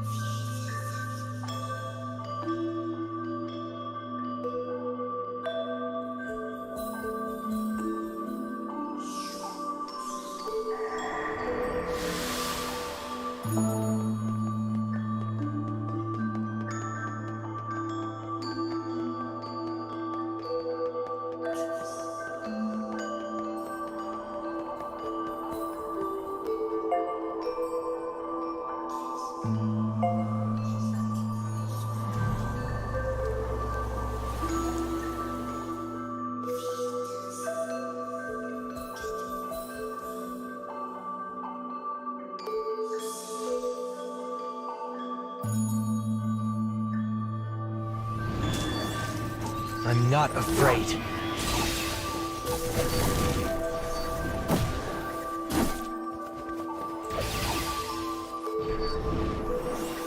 How annoying.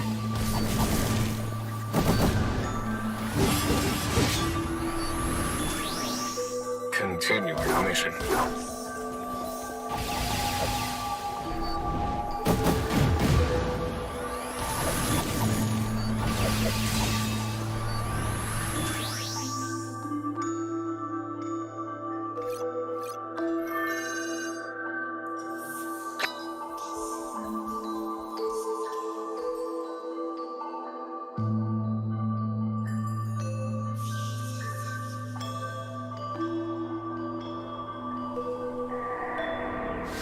Come then.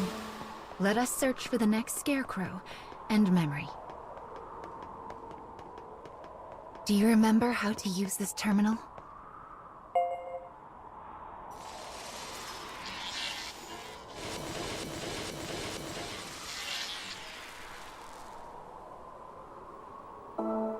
You came through here with her once, didn't you?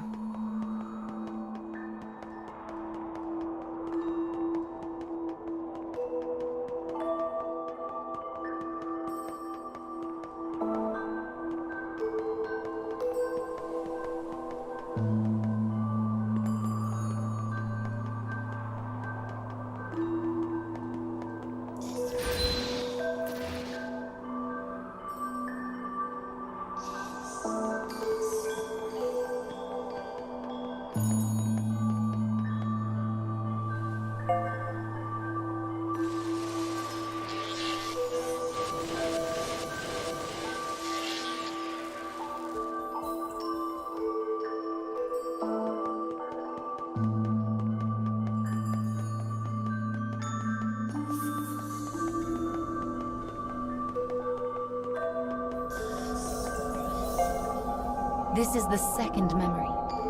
Are you ready?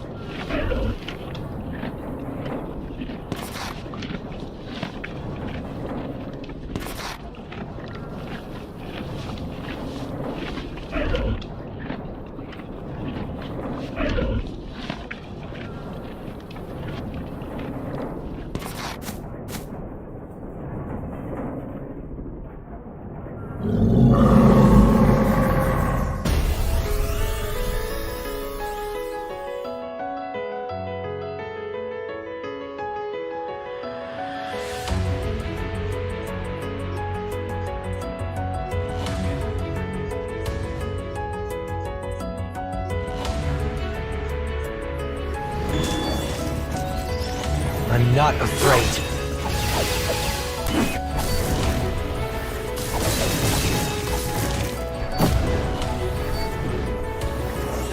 Continuing mission.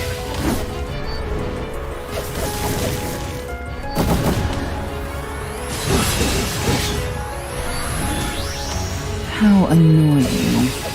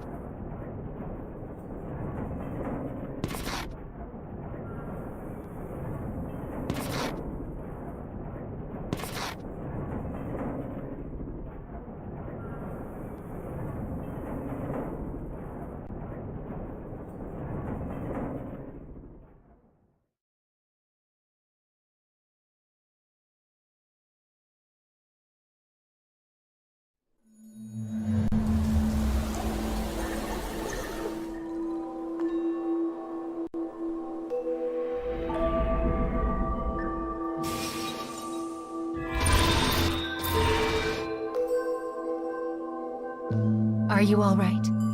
Can you walk? Like I said before, the more we restore, the deeper your pain will grow.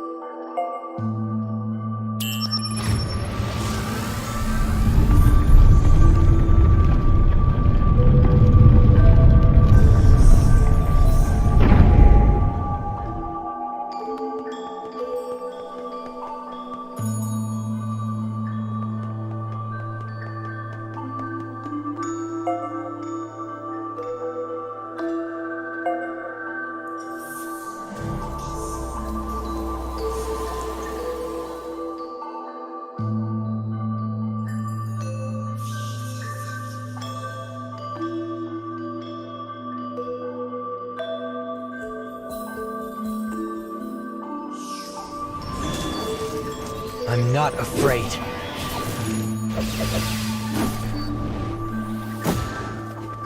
Counter initiate. I'll cut you down.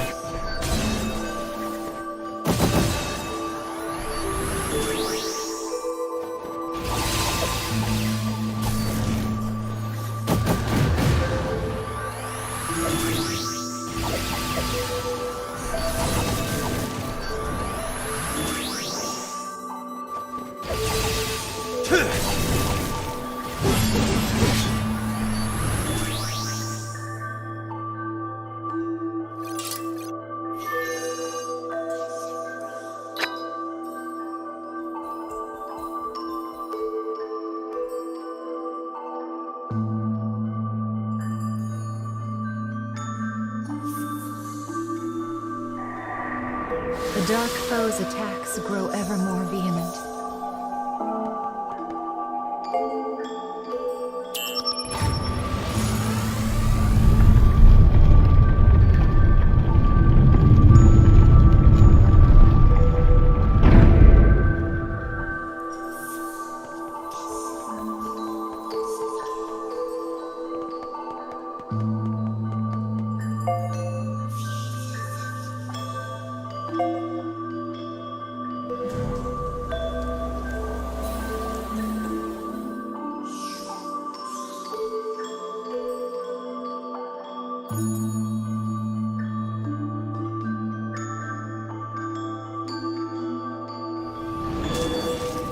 Enemy forces sighted. Well, well.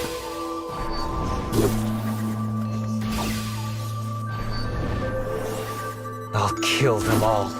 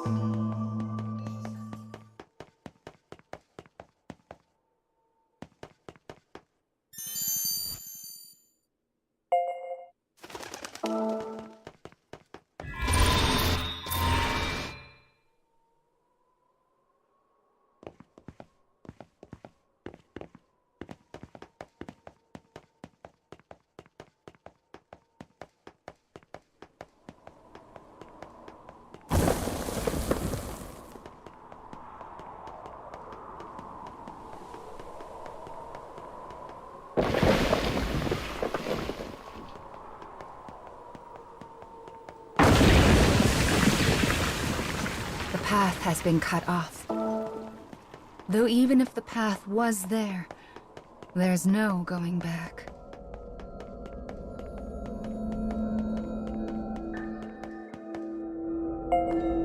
When we fin, so prepare yourself for that moment, all right?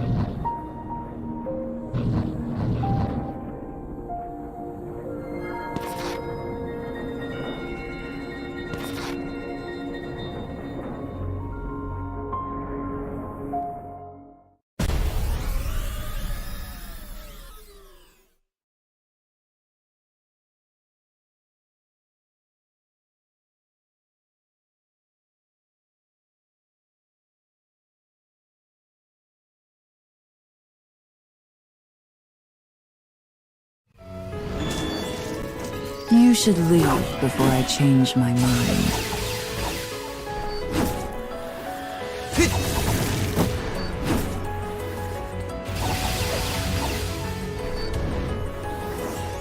I'll kill them all.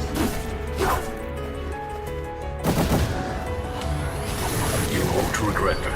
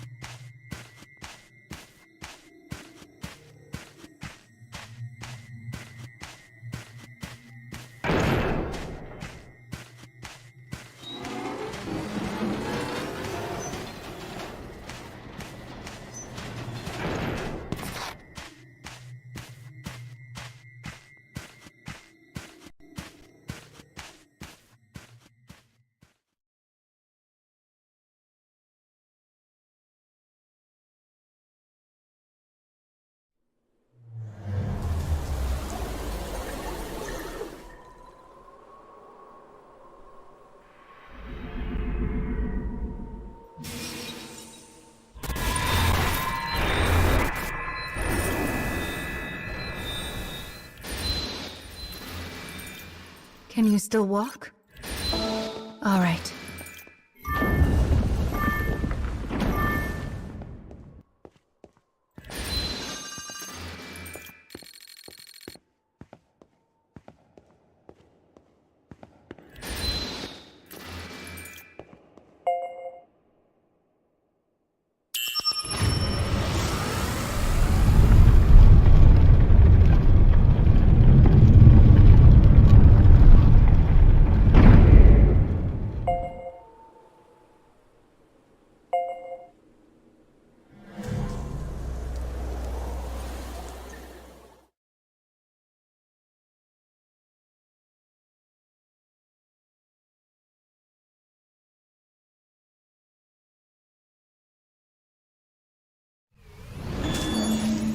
I'm not afraid.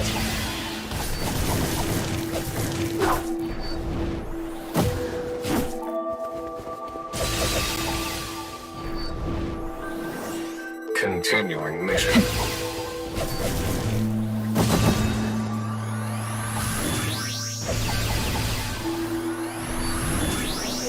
How annoying.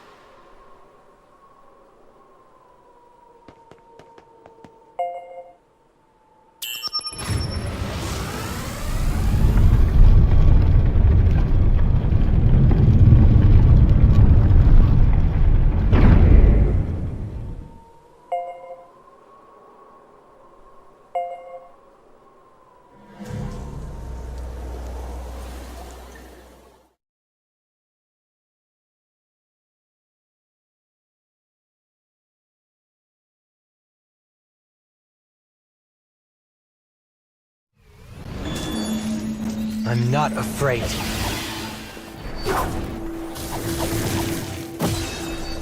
Come.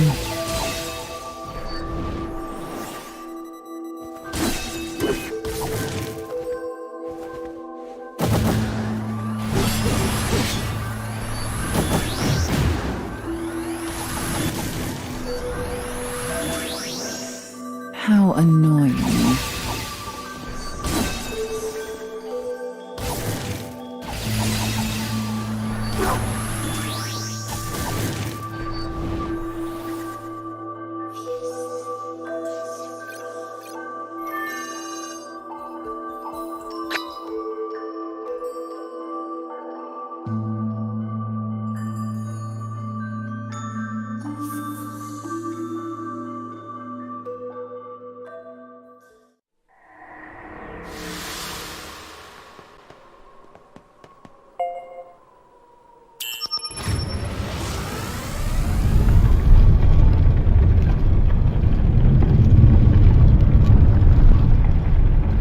Regardless of what you choose, the next memory will be the last.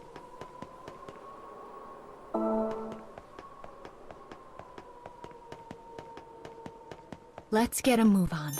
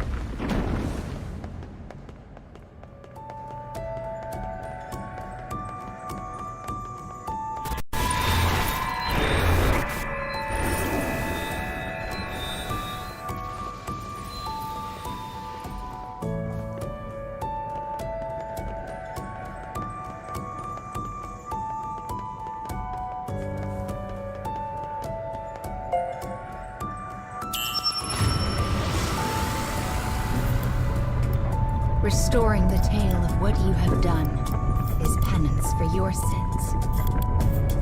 But soon, that too will come to an end. Will you realize your wish? Or...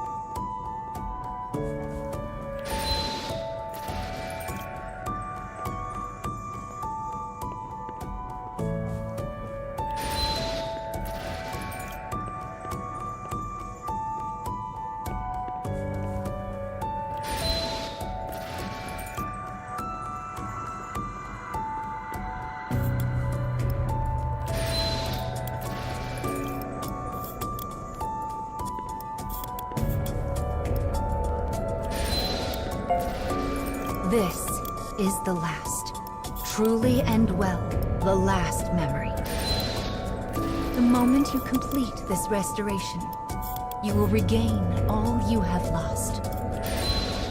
And there, you will find your sins waiting.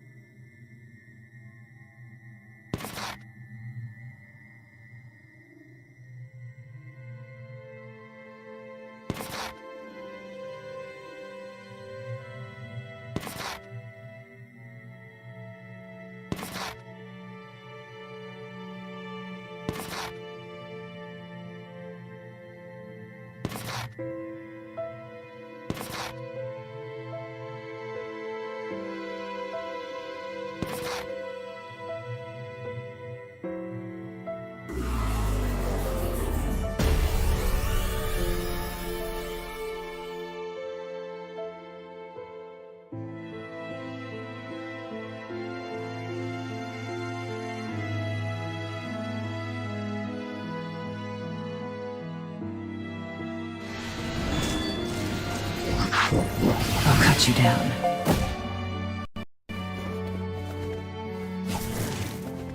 Firing.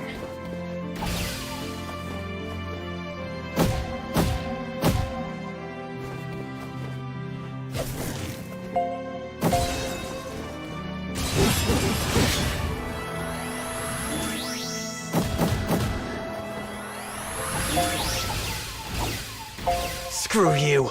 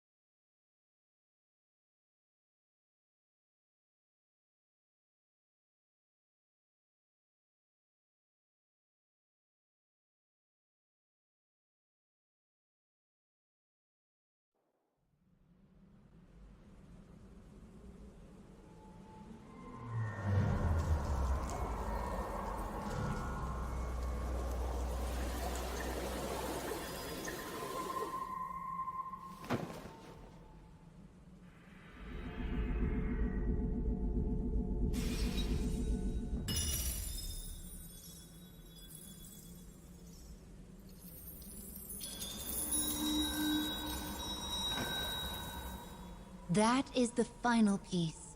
Speech. Now you have regained all that you lost. Now you must choose. Will you become human? Or...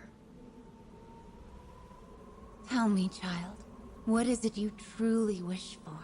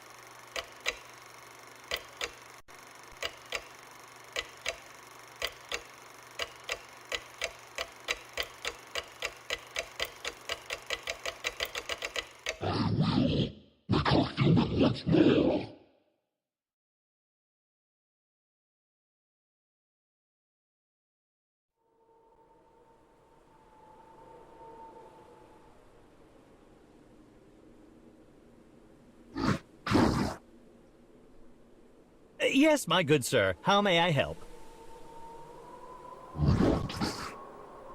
Please proceed down this path, Master Lavania.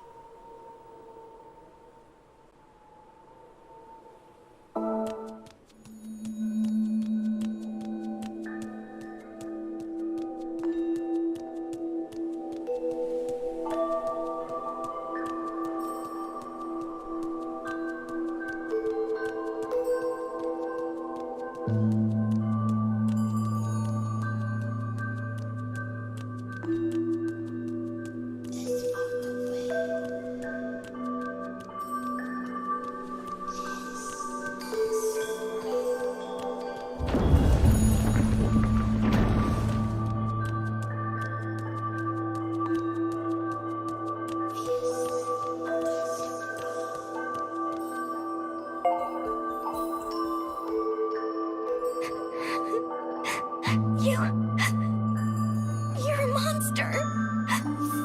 Such cheek! I will have you know that Master Lavania descended upon this world from a... I'm having another scary dream.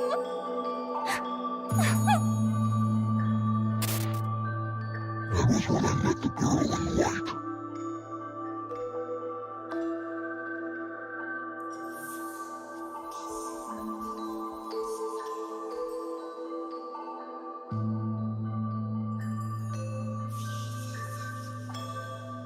no way for me to know if this was simply a coincidence or a planned inevitability. Not that I was interested. I search for human dreams, eat them, and become human myself. That instinct is all that drives me.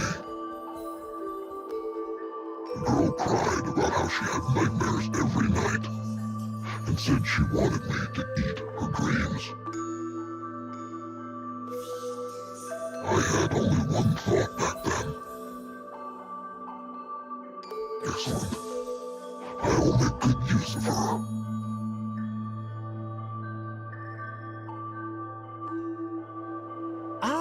So you'll be devouring this girl's dreams, yes? And then you'll become human. How delightful! Oh, it's almost morning. My name's Theo, by the way. See you tomorrow, Mr. Monster.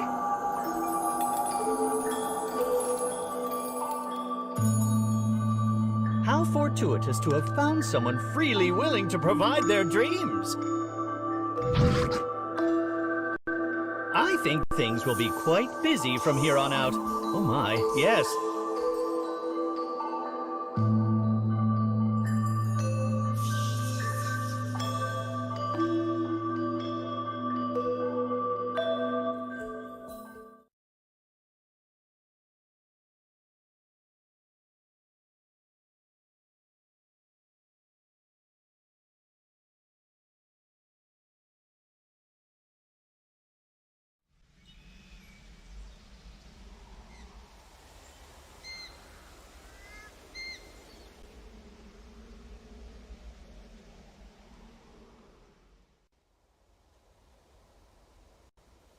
I believe it is now night in that world. The slumbering young miss will soon arrive. Right then, here we go!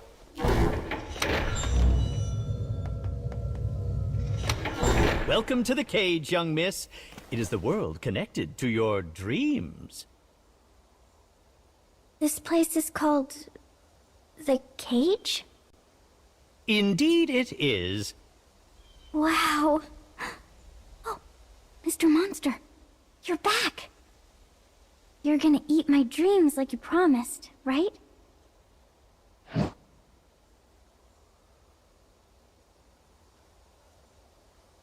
Now then, if you would both please proceed forward.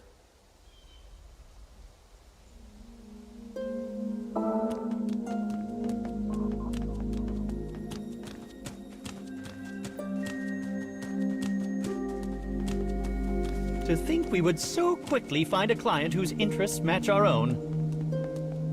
A fine outcome for all concerned, says I. I shall explain all you need to know as we make our way. Soonest begun, soonest done, eh? Let us be off.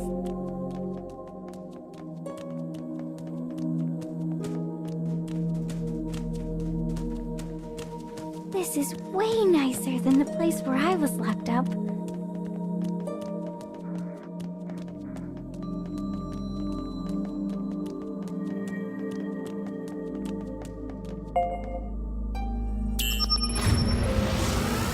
Ah yes, an elevator! We truly do have all the modern amenities here.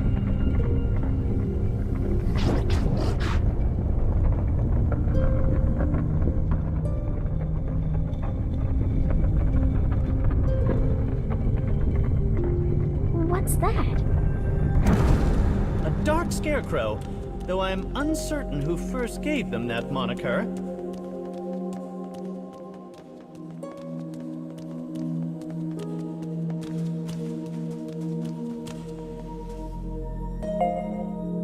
So this scarecrow is my scary dream?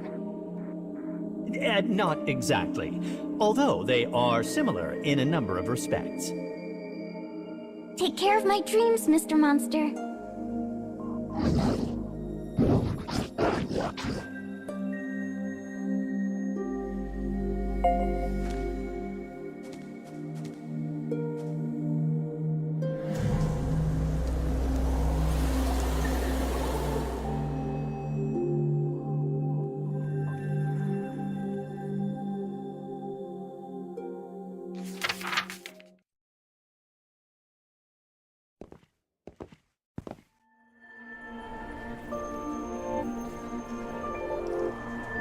A shopping mall. A common sight. A family. A common sight.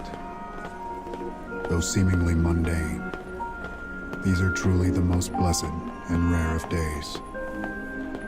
Thankful for the gift of routine, the couple enjoys their ordinary lives.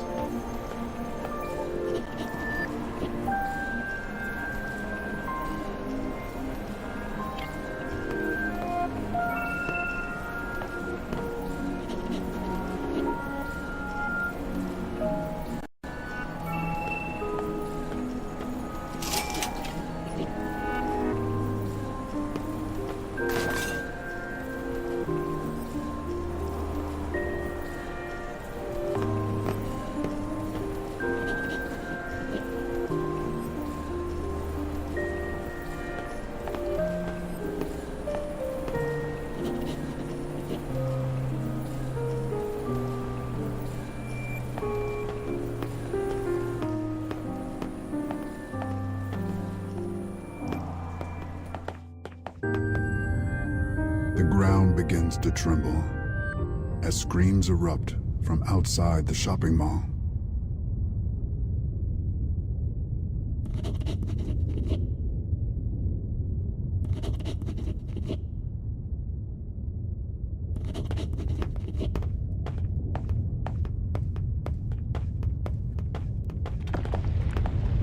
There, poised to attack their child, is what appears to be a massive flower.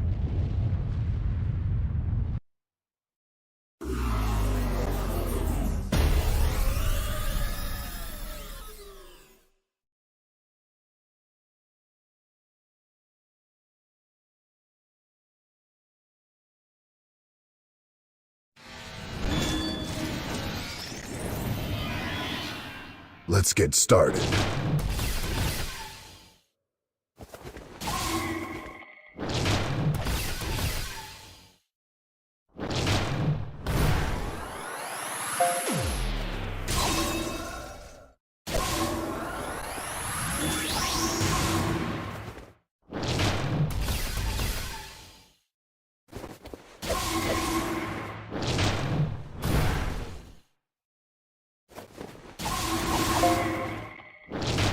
I saw that.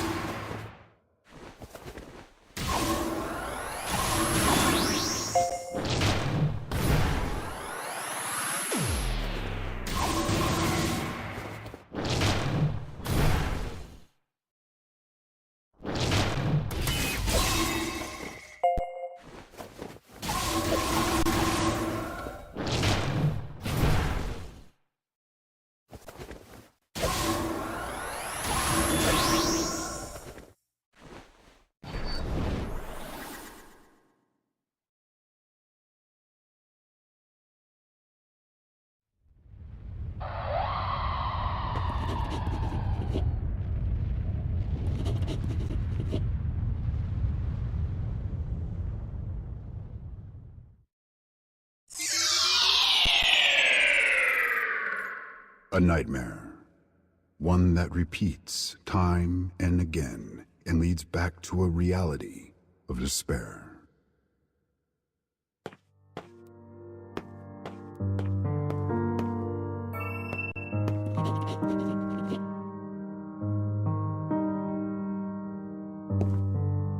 His wife's eyes are dim pools filled with resignation, misery, and loss.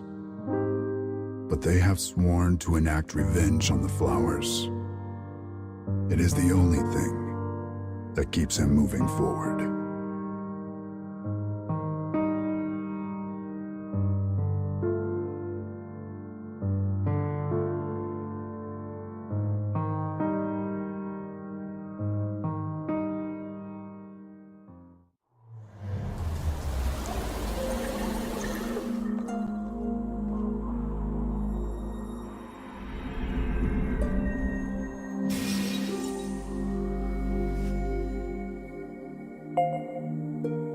In order to eat the girl's dreams, we must first restore these memories, which happen to be her dream's original forms.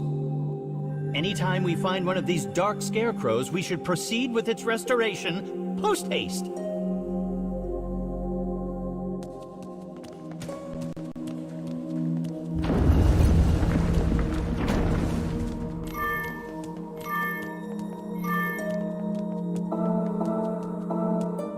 What was my dream about? I fear it was a horrid tale of flower monsters that kill people. Fret not. When you wake, you will remember nothing of these terrible visions.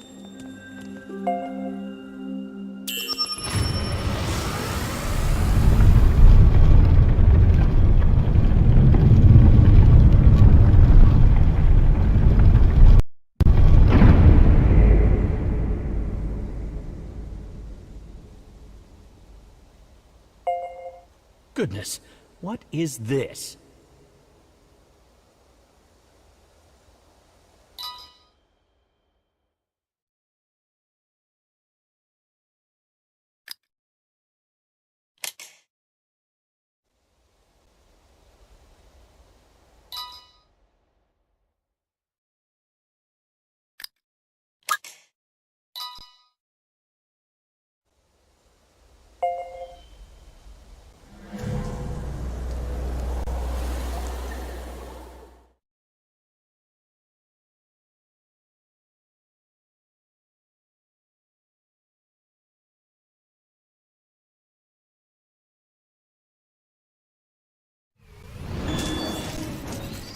You should leave before I change my mind. No, good enough.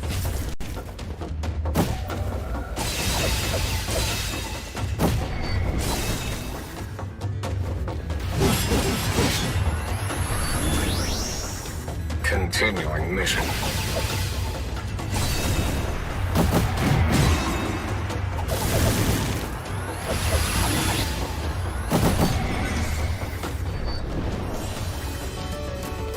I'll cut you down.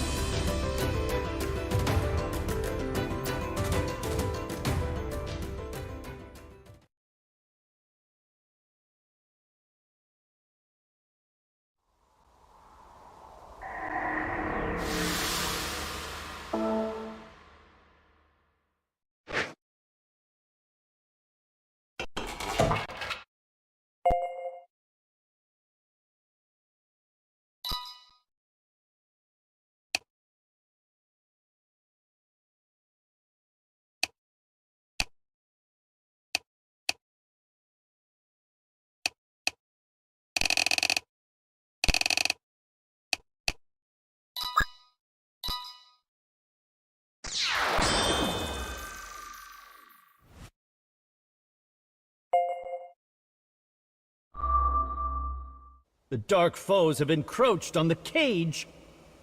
We cannot permit them to affect the dreams, so let us square them away.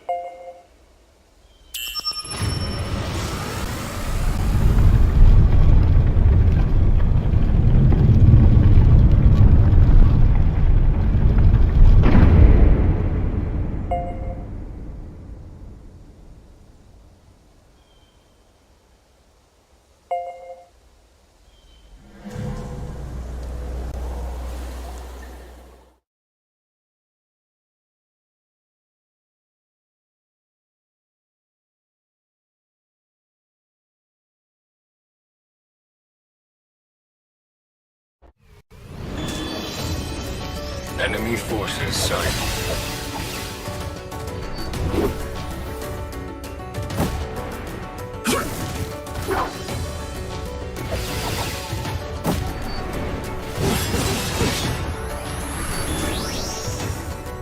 More of you?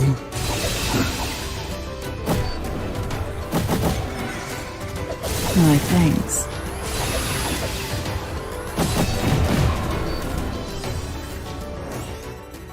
Continuing mission.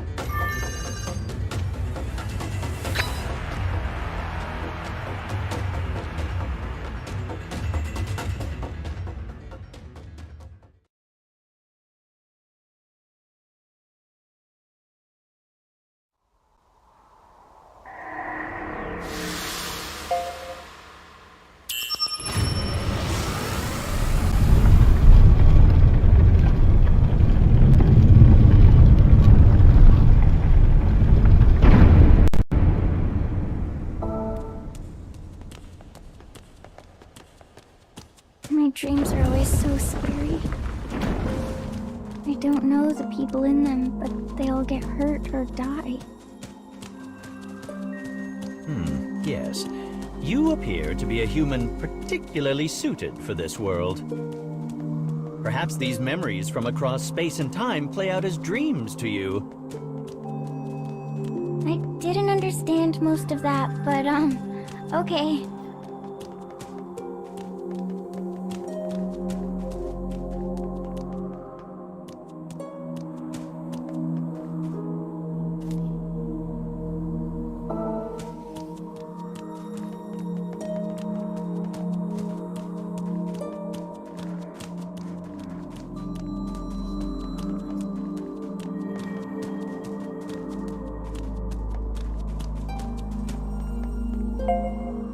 Have a nice time, Mr. Monster.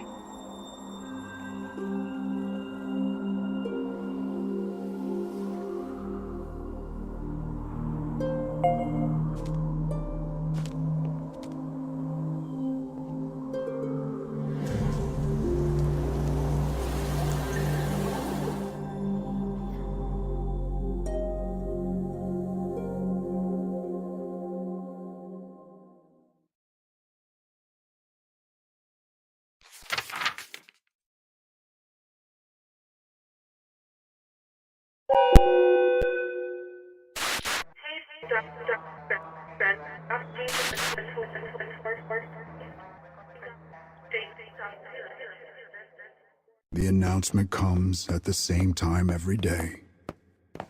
It notifies those in white of meal times. As ever, the man dutifully makes for the feeding hall. The white marks him, and all others who wear it, as people without freedom. The rules must be obeyed.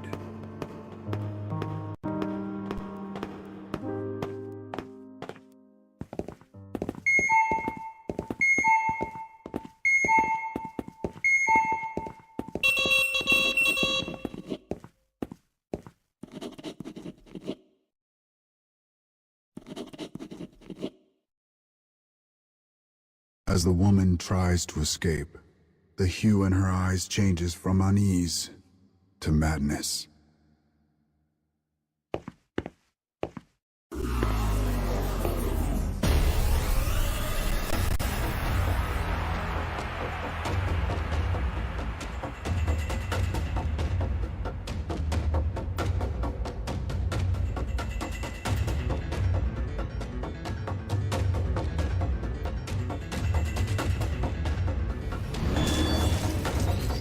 Let's get started.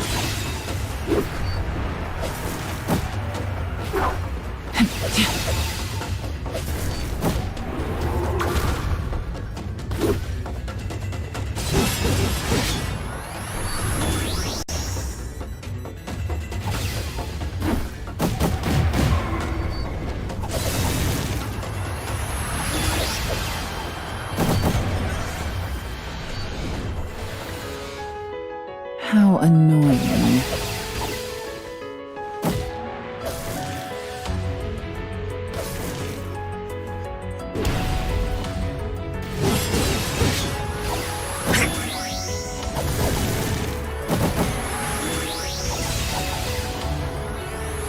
You won't hit me.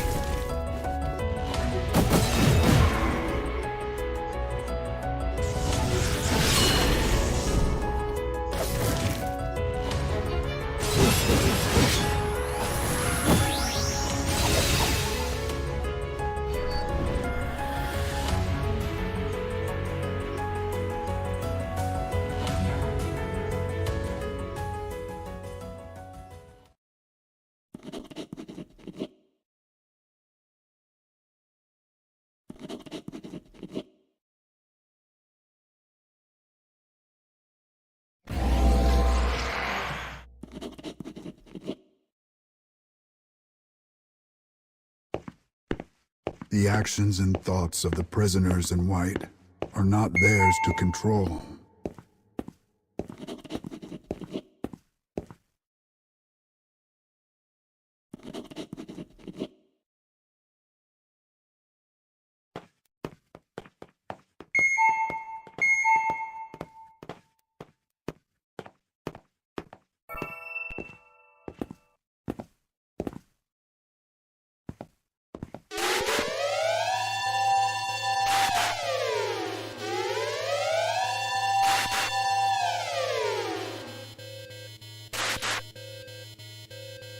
An alarm echoes through the facility, announcing the arrival of the flowers.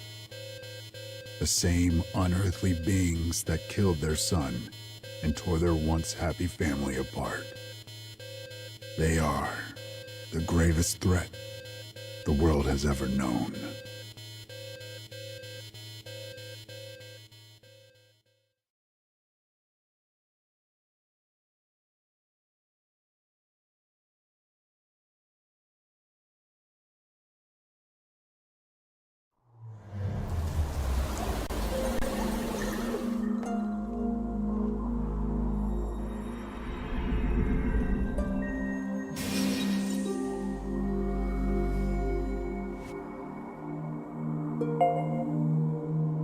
It appears the memories saved in these scarecrows are from a world whose people do not know freedom.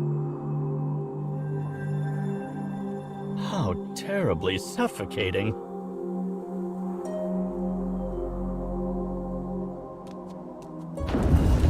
A world without freedom? So the world has a collar like I do? Well, it does not actually have a collar.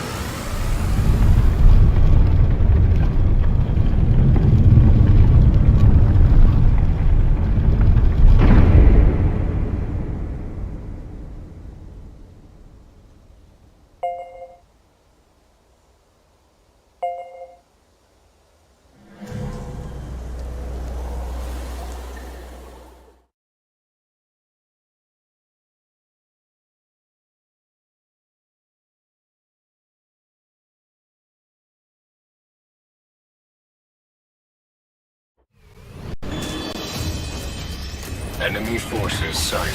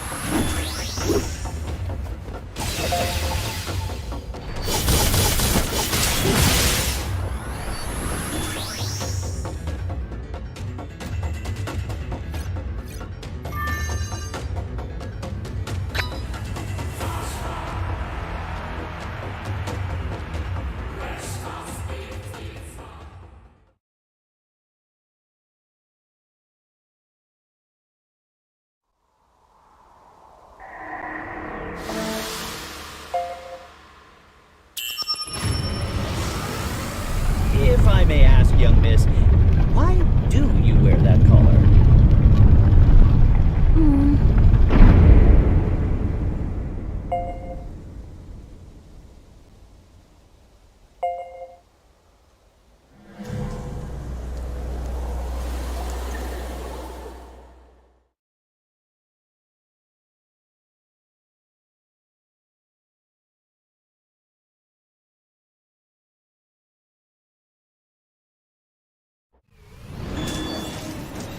You should leave before I change my mind.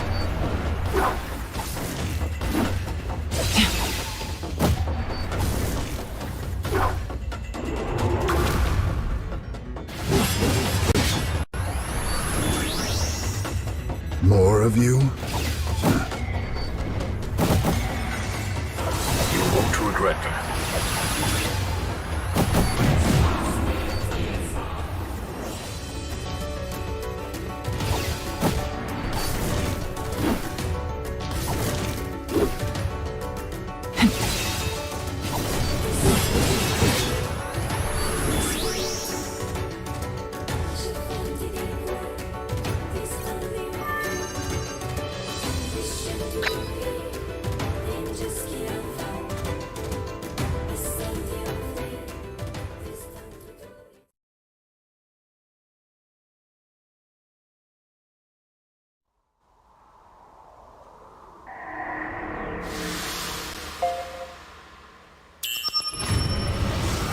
I wear a collar because the law says I have to. But I don't want to. Yes, well, I suppose you have your reasons.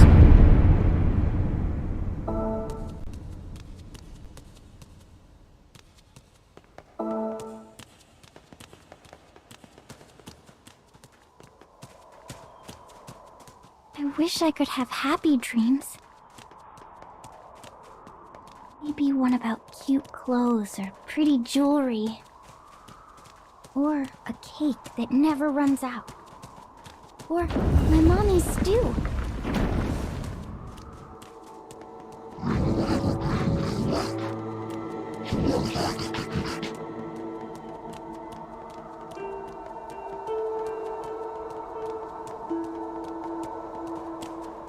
Oh, a dead end.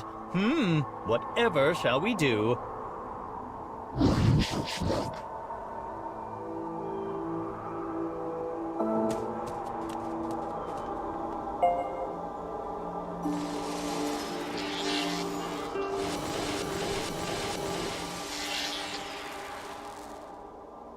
Haha, it was actually a warp point. Clever, no? Whoa! That was crazy! What a convenient world we live in, wouldn't you say?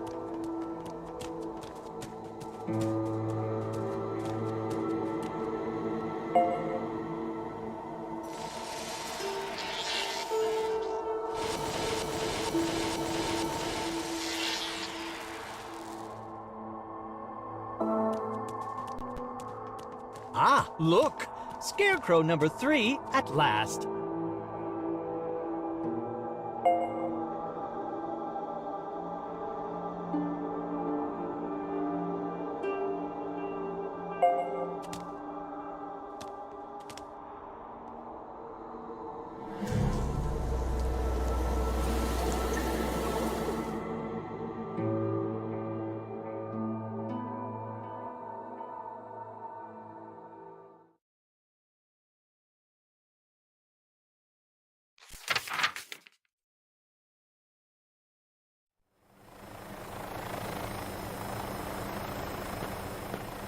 The prisoners are transported in cramped, stuffy containers, as if they were mere cargo. The flower threat has forced the government to conscript civilians as soldiers. The man and his wife are no exception to this rule.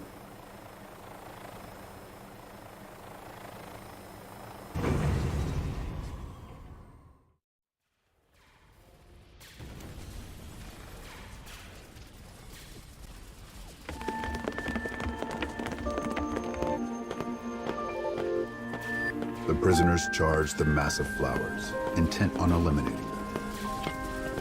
Another day, another battle, a common sight.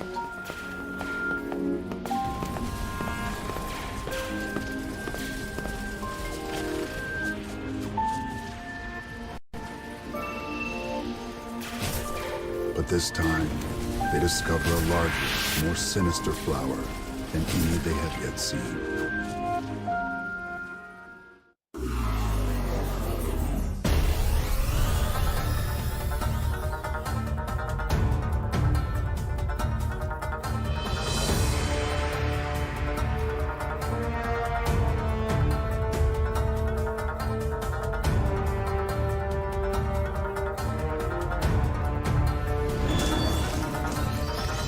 Let's get started.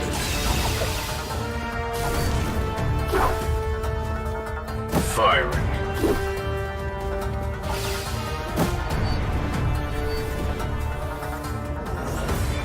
How annoying.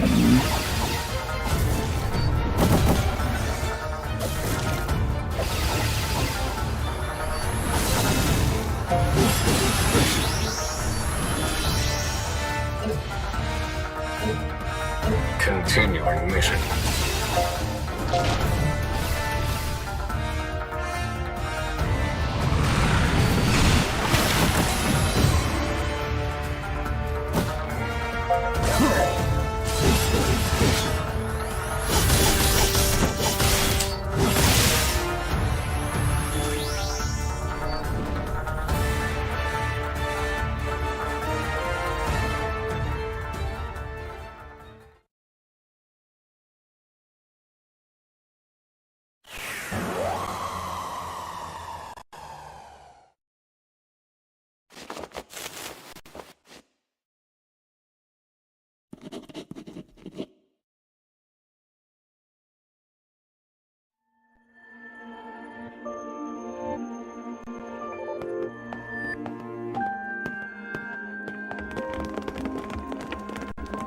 Just when all hope seems lost, their allies come to the rescue. They cannot even thank them by name, for they are known only by letters and numbers. But somehow they have a greater sense of solidarity than when they had been free. Or so they had thought.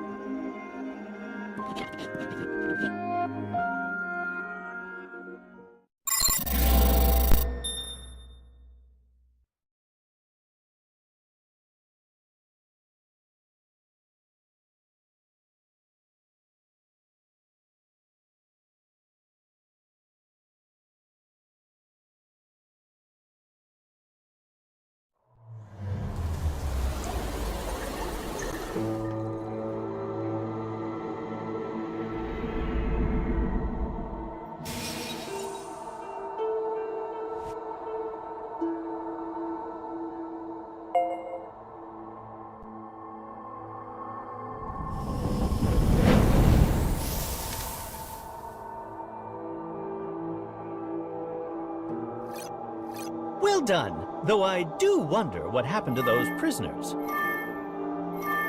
Did someone get hurt again? Don't trouble yourself too much about it, young miss.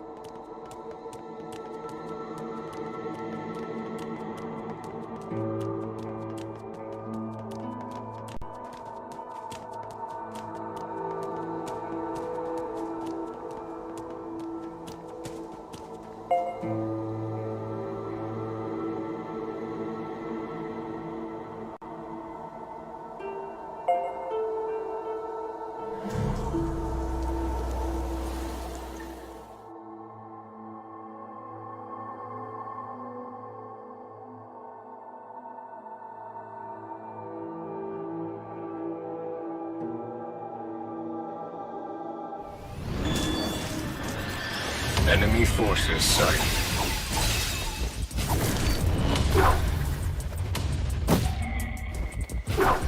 Come.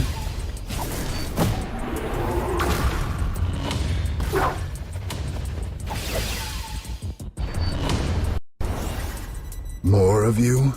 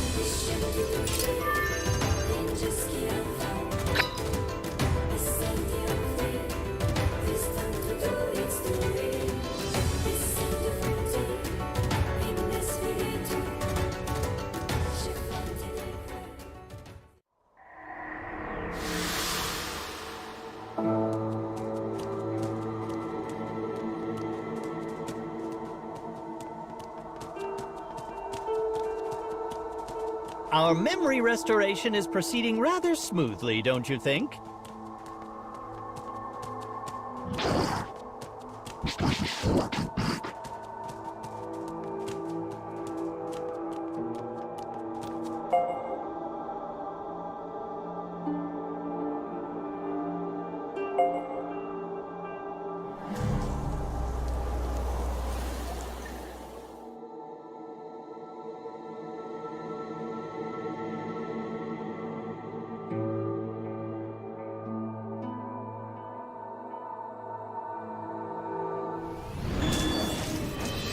Enemy forces sighted.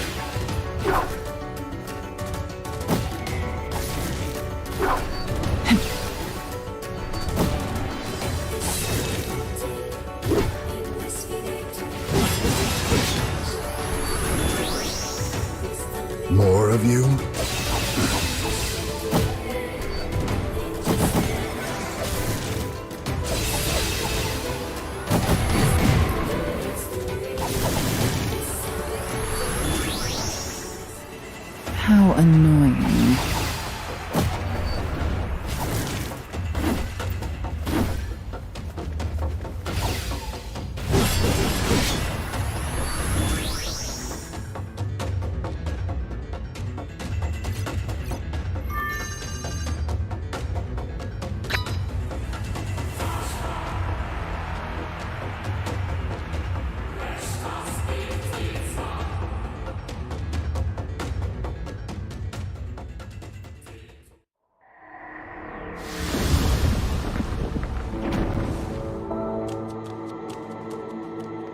next restoration will be tonight's last, so let's pick up the pace.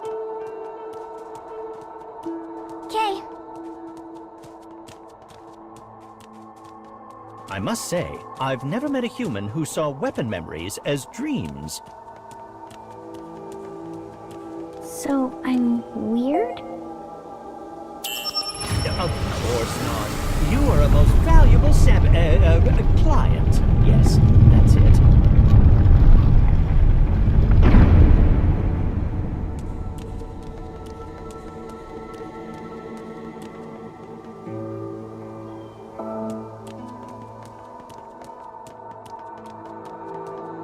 What does eating dreams feel like, Mr. Monster? Are they yummy? I'm sorry if they're not.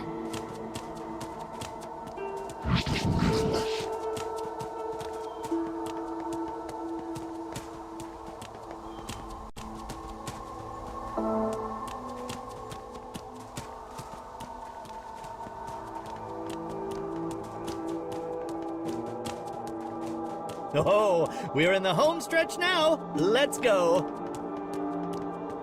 Good luck, Mr. Monster.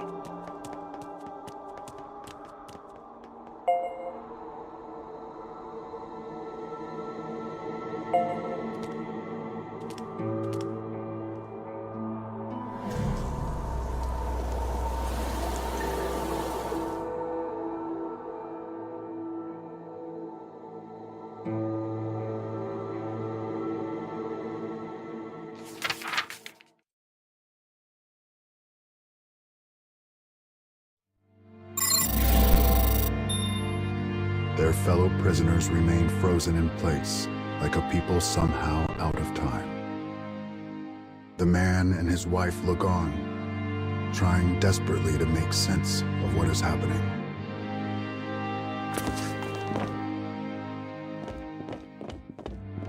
Suddenly, the prisoners begin to march, their footsteps all in perfect sync.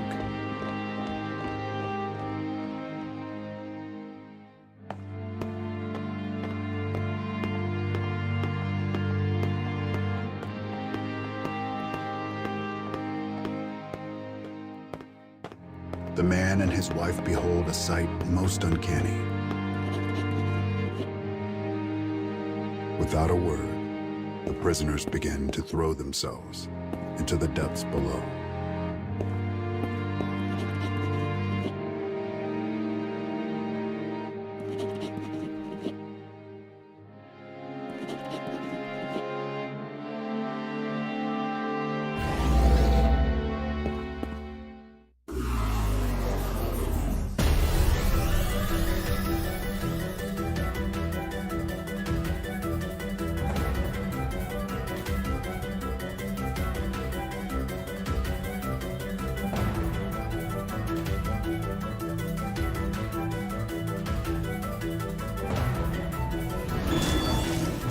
You should leave before I change my mind.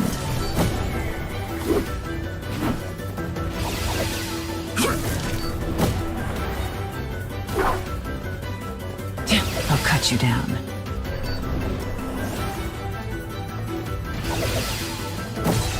Recovering.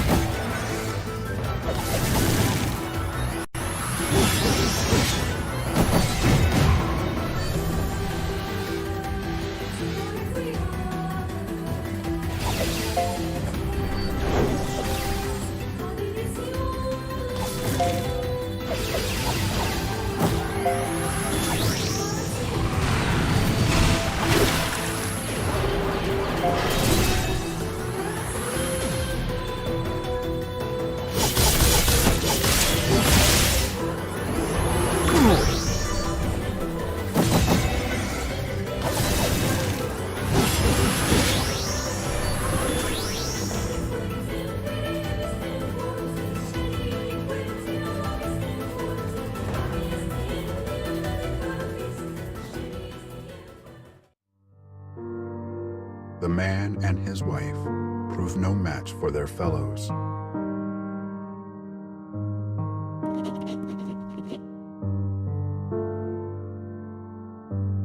The officer begins to tell them about the strategy they use to fight the flowers.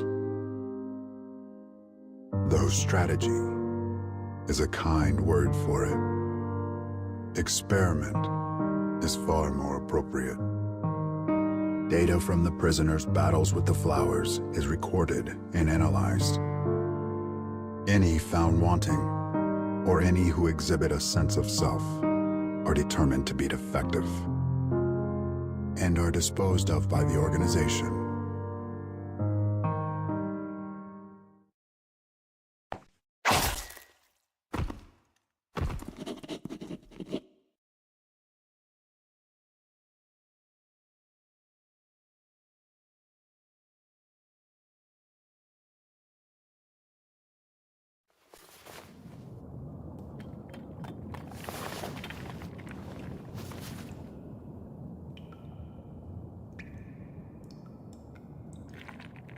When the man awakens, he sees his fellow prisoners.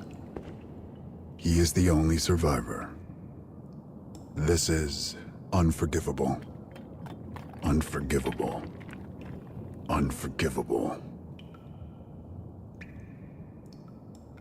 In the depths of the earth, the man emits a roar of pain.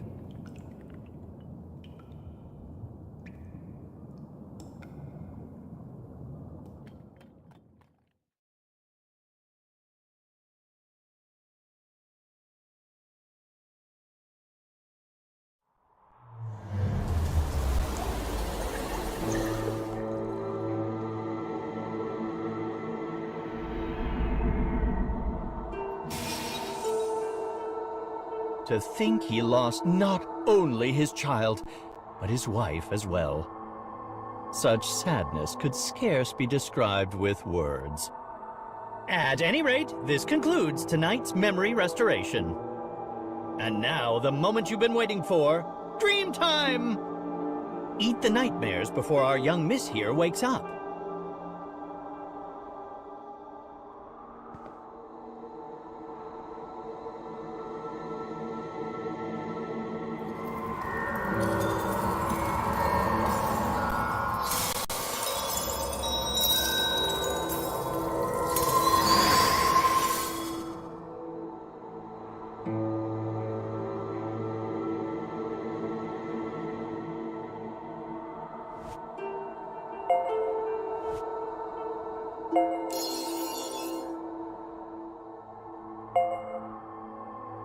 You will need to consume many more dreams if you wish to become human, you know.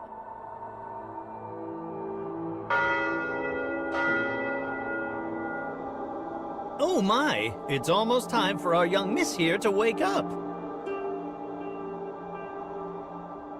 I had lots of fun today. See you tomorrow, Mr. Monster.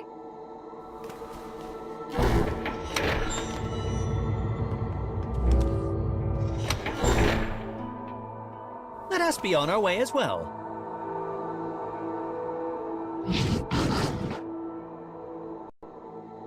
Is it now? Look over there if you would be so kind.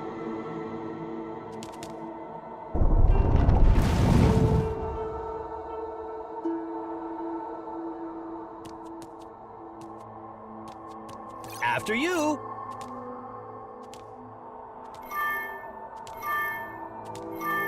Let us proceed to the young Mrs. Dreams of tomorrow. Oh, but this is exciting!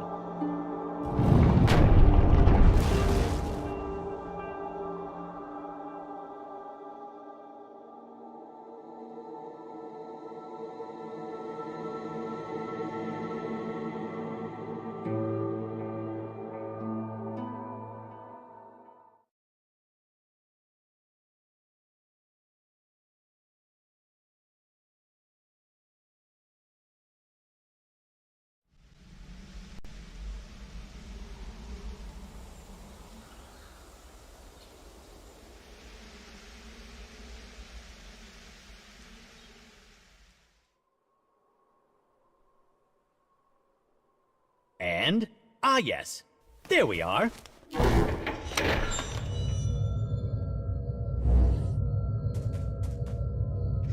Hello, Mr. Monster. I didn't have any dreams last night. Such is the power of a dream eater. He dined quite well. Oh, yes. I'm excited for today, too.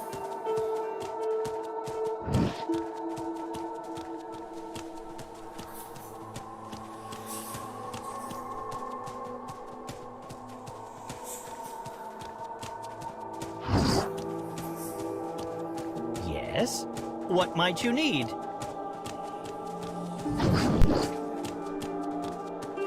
Indeed. One might even call it my workplace. Not to boast, but I received the Performance MVP award for this past year.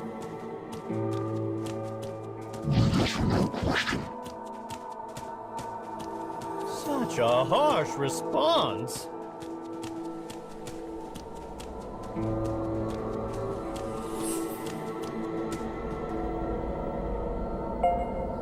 Now then, let us get to restoring tonight's memories.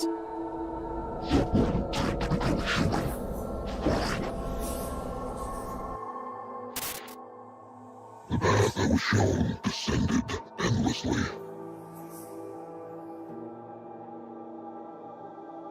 Human stories are filled with obsession, jealousy, hatred, grudges, and hypocrisy. However commonplace and boring an observation it may be, humans can seemingly only find themselves in interactions with others.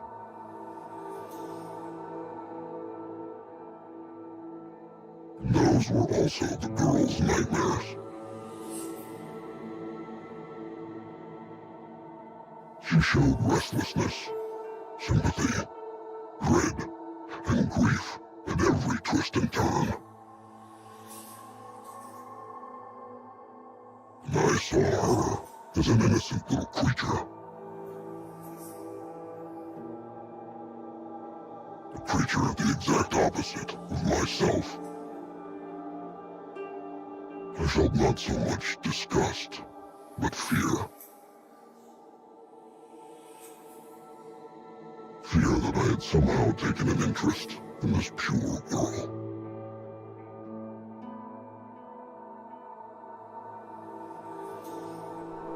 I hope the dream isn't scary.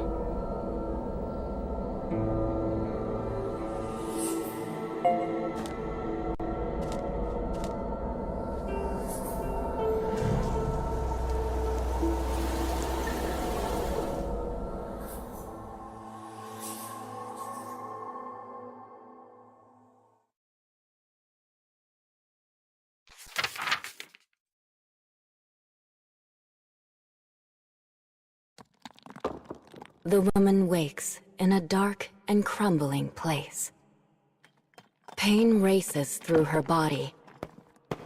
She thought she would die when she saved her husband from the commander. Yet she is still alive. But why? Trying to make sense of her piecemeal memories, she starts walking. Her location is a mystery.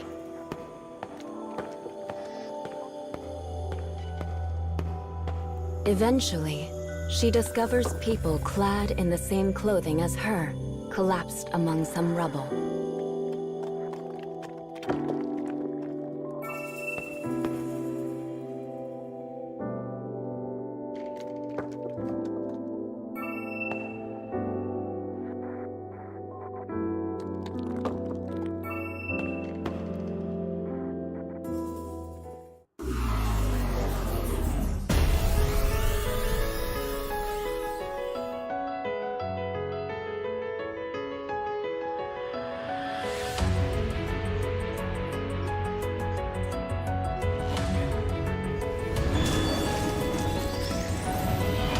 Found you.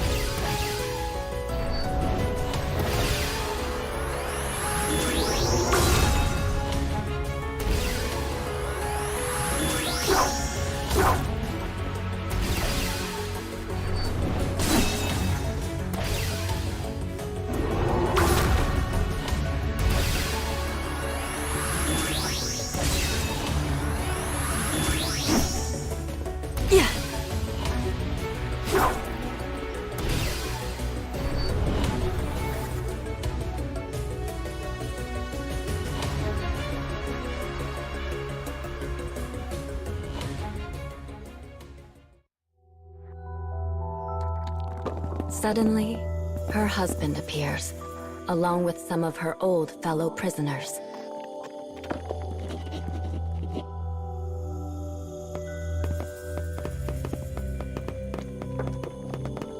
The joy they feel in this moment is beyond all measure.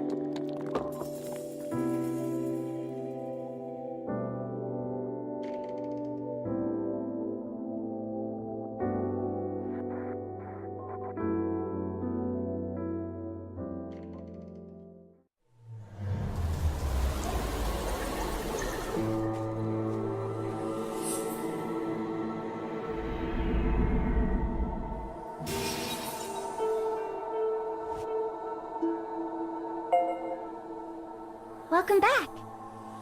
Did you have fun? It seems to be a continuation of yesterday's dream.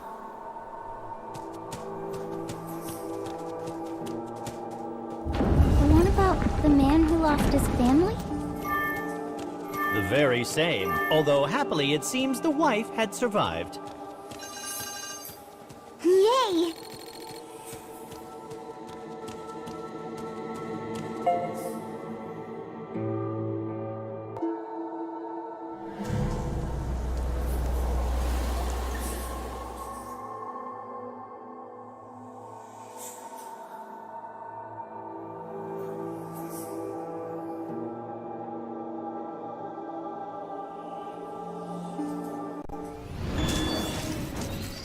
Enemy forces sighted. You'll need more than that.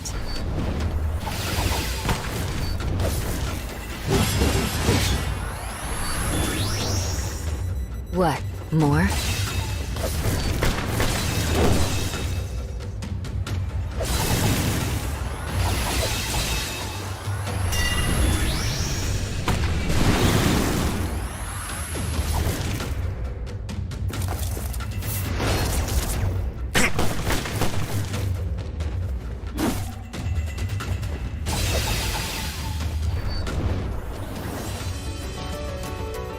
How annoying.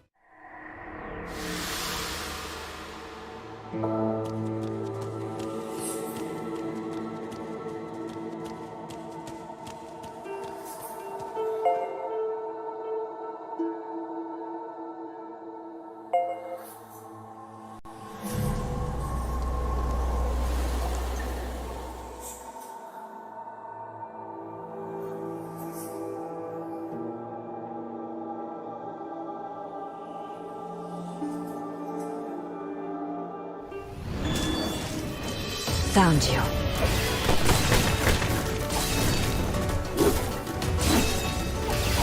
Firing.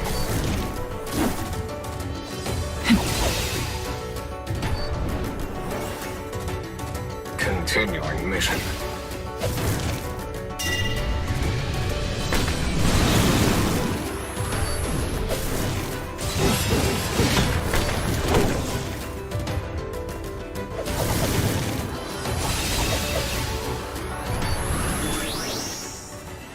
What, more?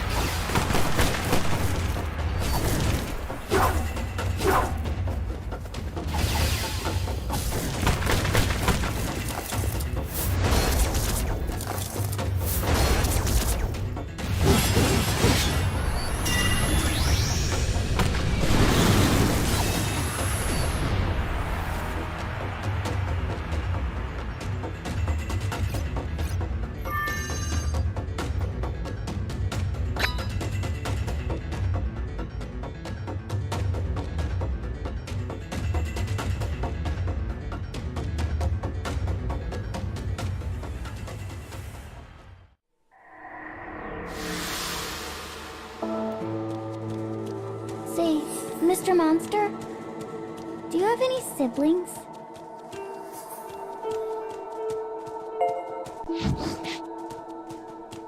I'm an only child, and I'd do anything to have a brother or sister.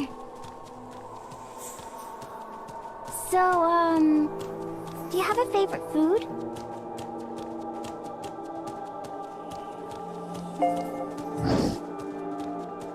My mommy makes yummy stew. Do you like stew?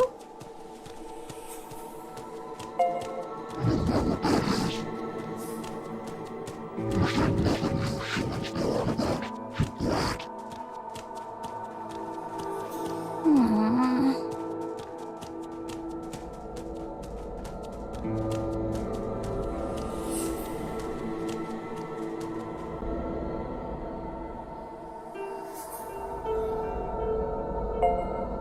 Look, Mr. Monster.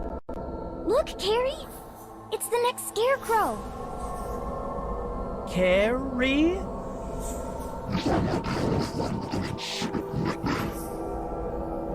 Good luck, Mr. Monster.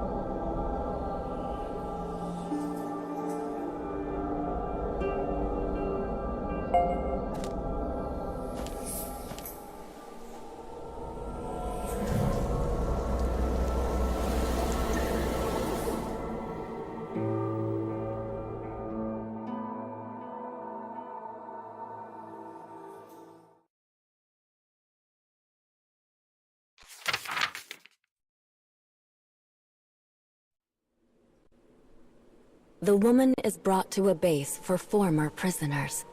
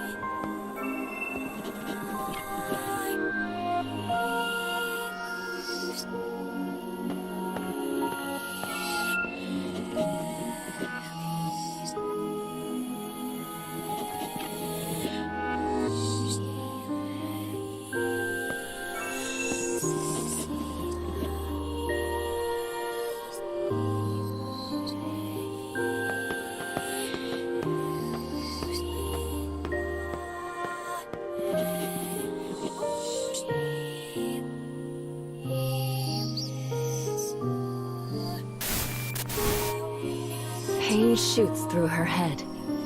She can't remember anything after being separated from her husband.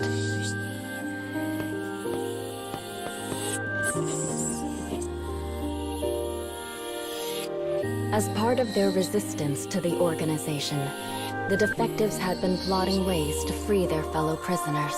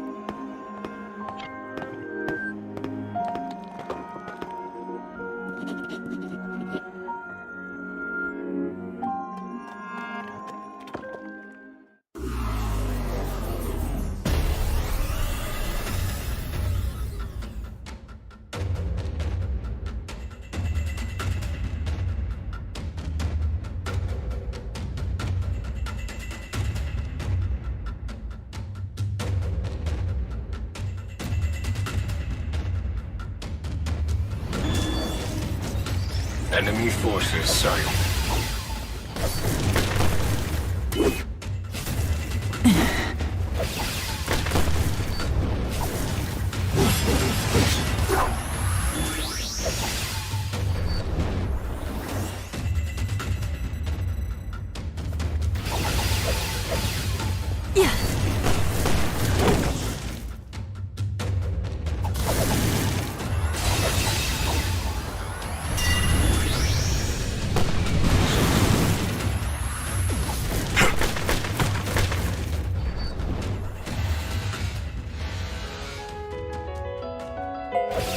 cut you down.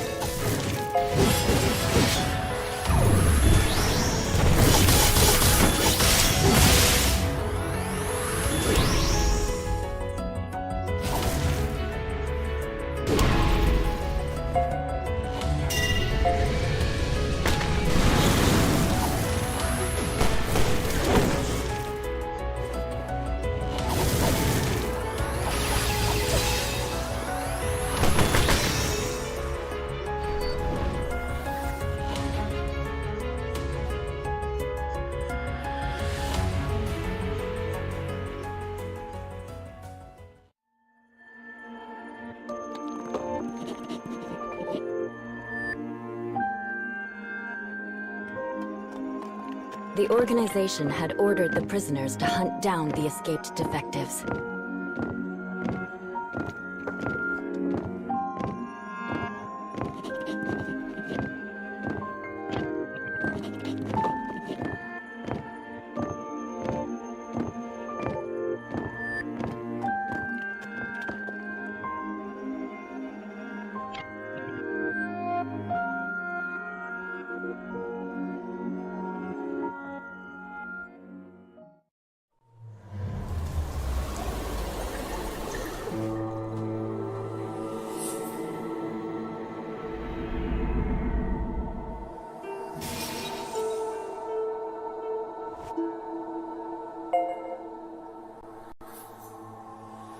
It seems this story will not end happily after all.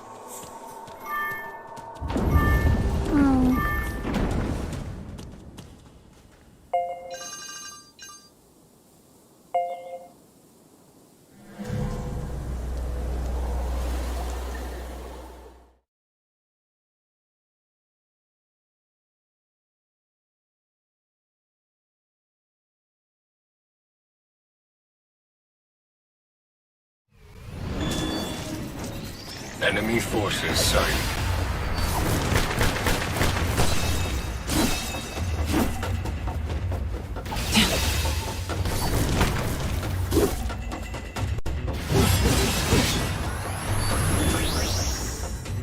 What, more?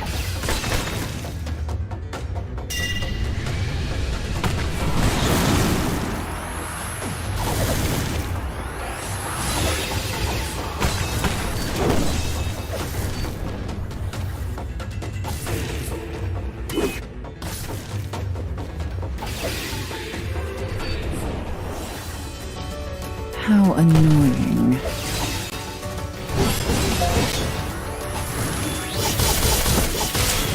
Obstructing enemy.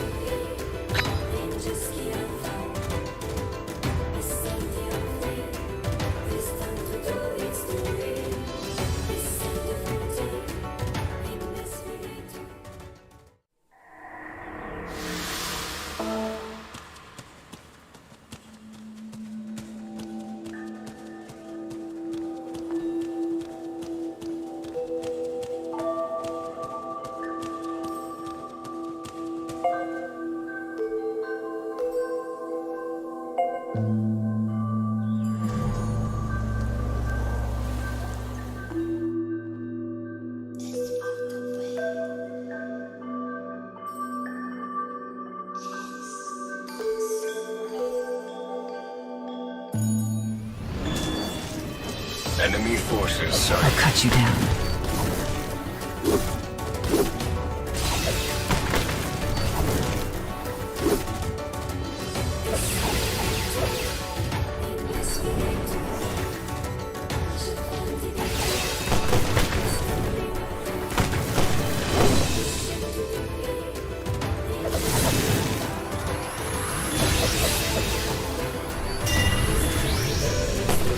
Don't dodge.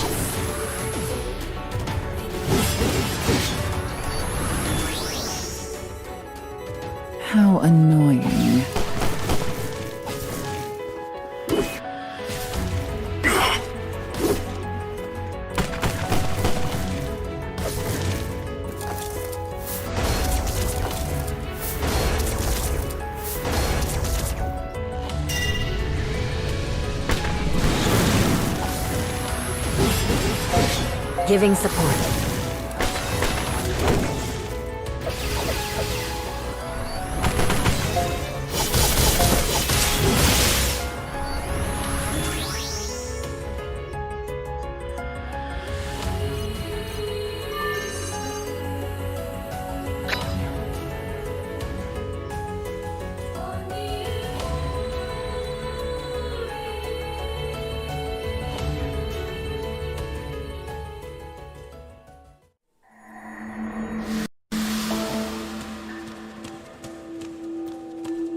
So what's your favorite food, Carrie? I love nothing more than a heaping plate of dried and salted fish eggs. Blech. It may be something of an acquired taste. Perhaps you need to be older to enjoy it. Have you had salty fish eggs, Mr. Monster?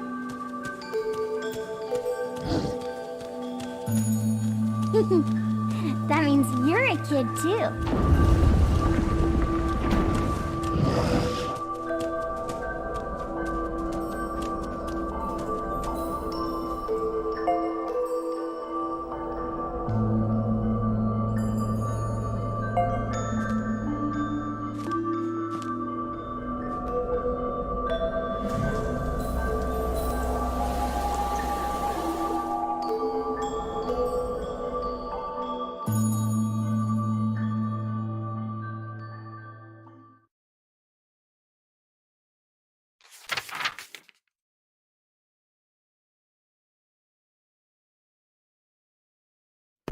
Despite the organization's orders, the defective prisoners have a plan.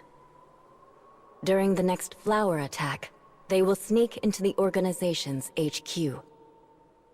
Once there, they will free all the remaining prisoners in one fell swoop.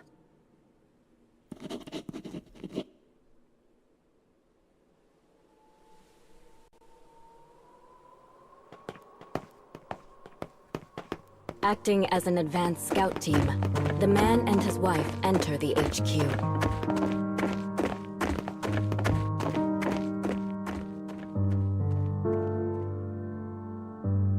They had spent so much of their lives here. But this was the first time they were able to move about of their own volition. They had trained here for days without end.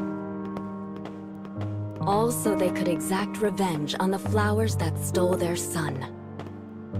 Everyone here was the same. They all had a reason to want the flowers dead. But in that case, why were they shackled by so many unnecessary rules? In all of their time here, they had never stopped to wonder why this was.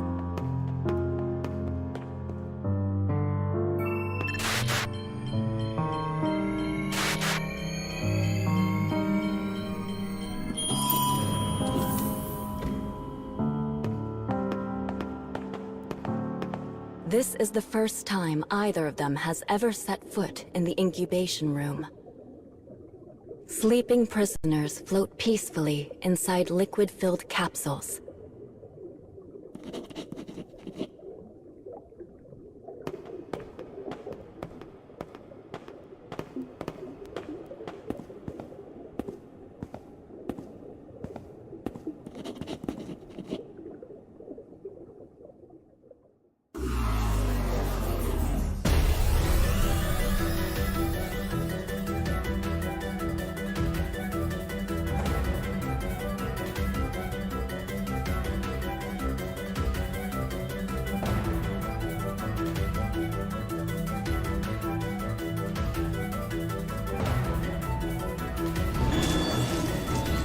You should leave or I'll cut you down.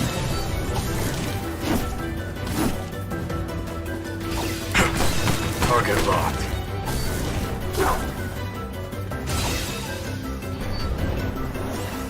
What, more?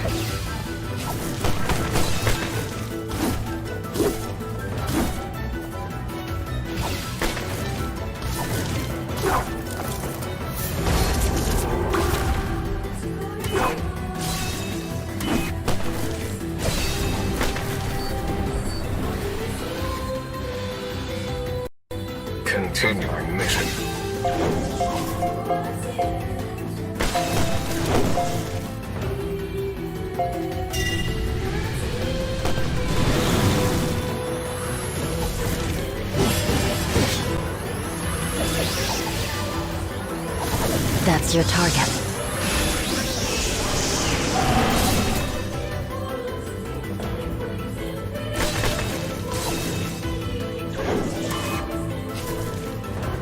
Come.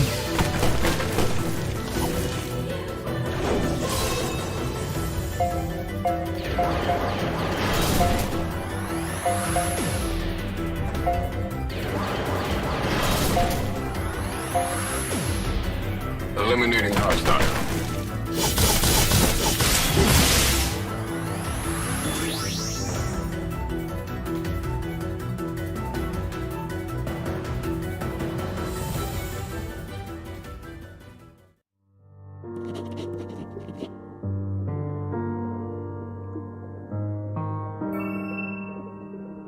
The commander begins to tell his tale.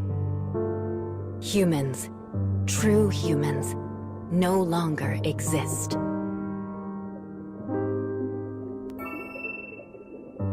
You prisoners are nothing but clones, pale imitations.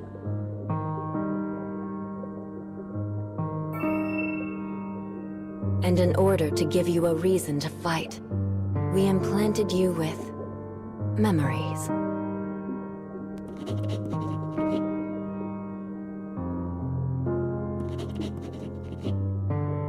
Their pain, their desire for revenge, it all stemmed from their son's death.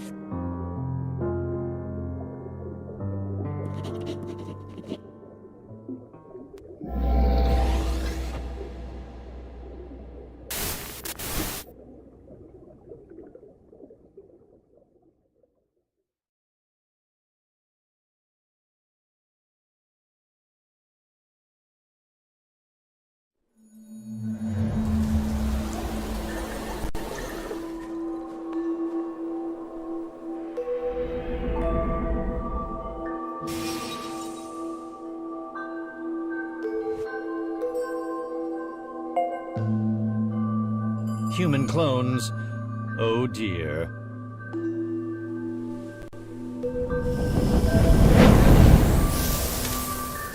What's a clone? It might be a touch difficult for you to understand, young miss.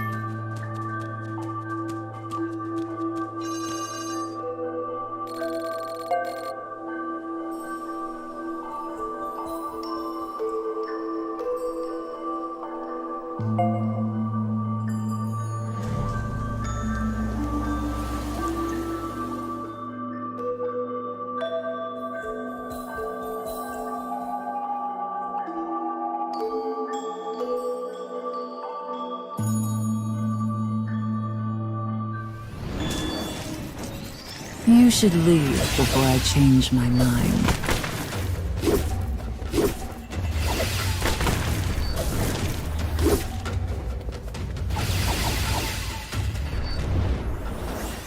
What, more?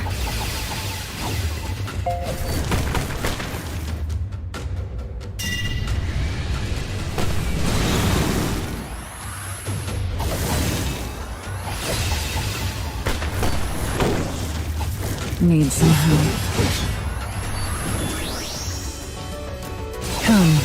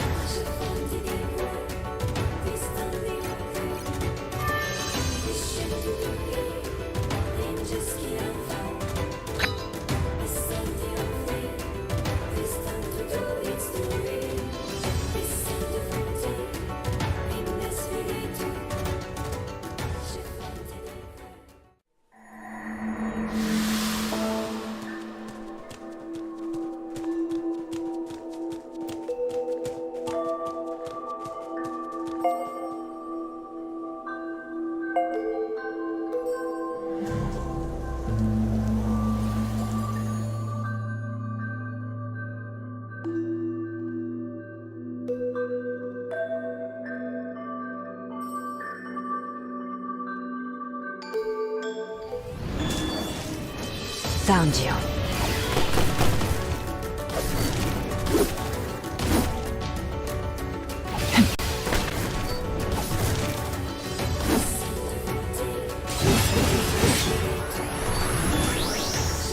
Continuing mission.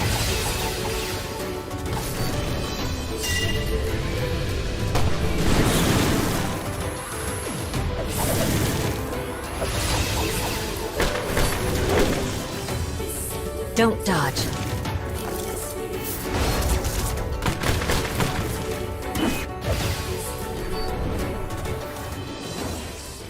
How annoying.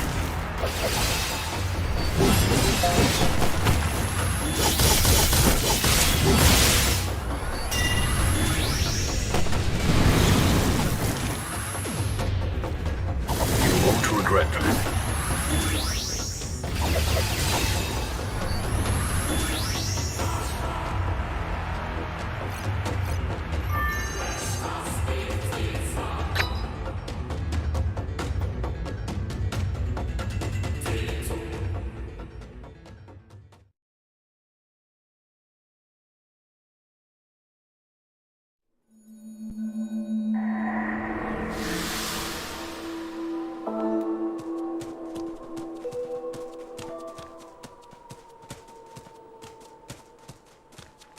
What's that change?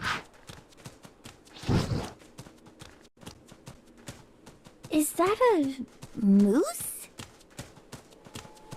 That is a cursed god. It being in this part of the cage brings wickedness.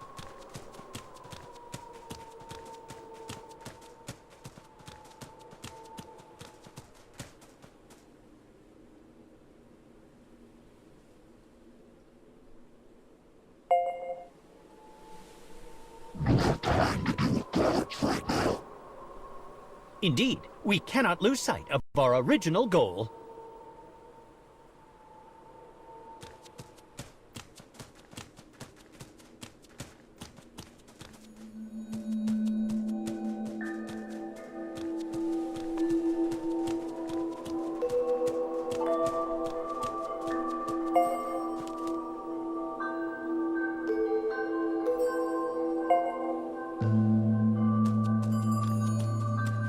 I have heard that some even pray to those cursed gods. How terribly dreadful. Is it a bad moose? Oh, yes. It has a grisly face and likes to appear right in front of you. And that's bad?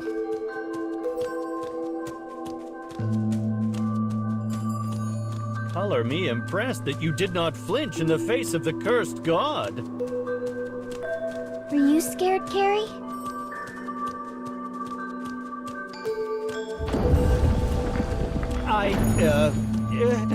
Yes.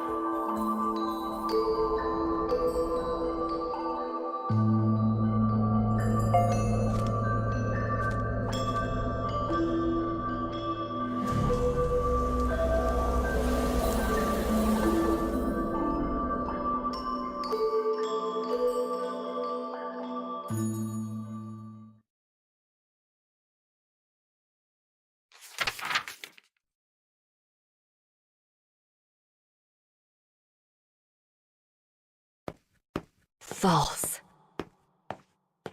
Memory. Remember.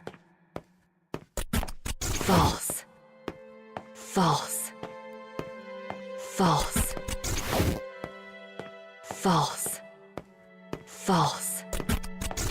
False. Memory. Remember.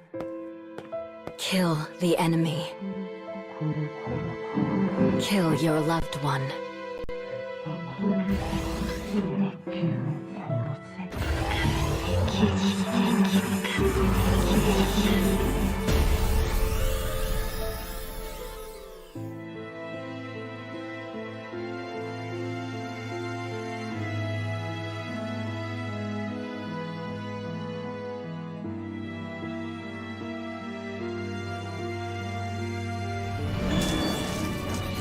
I'm not afraid.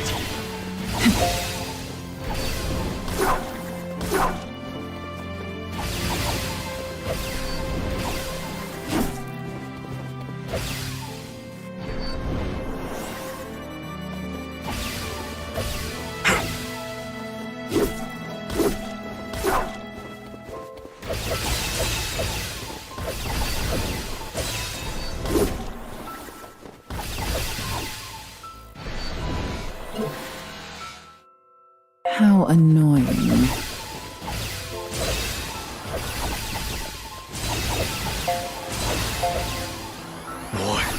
More!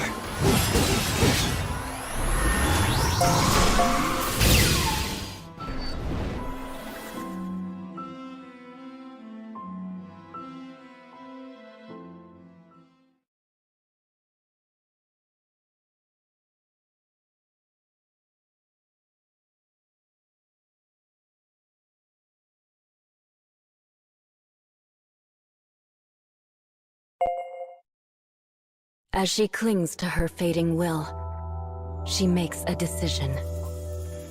She remembers a process the commander installed in her the first time she died.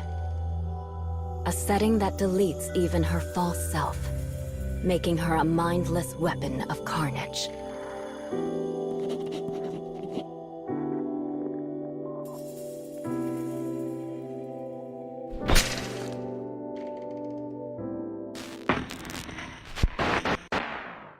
Sacrificial death confirmed. Cause: marital bonds. Data saved as reference for future clone development. Test concluded.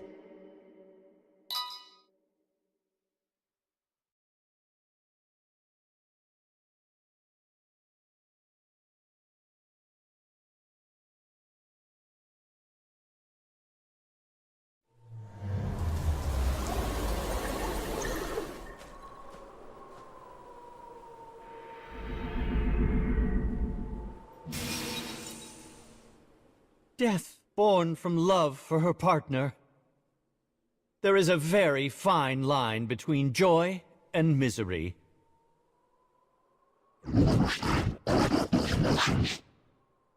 In any case, it is now the moment you have been waiting for. Dream time!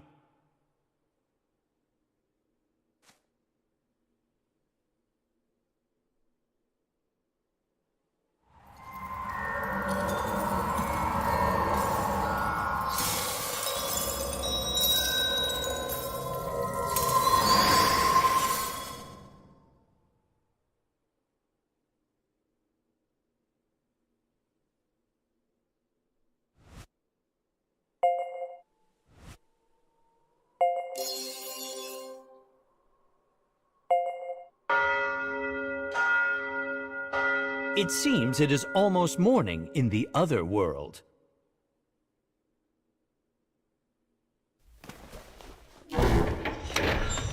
Thank you. And, I wish we could have adventured more together. We shall meet again once night falls. Come now.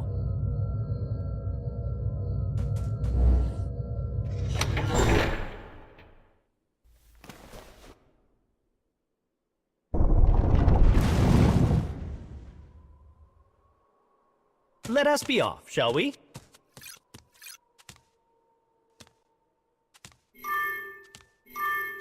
You've grown used to gathering dreams, haven't you? Well, let's keep up the pace.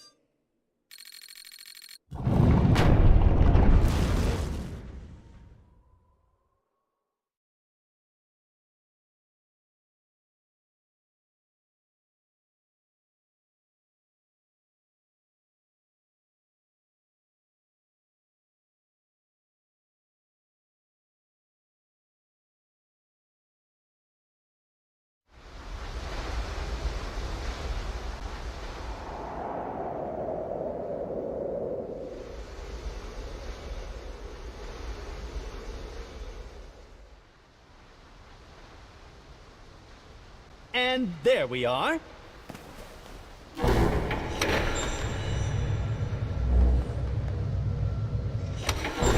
Pardon me, you two, but I fear management has given me something of a sudden summoning.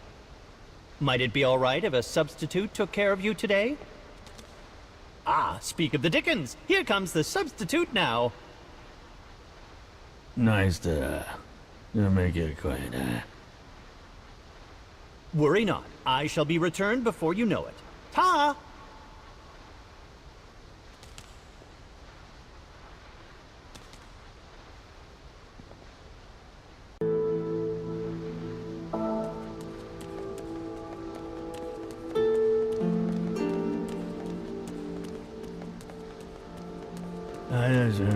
You're a substitute. If you're a substitute, I'm gonna call you Tootie.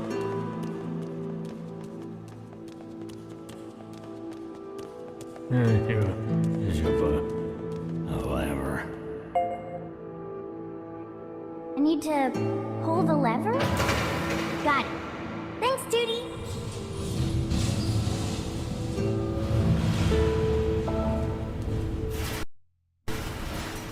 Wow! It's like there are waterfalls of sand! Oh, I think I forgot about my dream from last night. You really are amazing, Mr. Monster.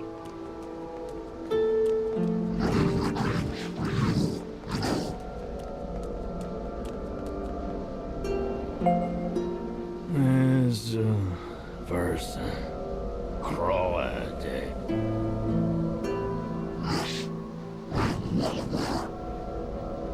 Have fun. Bye!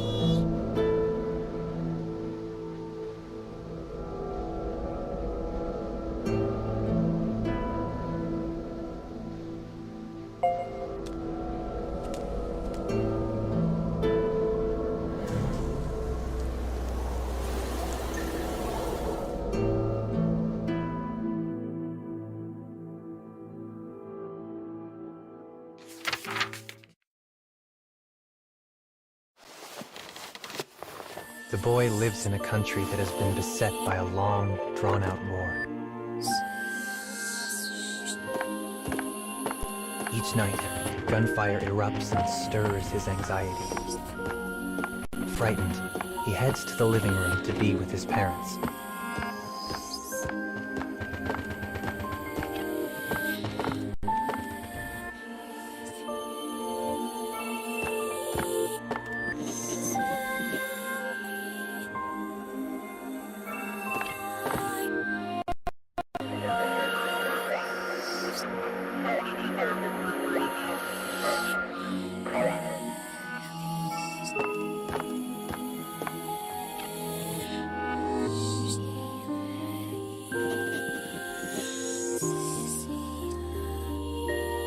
His mother's smile always manages to cheer the boy up.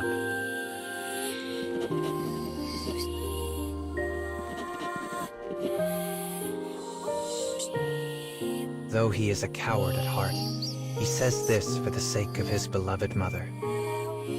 One day I'll be a soldier and keep you safe, Mom. His mother breaks into a wide, happy smile at his words. Suddenly, there is a loud noise from the entrance to the home.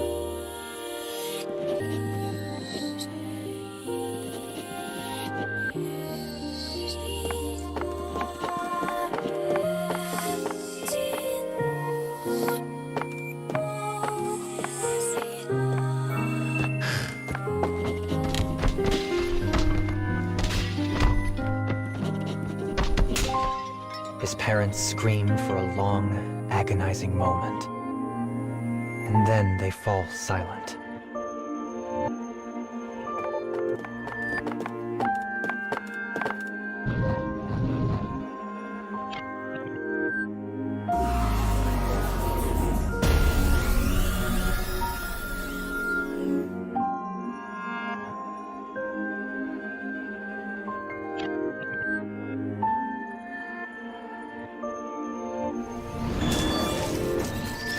I'm not afraid.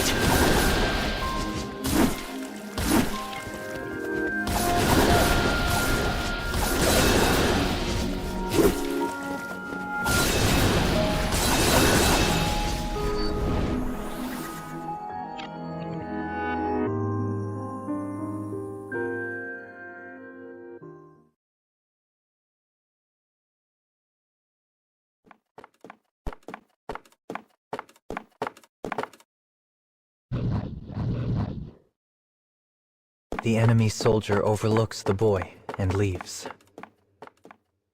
He nervously makes his way to the corridor where he'd heard his parents' terrible screams.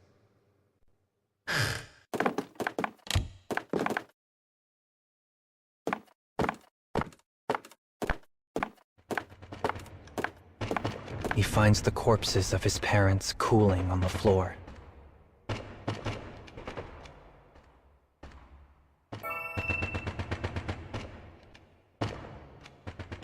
He inches closer and examines the sword that is impaled in his father's still form. It is decorated with a distinctive emblem. The boy crumples to the floor and begins to sob as shame at his weakness overwhelms him. Even now, the thought of the enemy he saw from the closet makes him go weak in the knees. He is a coward, a craven, a sniveling child who had been unable to act.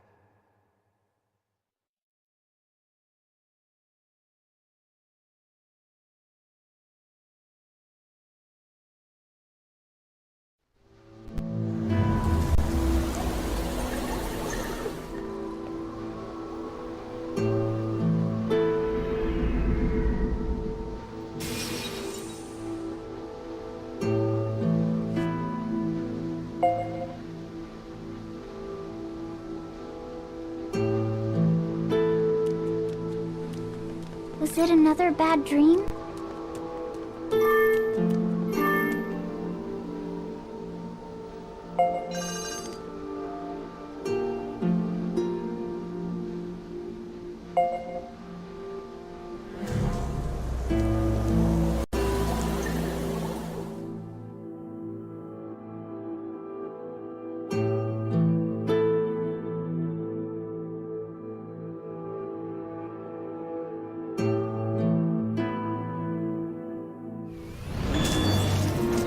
I'm not afraid.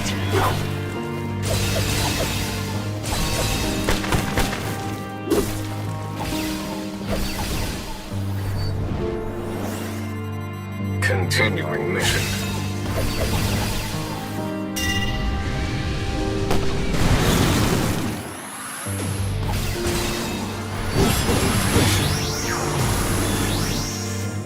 Need some help.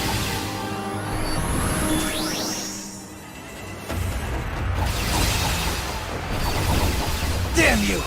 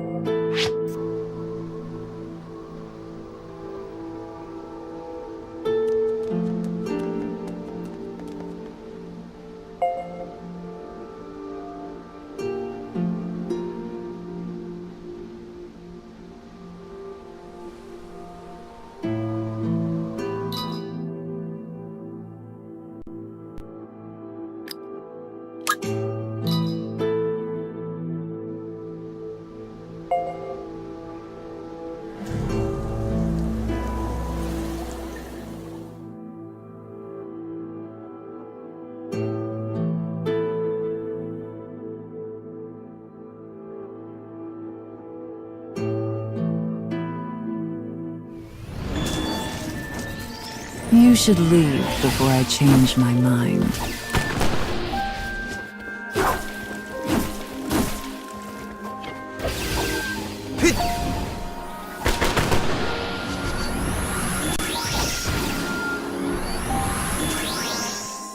Continuing mission.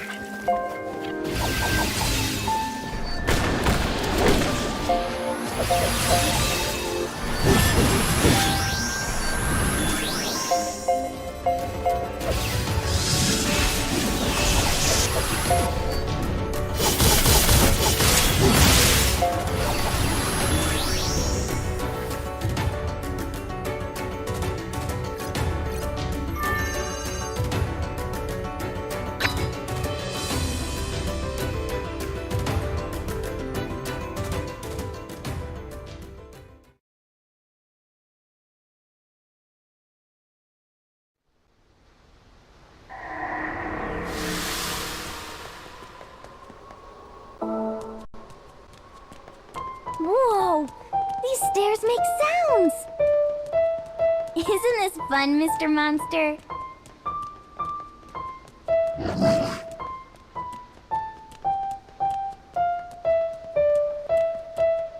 Is this making you dizzy?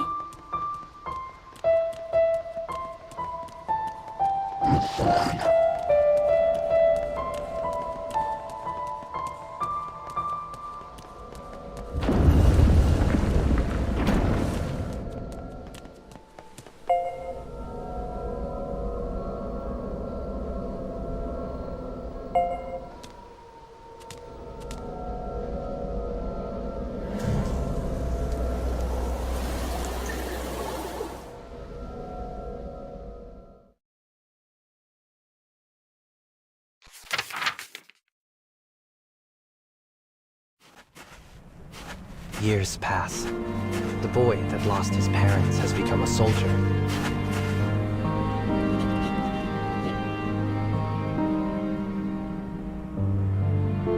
He did so for one reason: to find the man who ruined his life and kill him. Once afraid, the boy is now possessed by naught but pure, unyielding vengeance.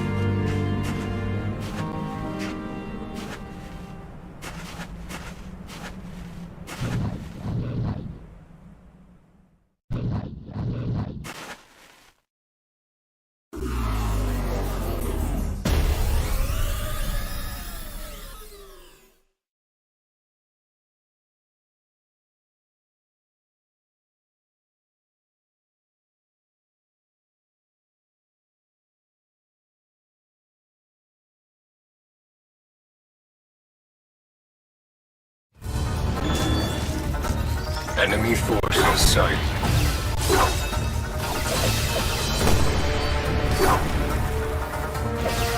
Hush!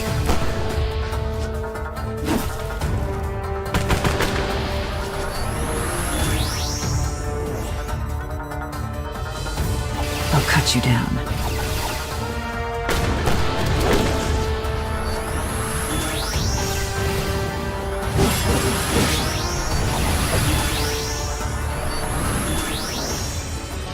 I'll kill them all. Come.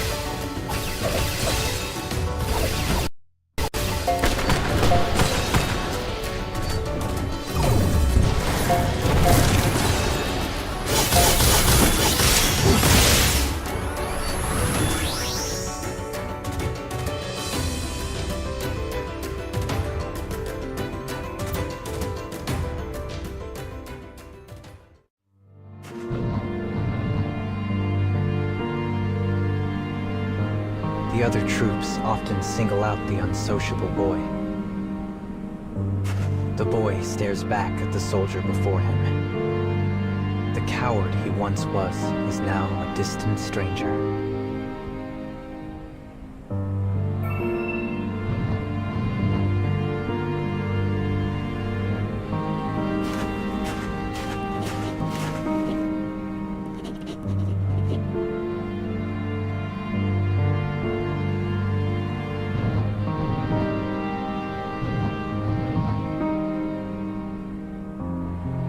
Their captain steps in to stop the quarrel. But rather than look at him, the boy turns away. Though a captain, the man is rather soft and weak-willed. When the boy looks at him, it is like looking at the coward he once was. Turning his back on his caring captain, the boy departs.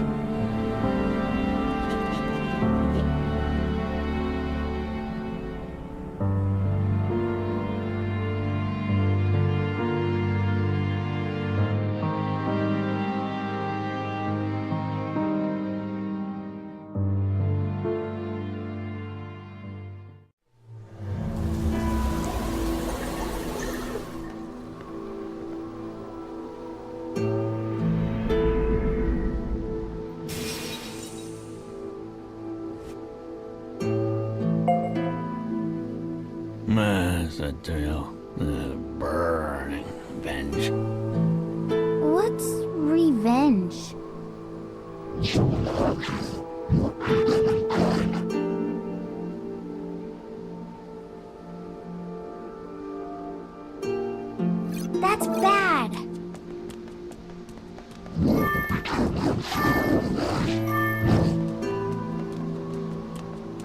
My teacher said it's bad.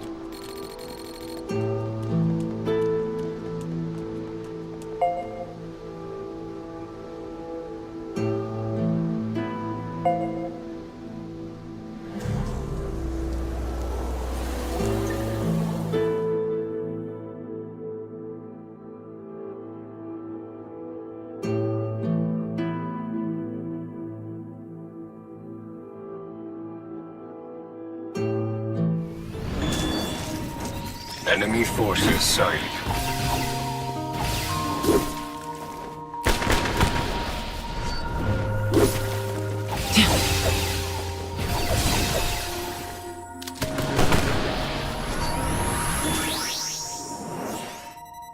I'll kill them all. I'll cut you down.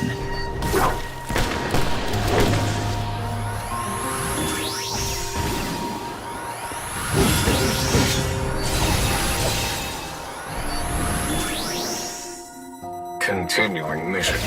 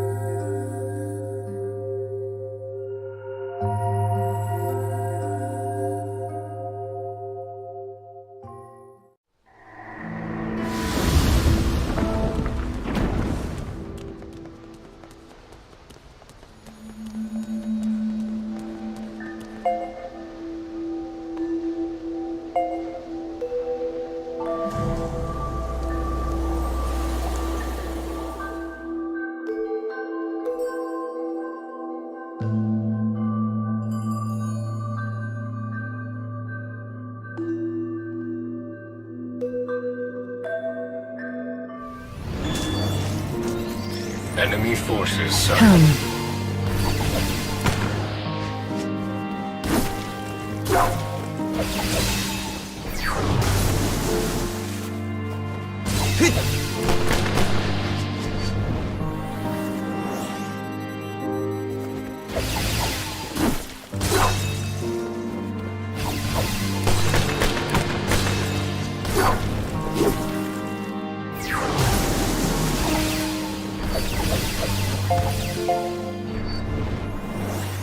How annoying.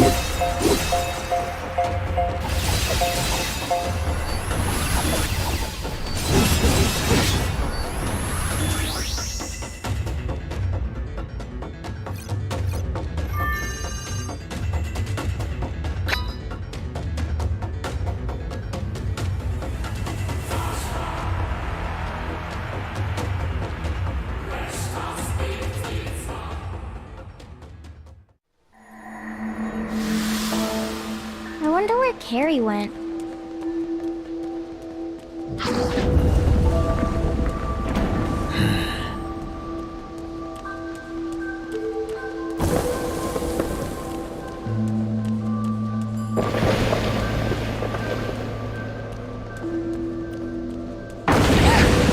Oh, scary.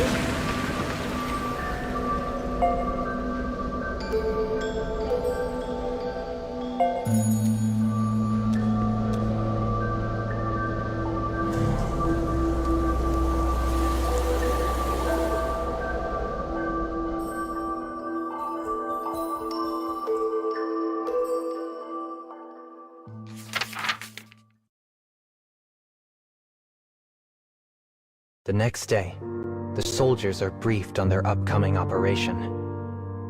Each one of them receives a set of materials.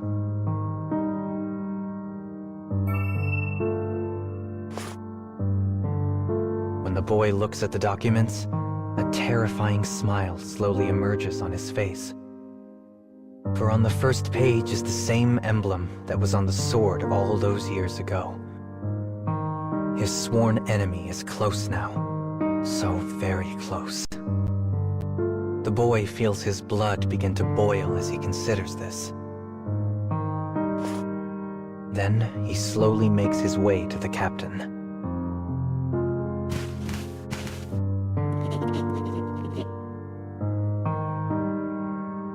There is a man among our foes, the same man who killed my parents. I owe this man. The debt must be paid. Put me in the front line so I may take his life. Enraged, the boy draws his weapon and moves to attack his own captain. Though the other man quakes in fear, he does not rescind from his previous order. The boy hurls abuse at the timid man as he sheaths his weapon and departs.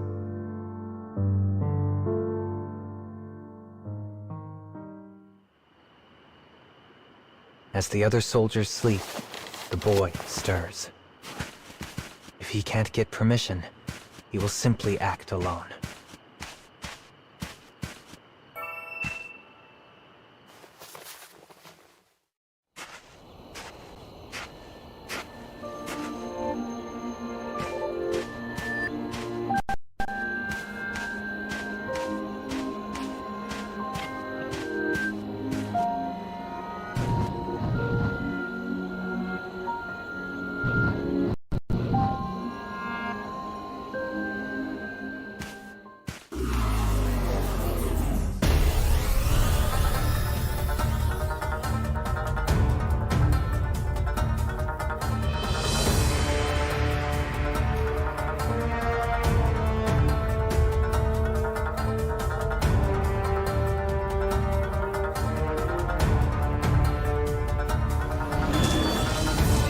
I'm not afraid.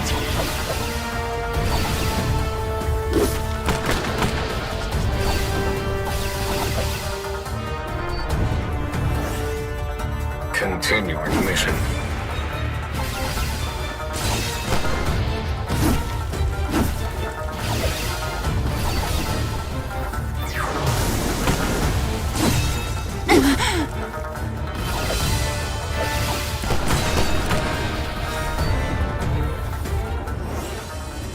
I'll kill them all.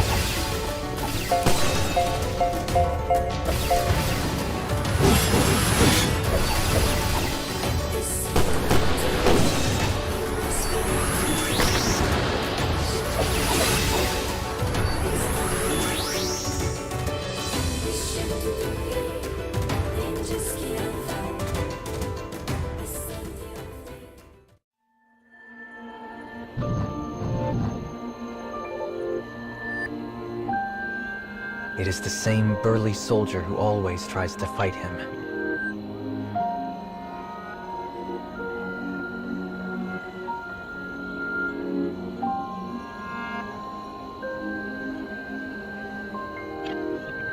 The boy lies.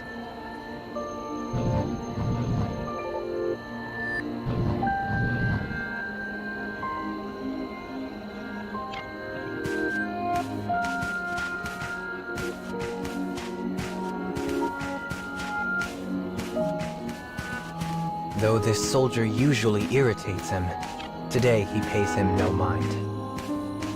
Instead, he bends all his thought on the man who took his parents from him. He has killed him over and over in his imagination. But now,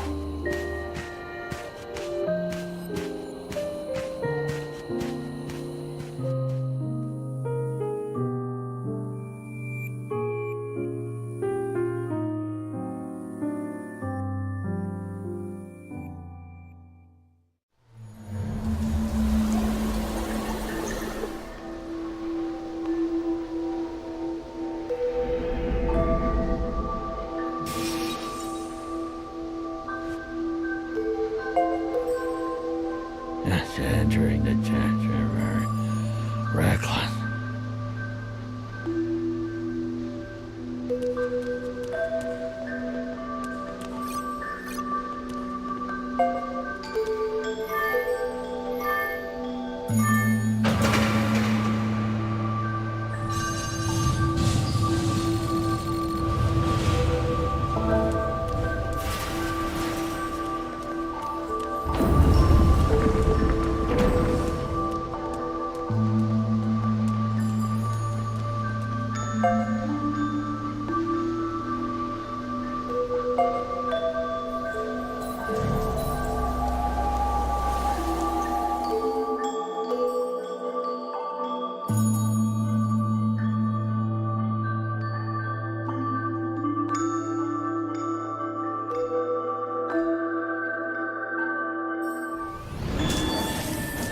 Enemy forces sighted.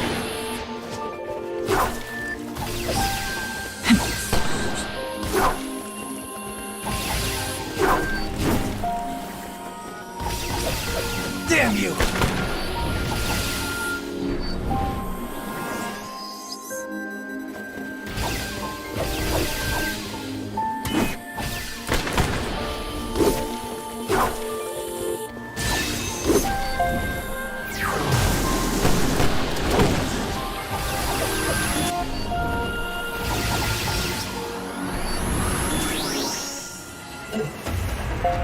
I'll cut you down.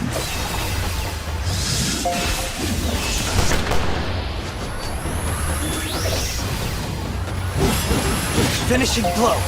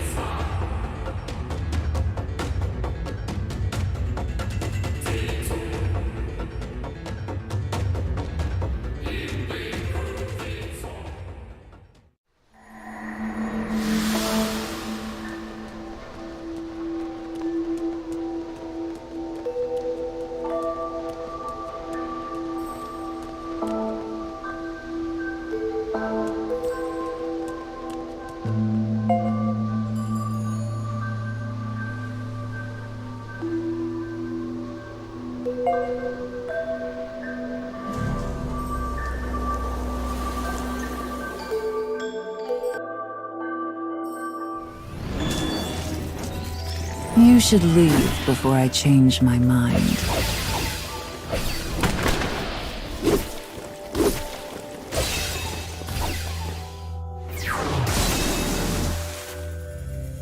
Now they're going down.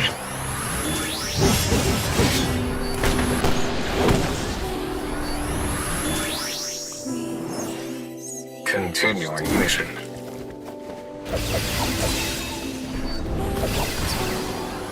Need some help.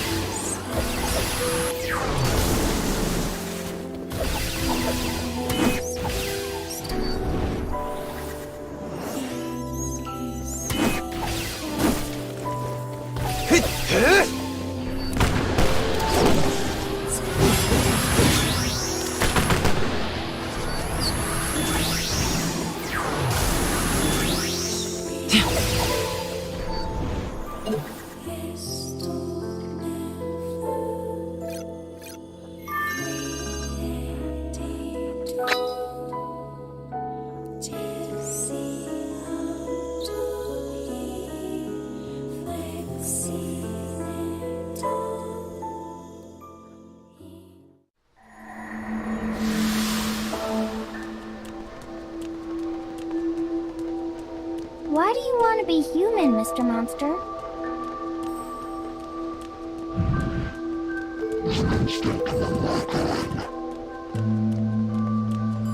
Ah, instinct, huh? When I grow up, I have an instinct to be a ballerina. I've wanted to be one ever since I read a picture book about ballerinas. Do you think I can be one?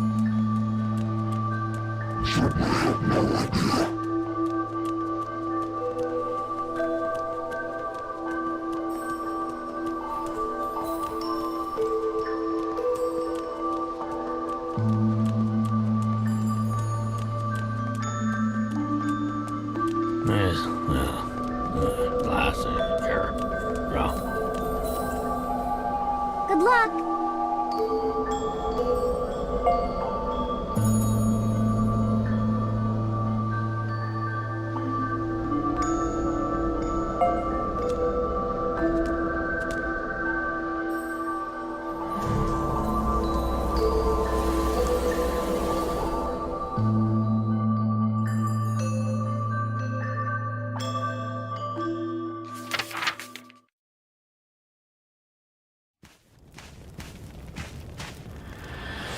The boy infiltrates the enemy camp just before daybreak. The rows of tents are silent in the shadow of dawn.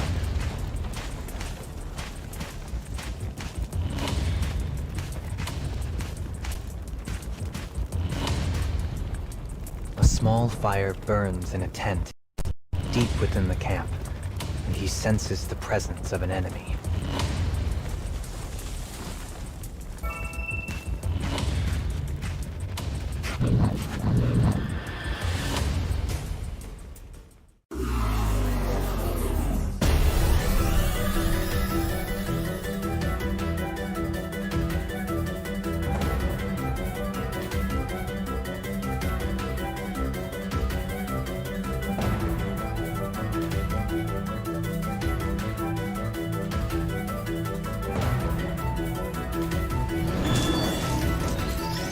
You should leave before I change my mind.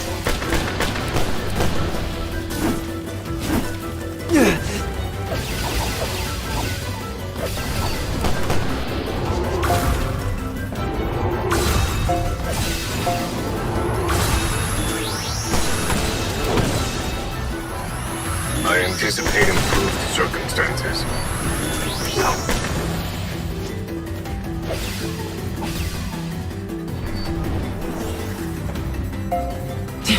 I'll cut you down.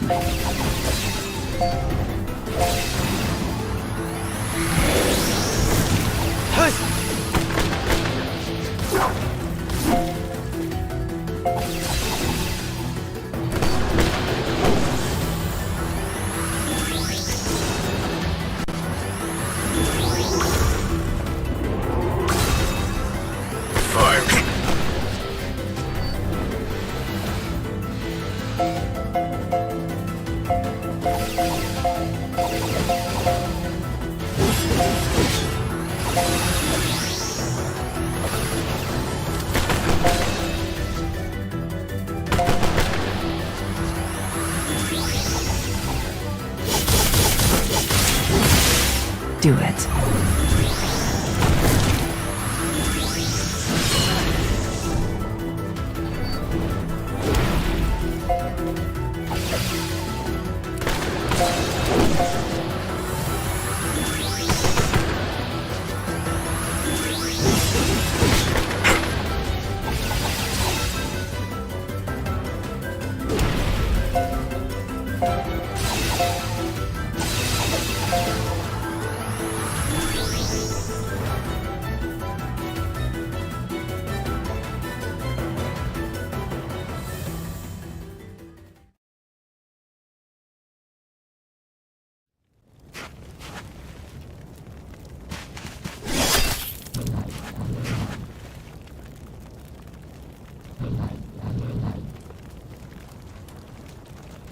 It's him.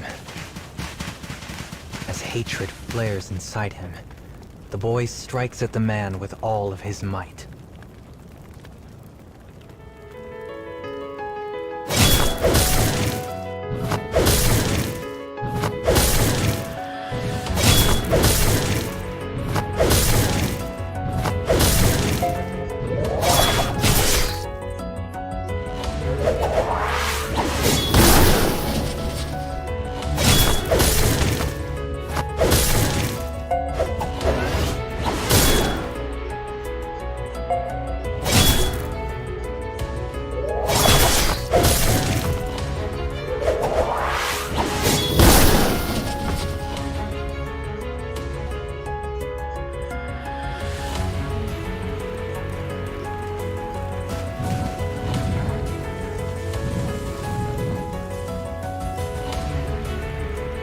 The enemy captain looks the boy square in the eyes.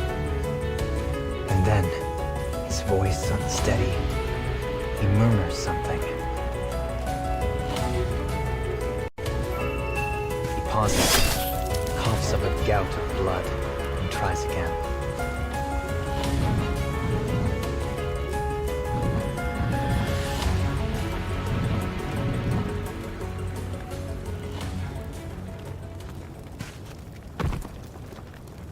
Lying on death's door, the enemy soldier says his piece. He tells the boy the truth of that fateful night. He was not a random soldier, but the boy's own father. The couple were not his parents, but brigands who stole him from the cradle. With a trembling hand, the man hands the boy a small notebook before breathing his last.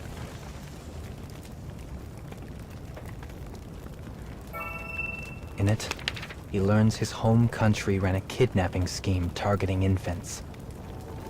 Glued within the pages are multiple pictures of the couple who raised him. His parents are a sin, his life a sham. He has devoted his existence to nothing. The battlefield lies in a cold, hollow silence as the sun slowly begins to rise.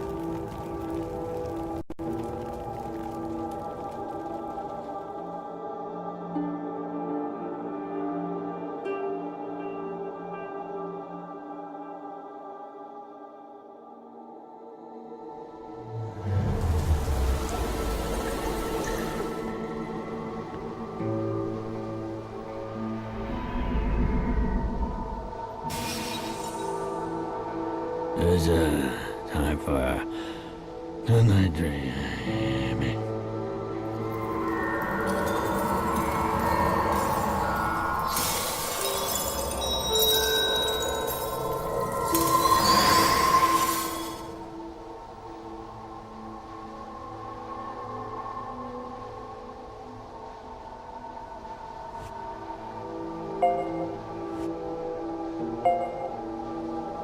I have returned. Terribly sorry to have caused you so much trouble.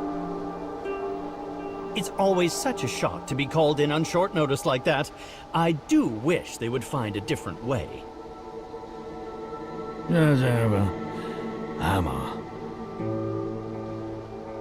Let's play again sometime, Tootie. Nah.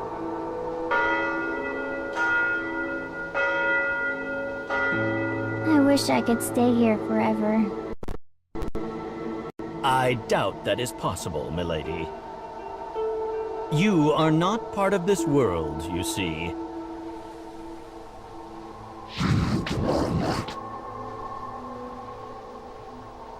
Now then, there we go.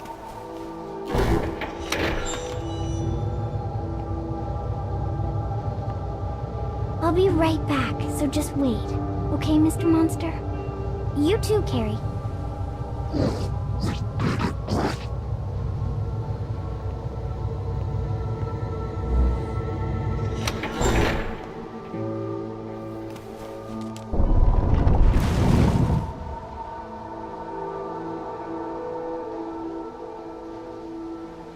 Dear me, I've not been here long and I'm already covered in sand. I could use a quick soak in the tub.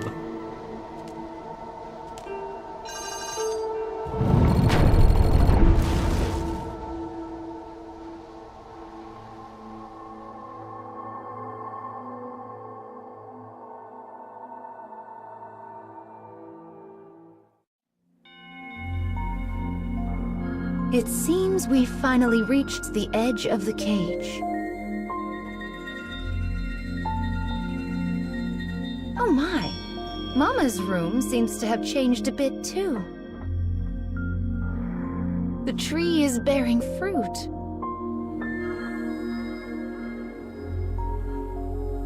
A new door has been unlocked. Wonderful! The other side of this door contains summons you can only use once you reach the edge of the cage. Make sure to do so once per day. You'll also find a special sort of battle called daily challenges that you can only participate in once you reach the edge of the cage. Your loadout will need to include certain characters, which can make fights a bit rough. Consider it a test of your strength. Things certainly are getting busy.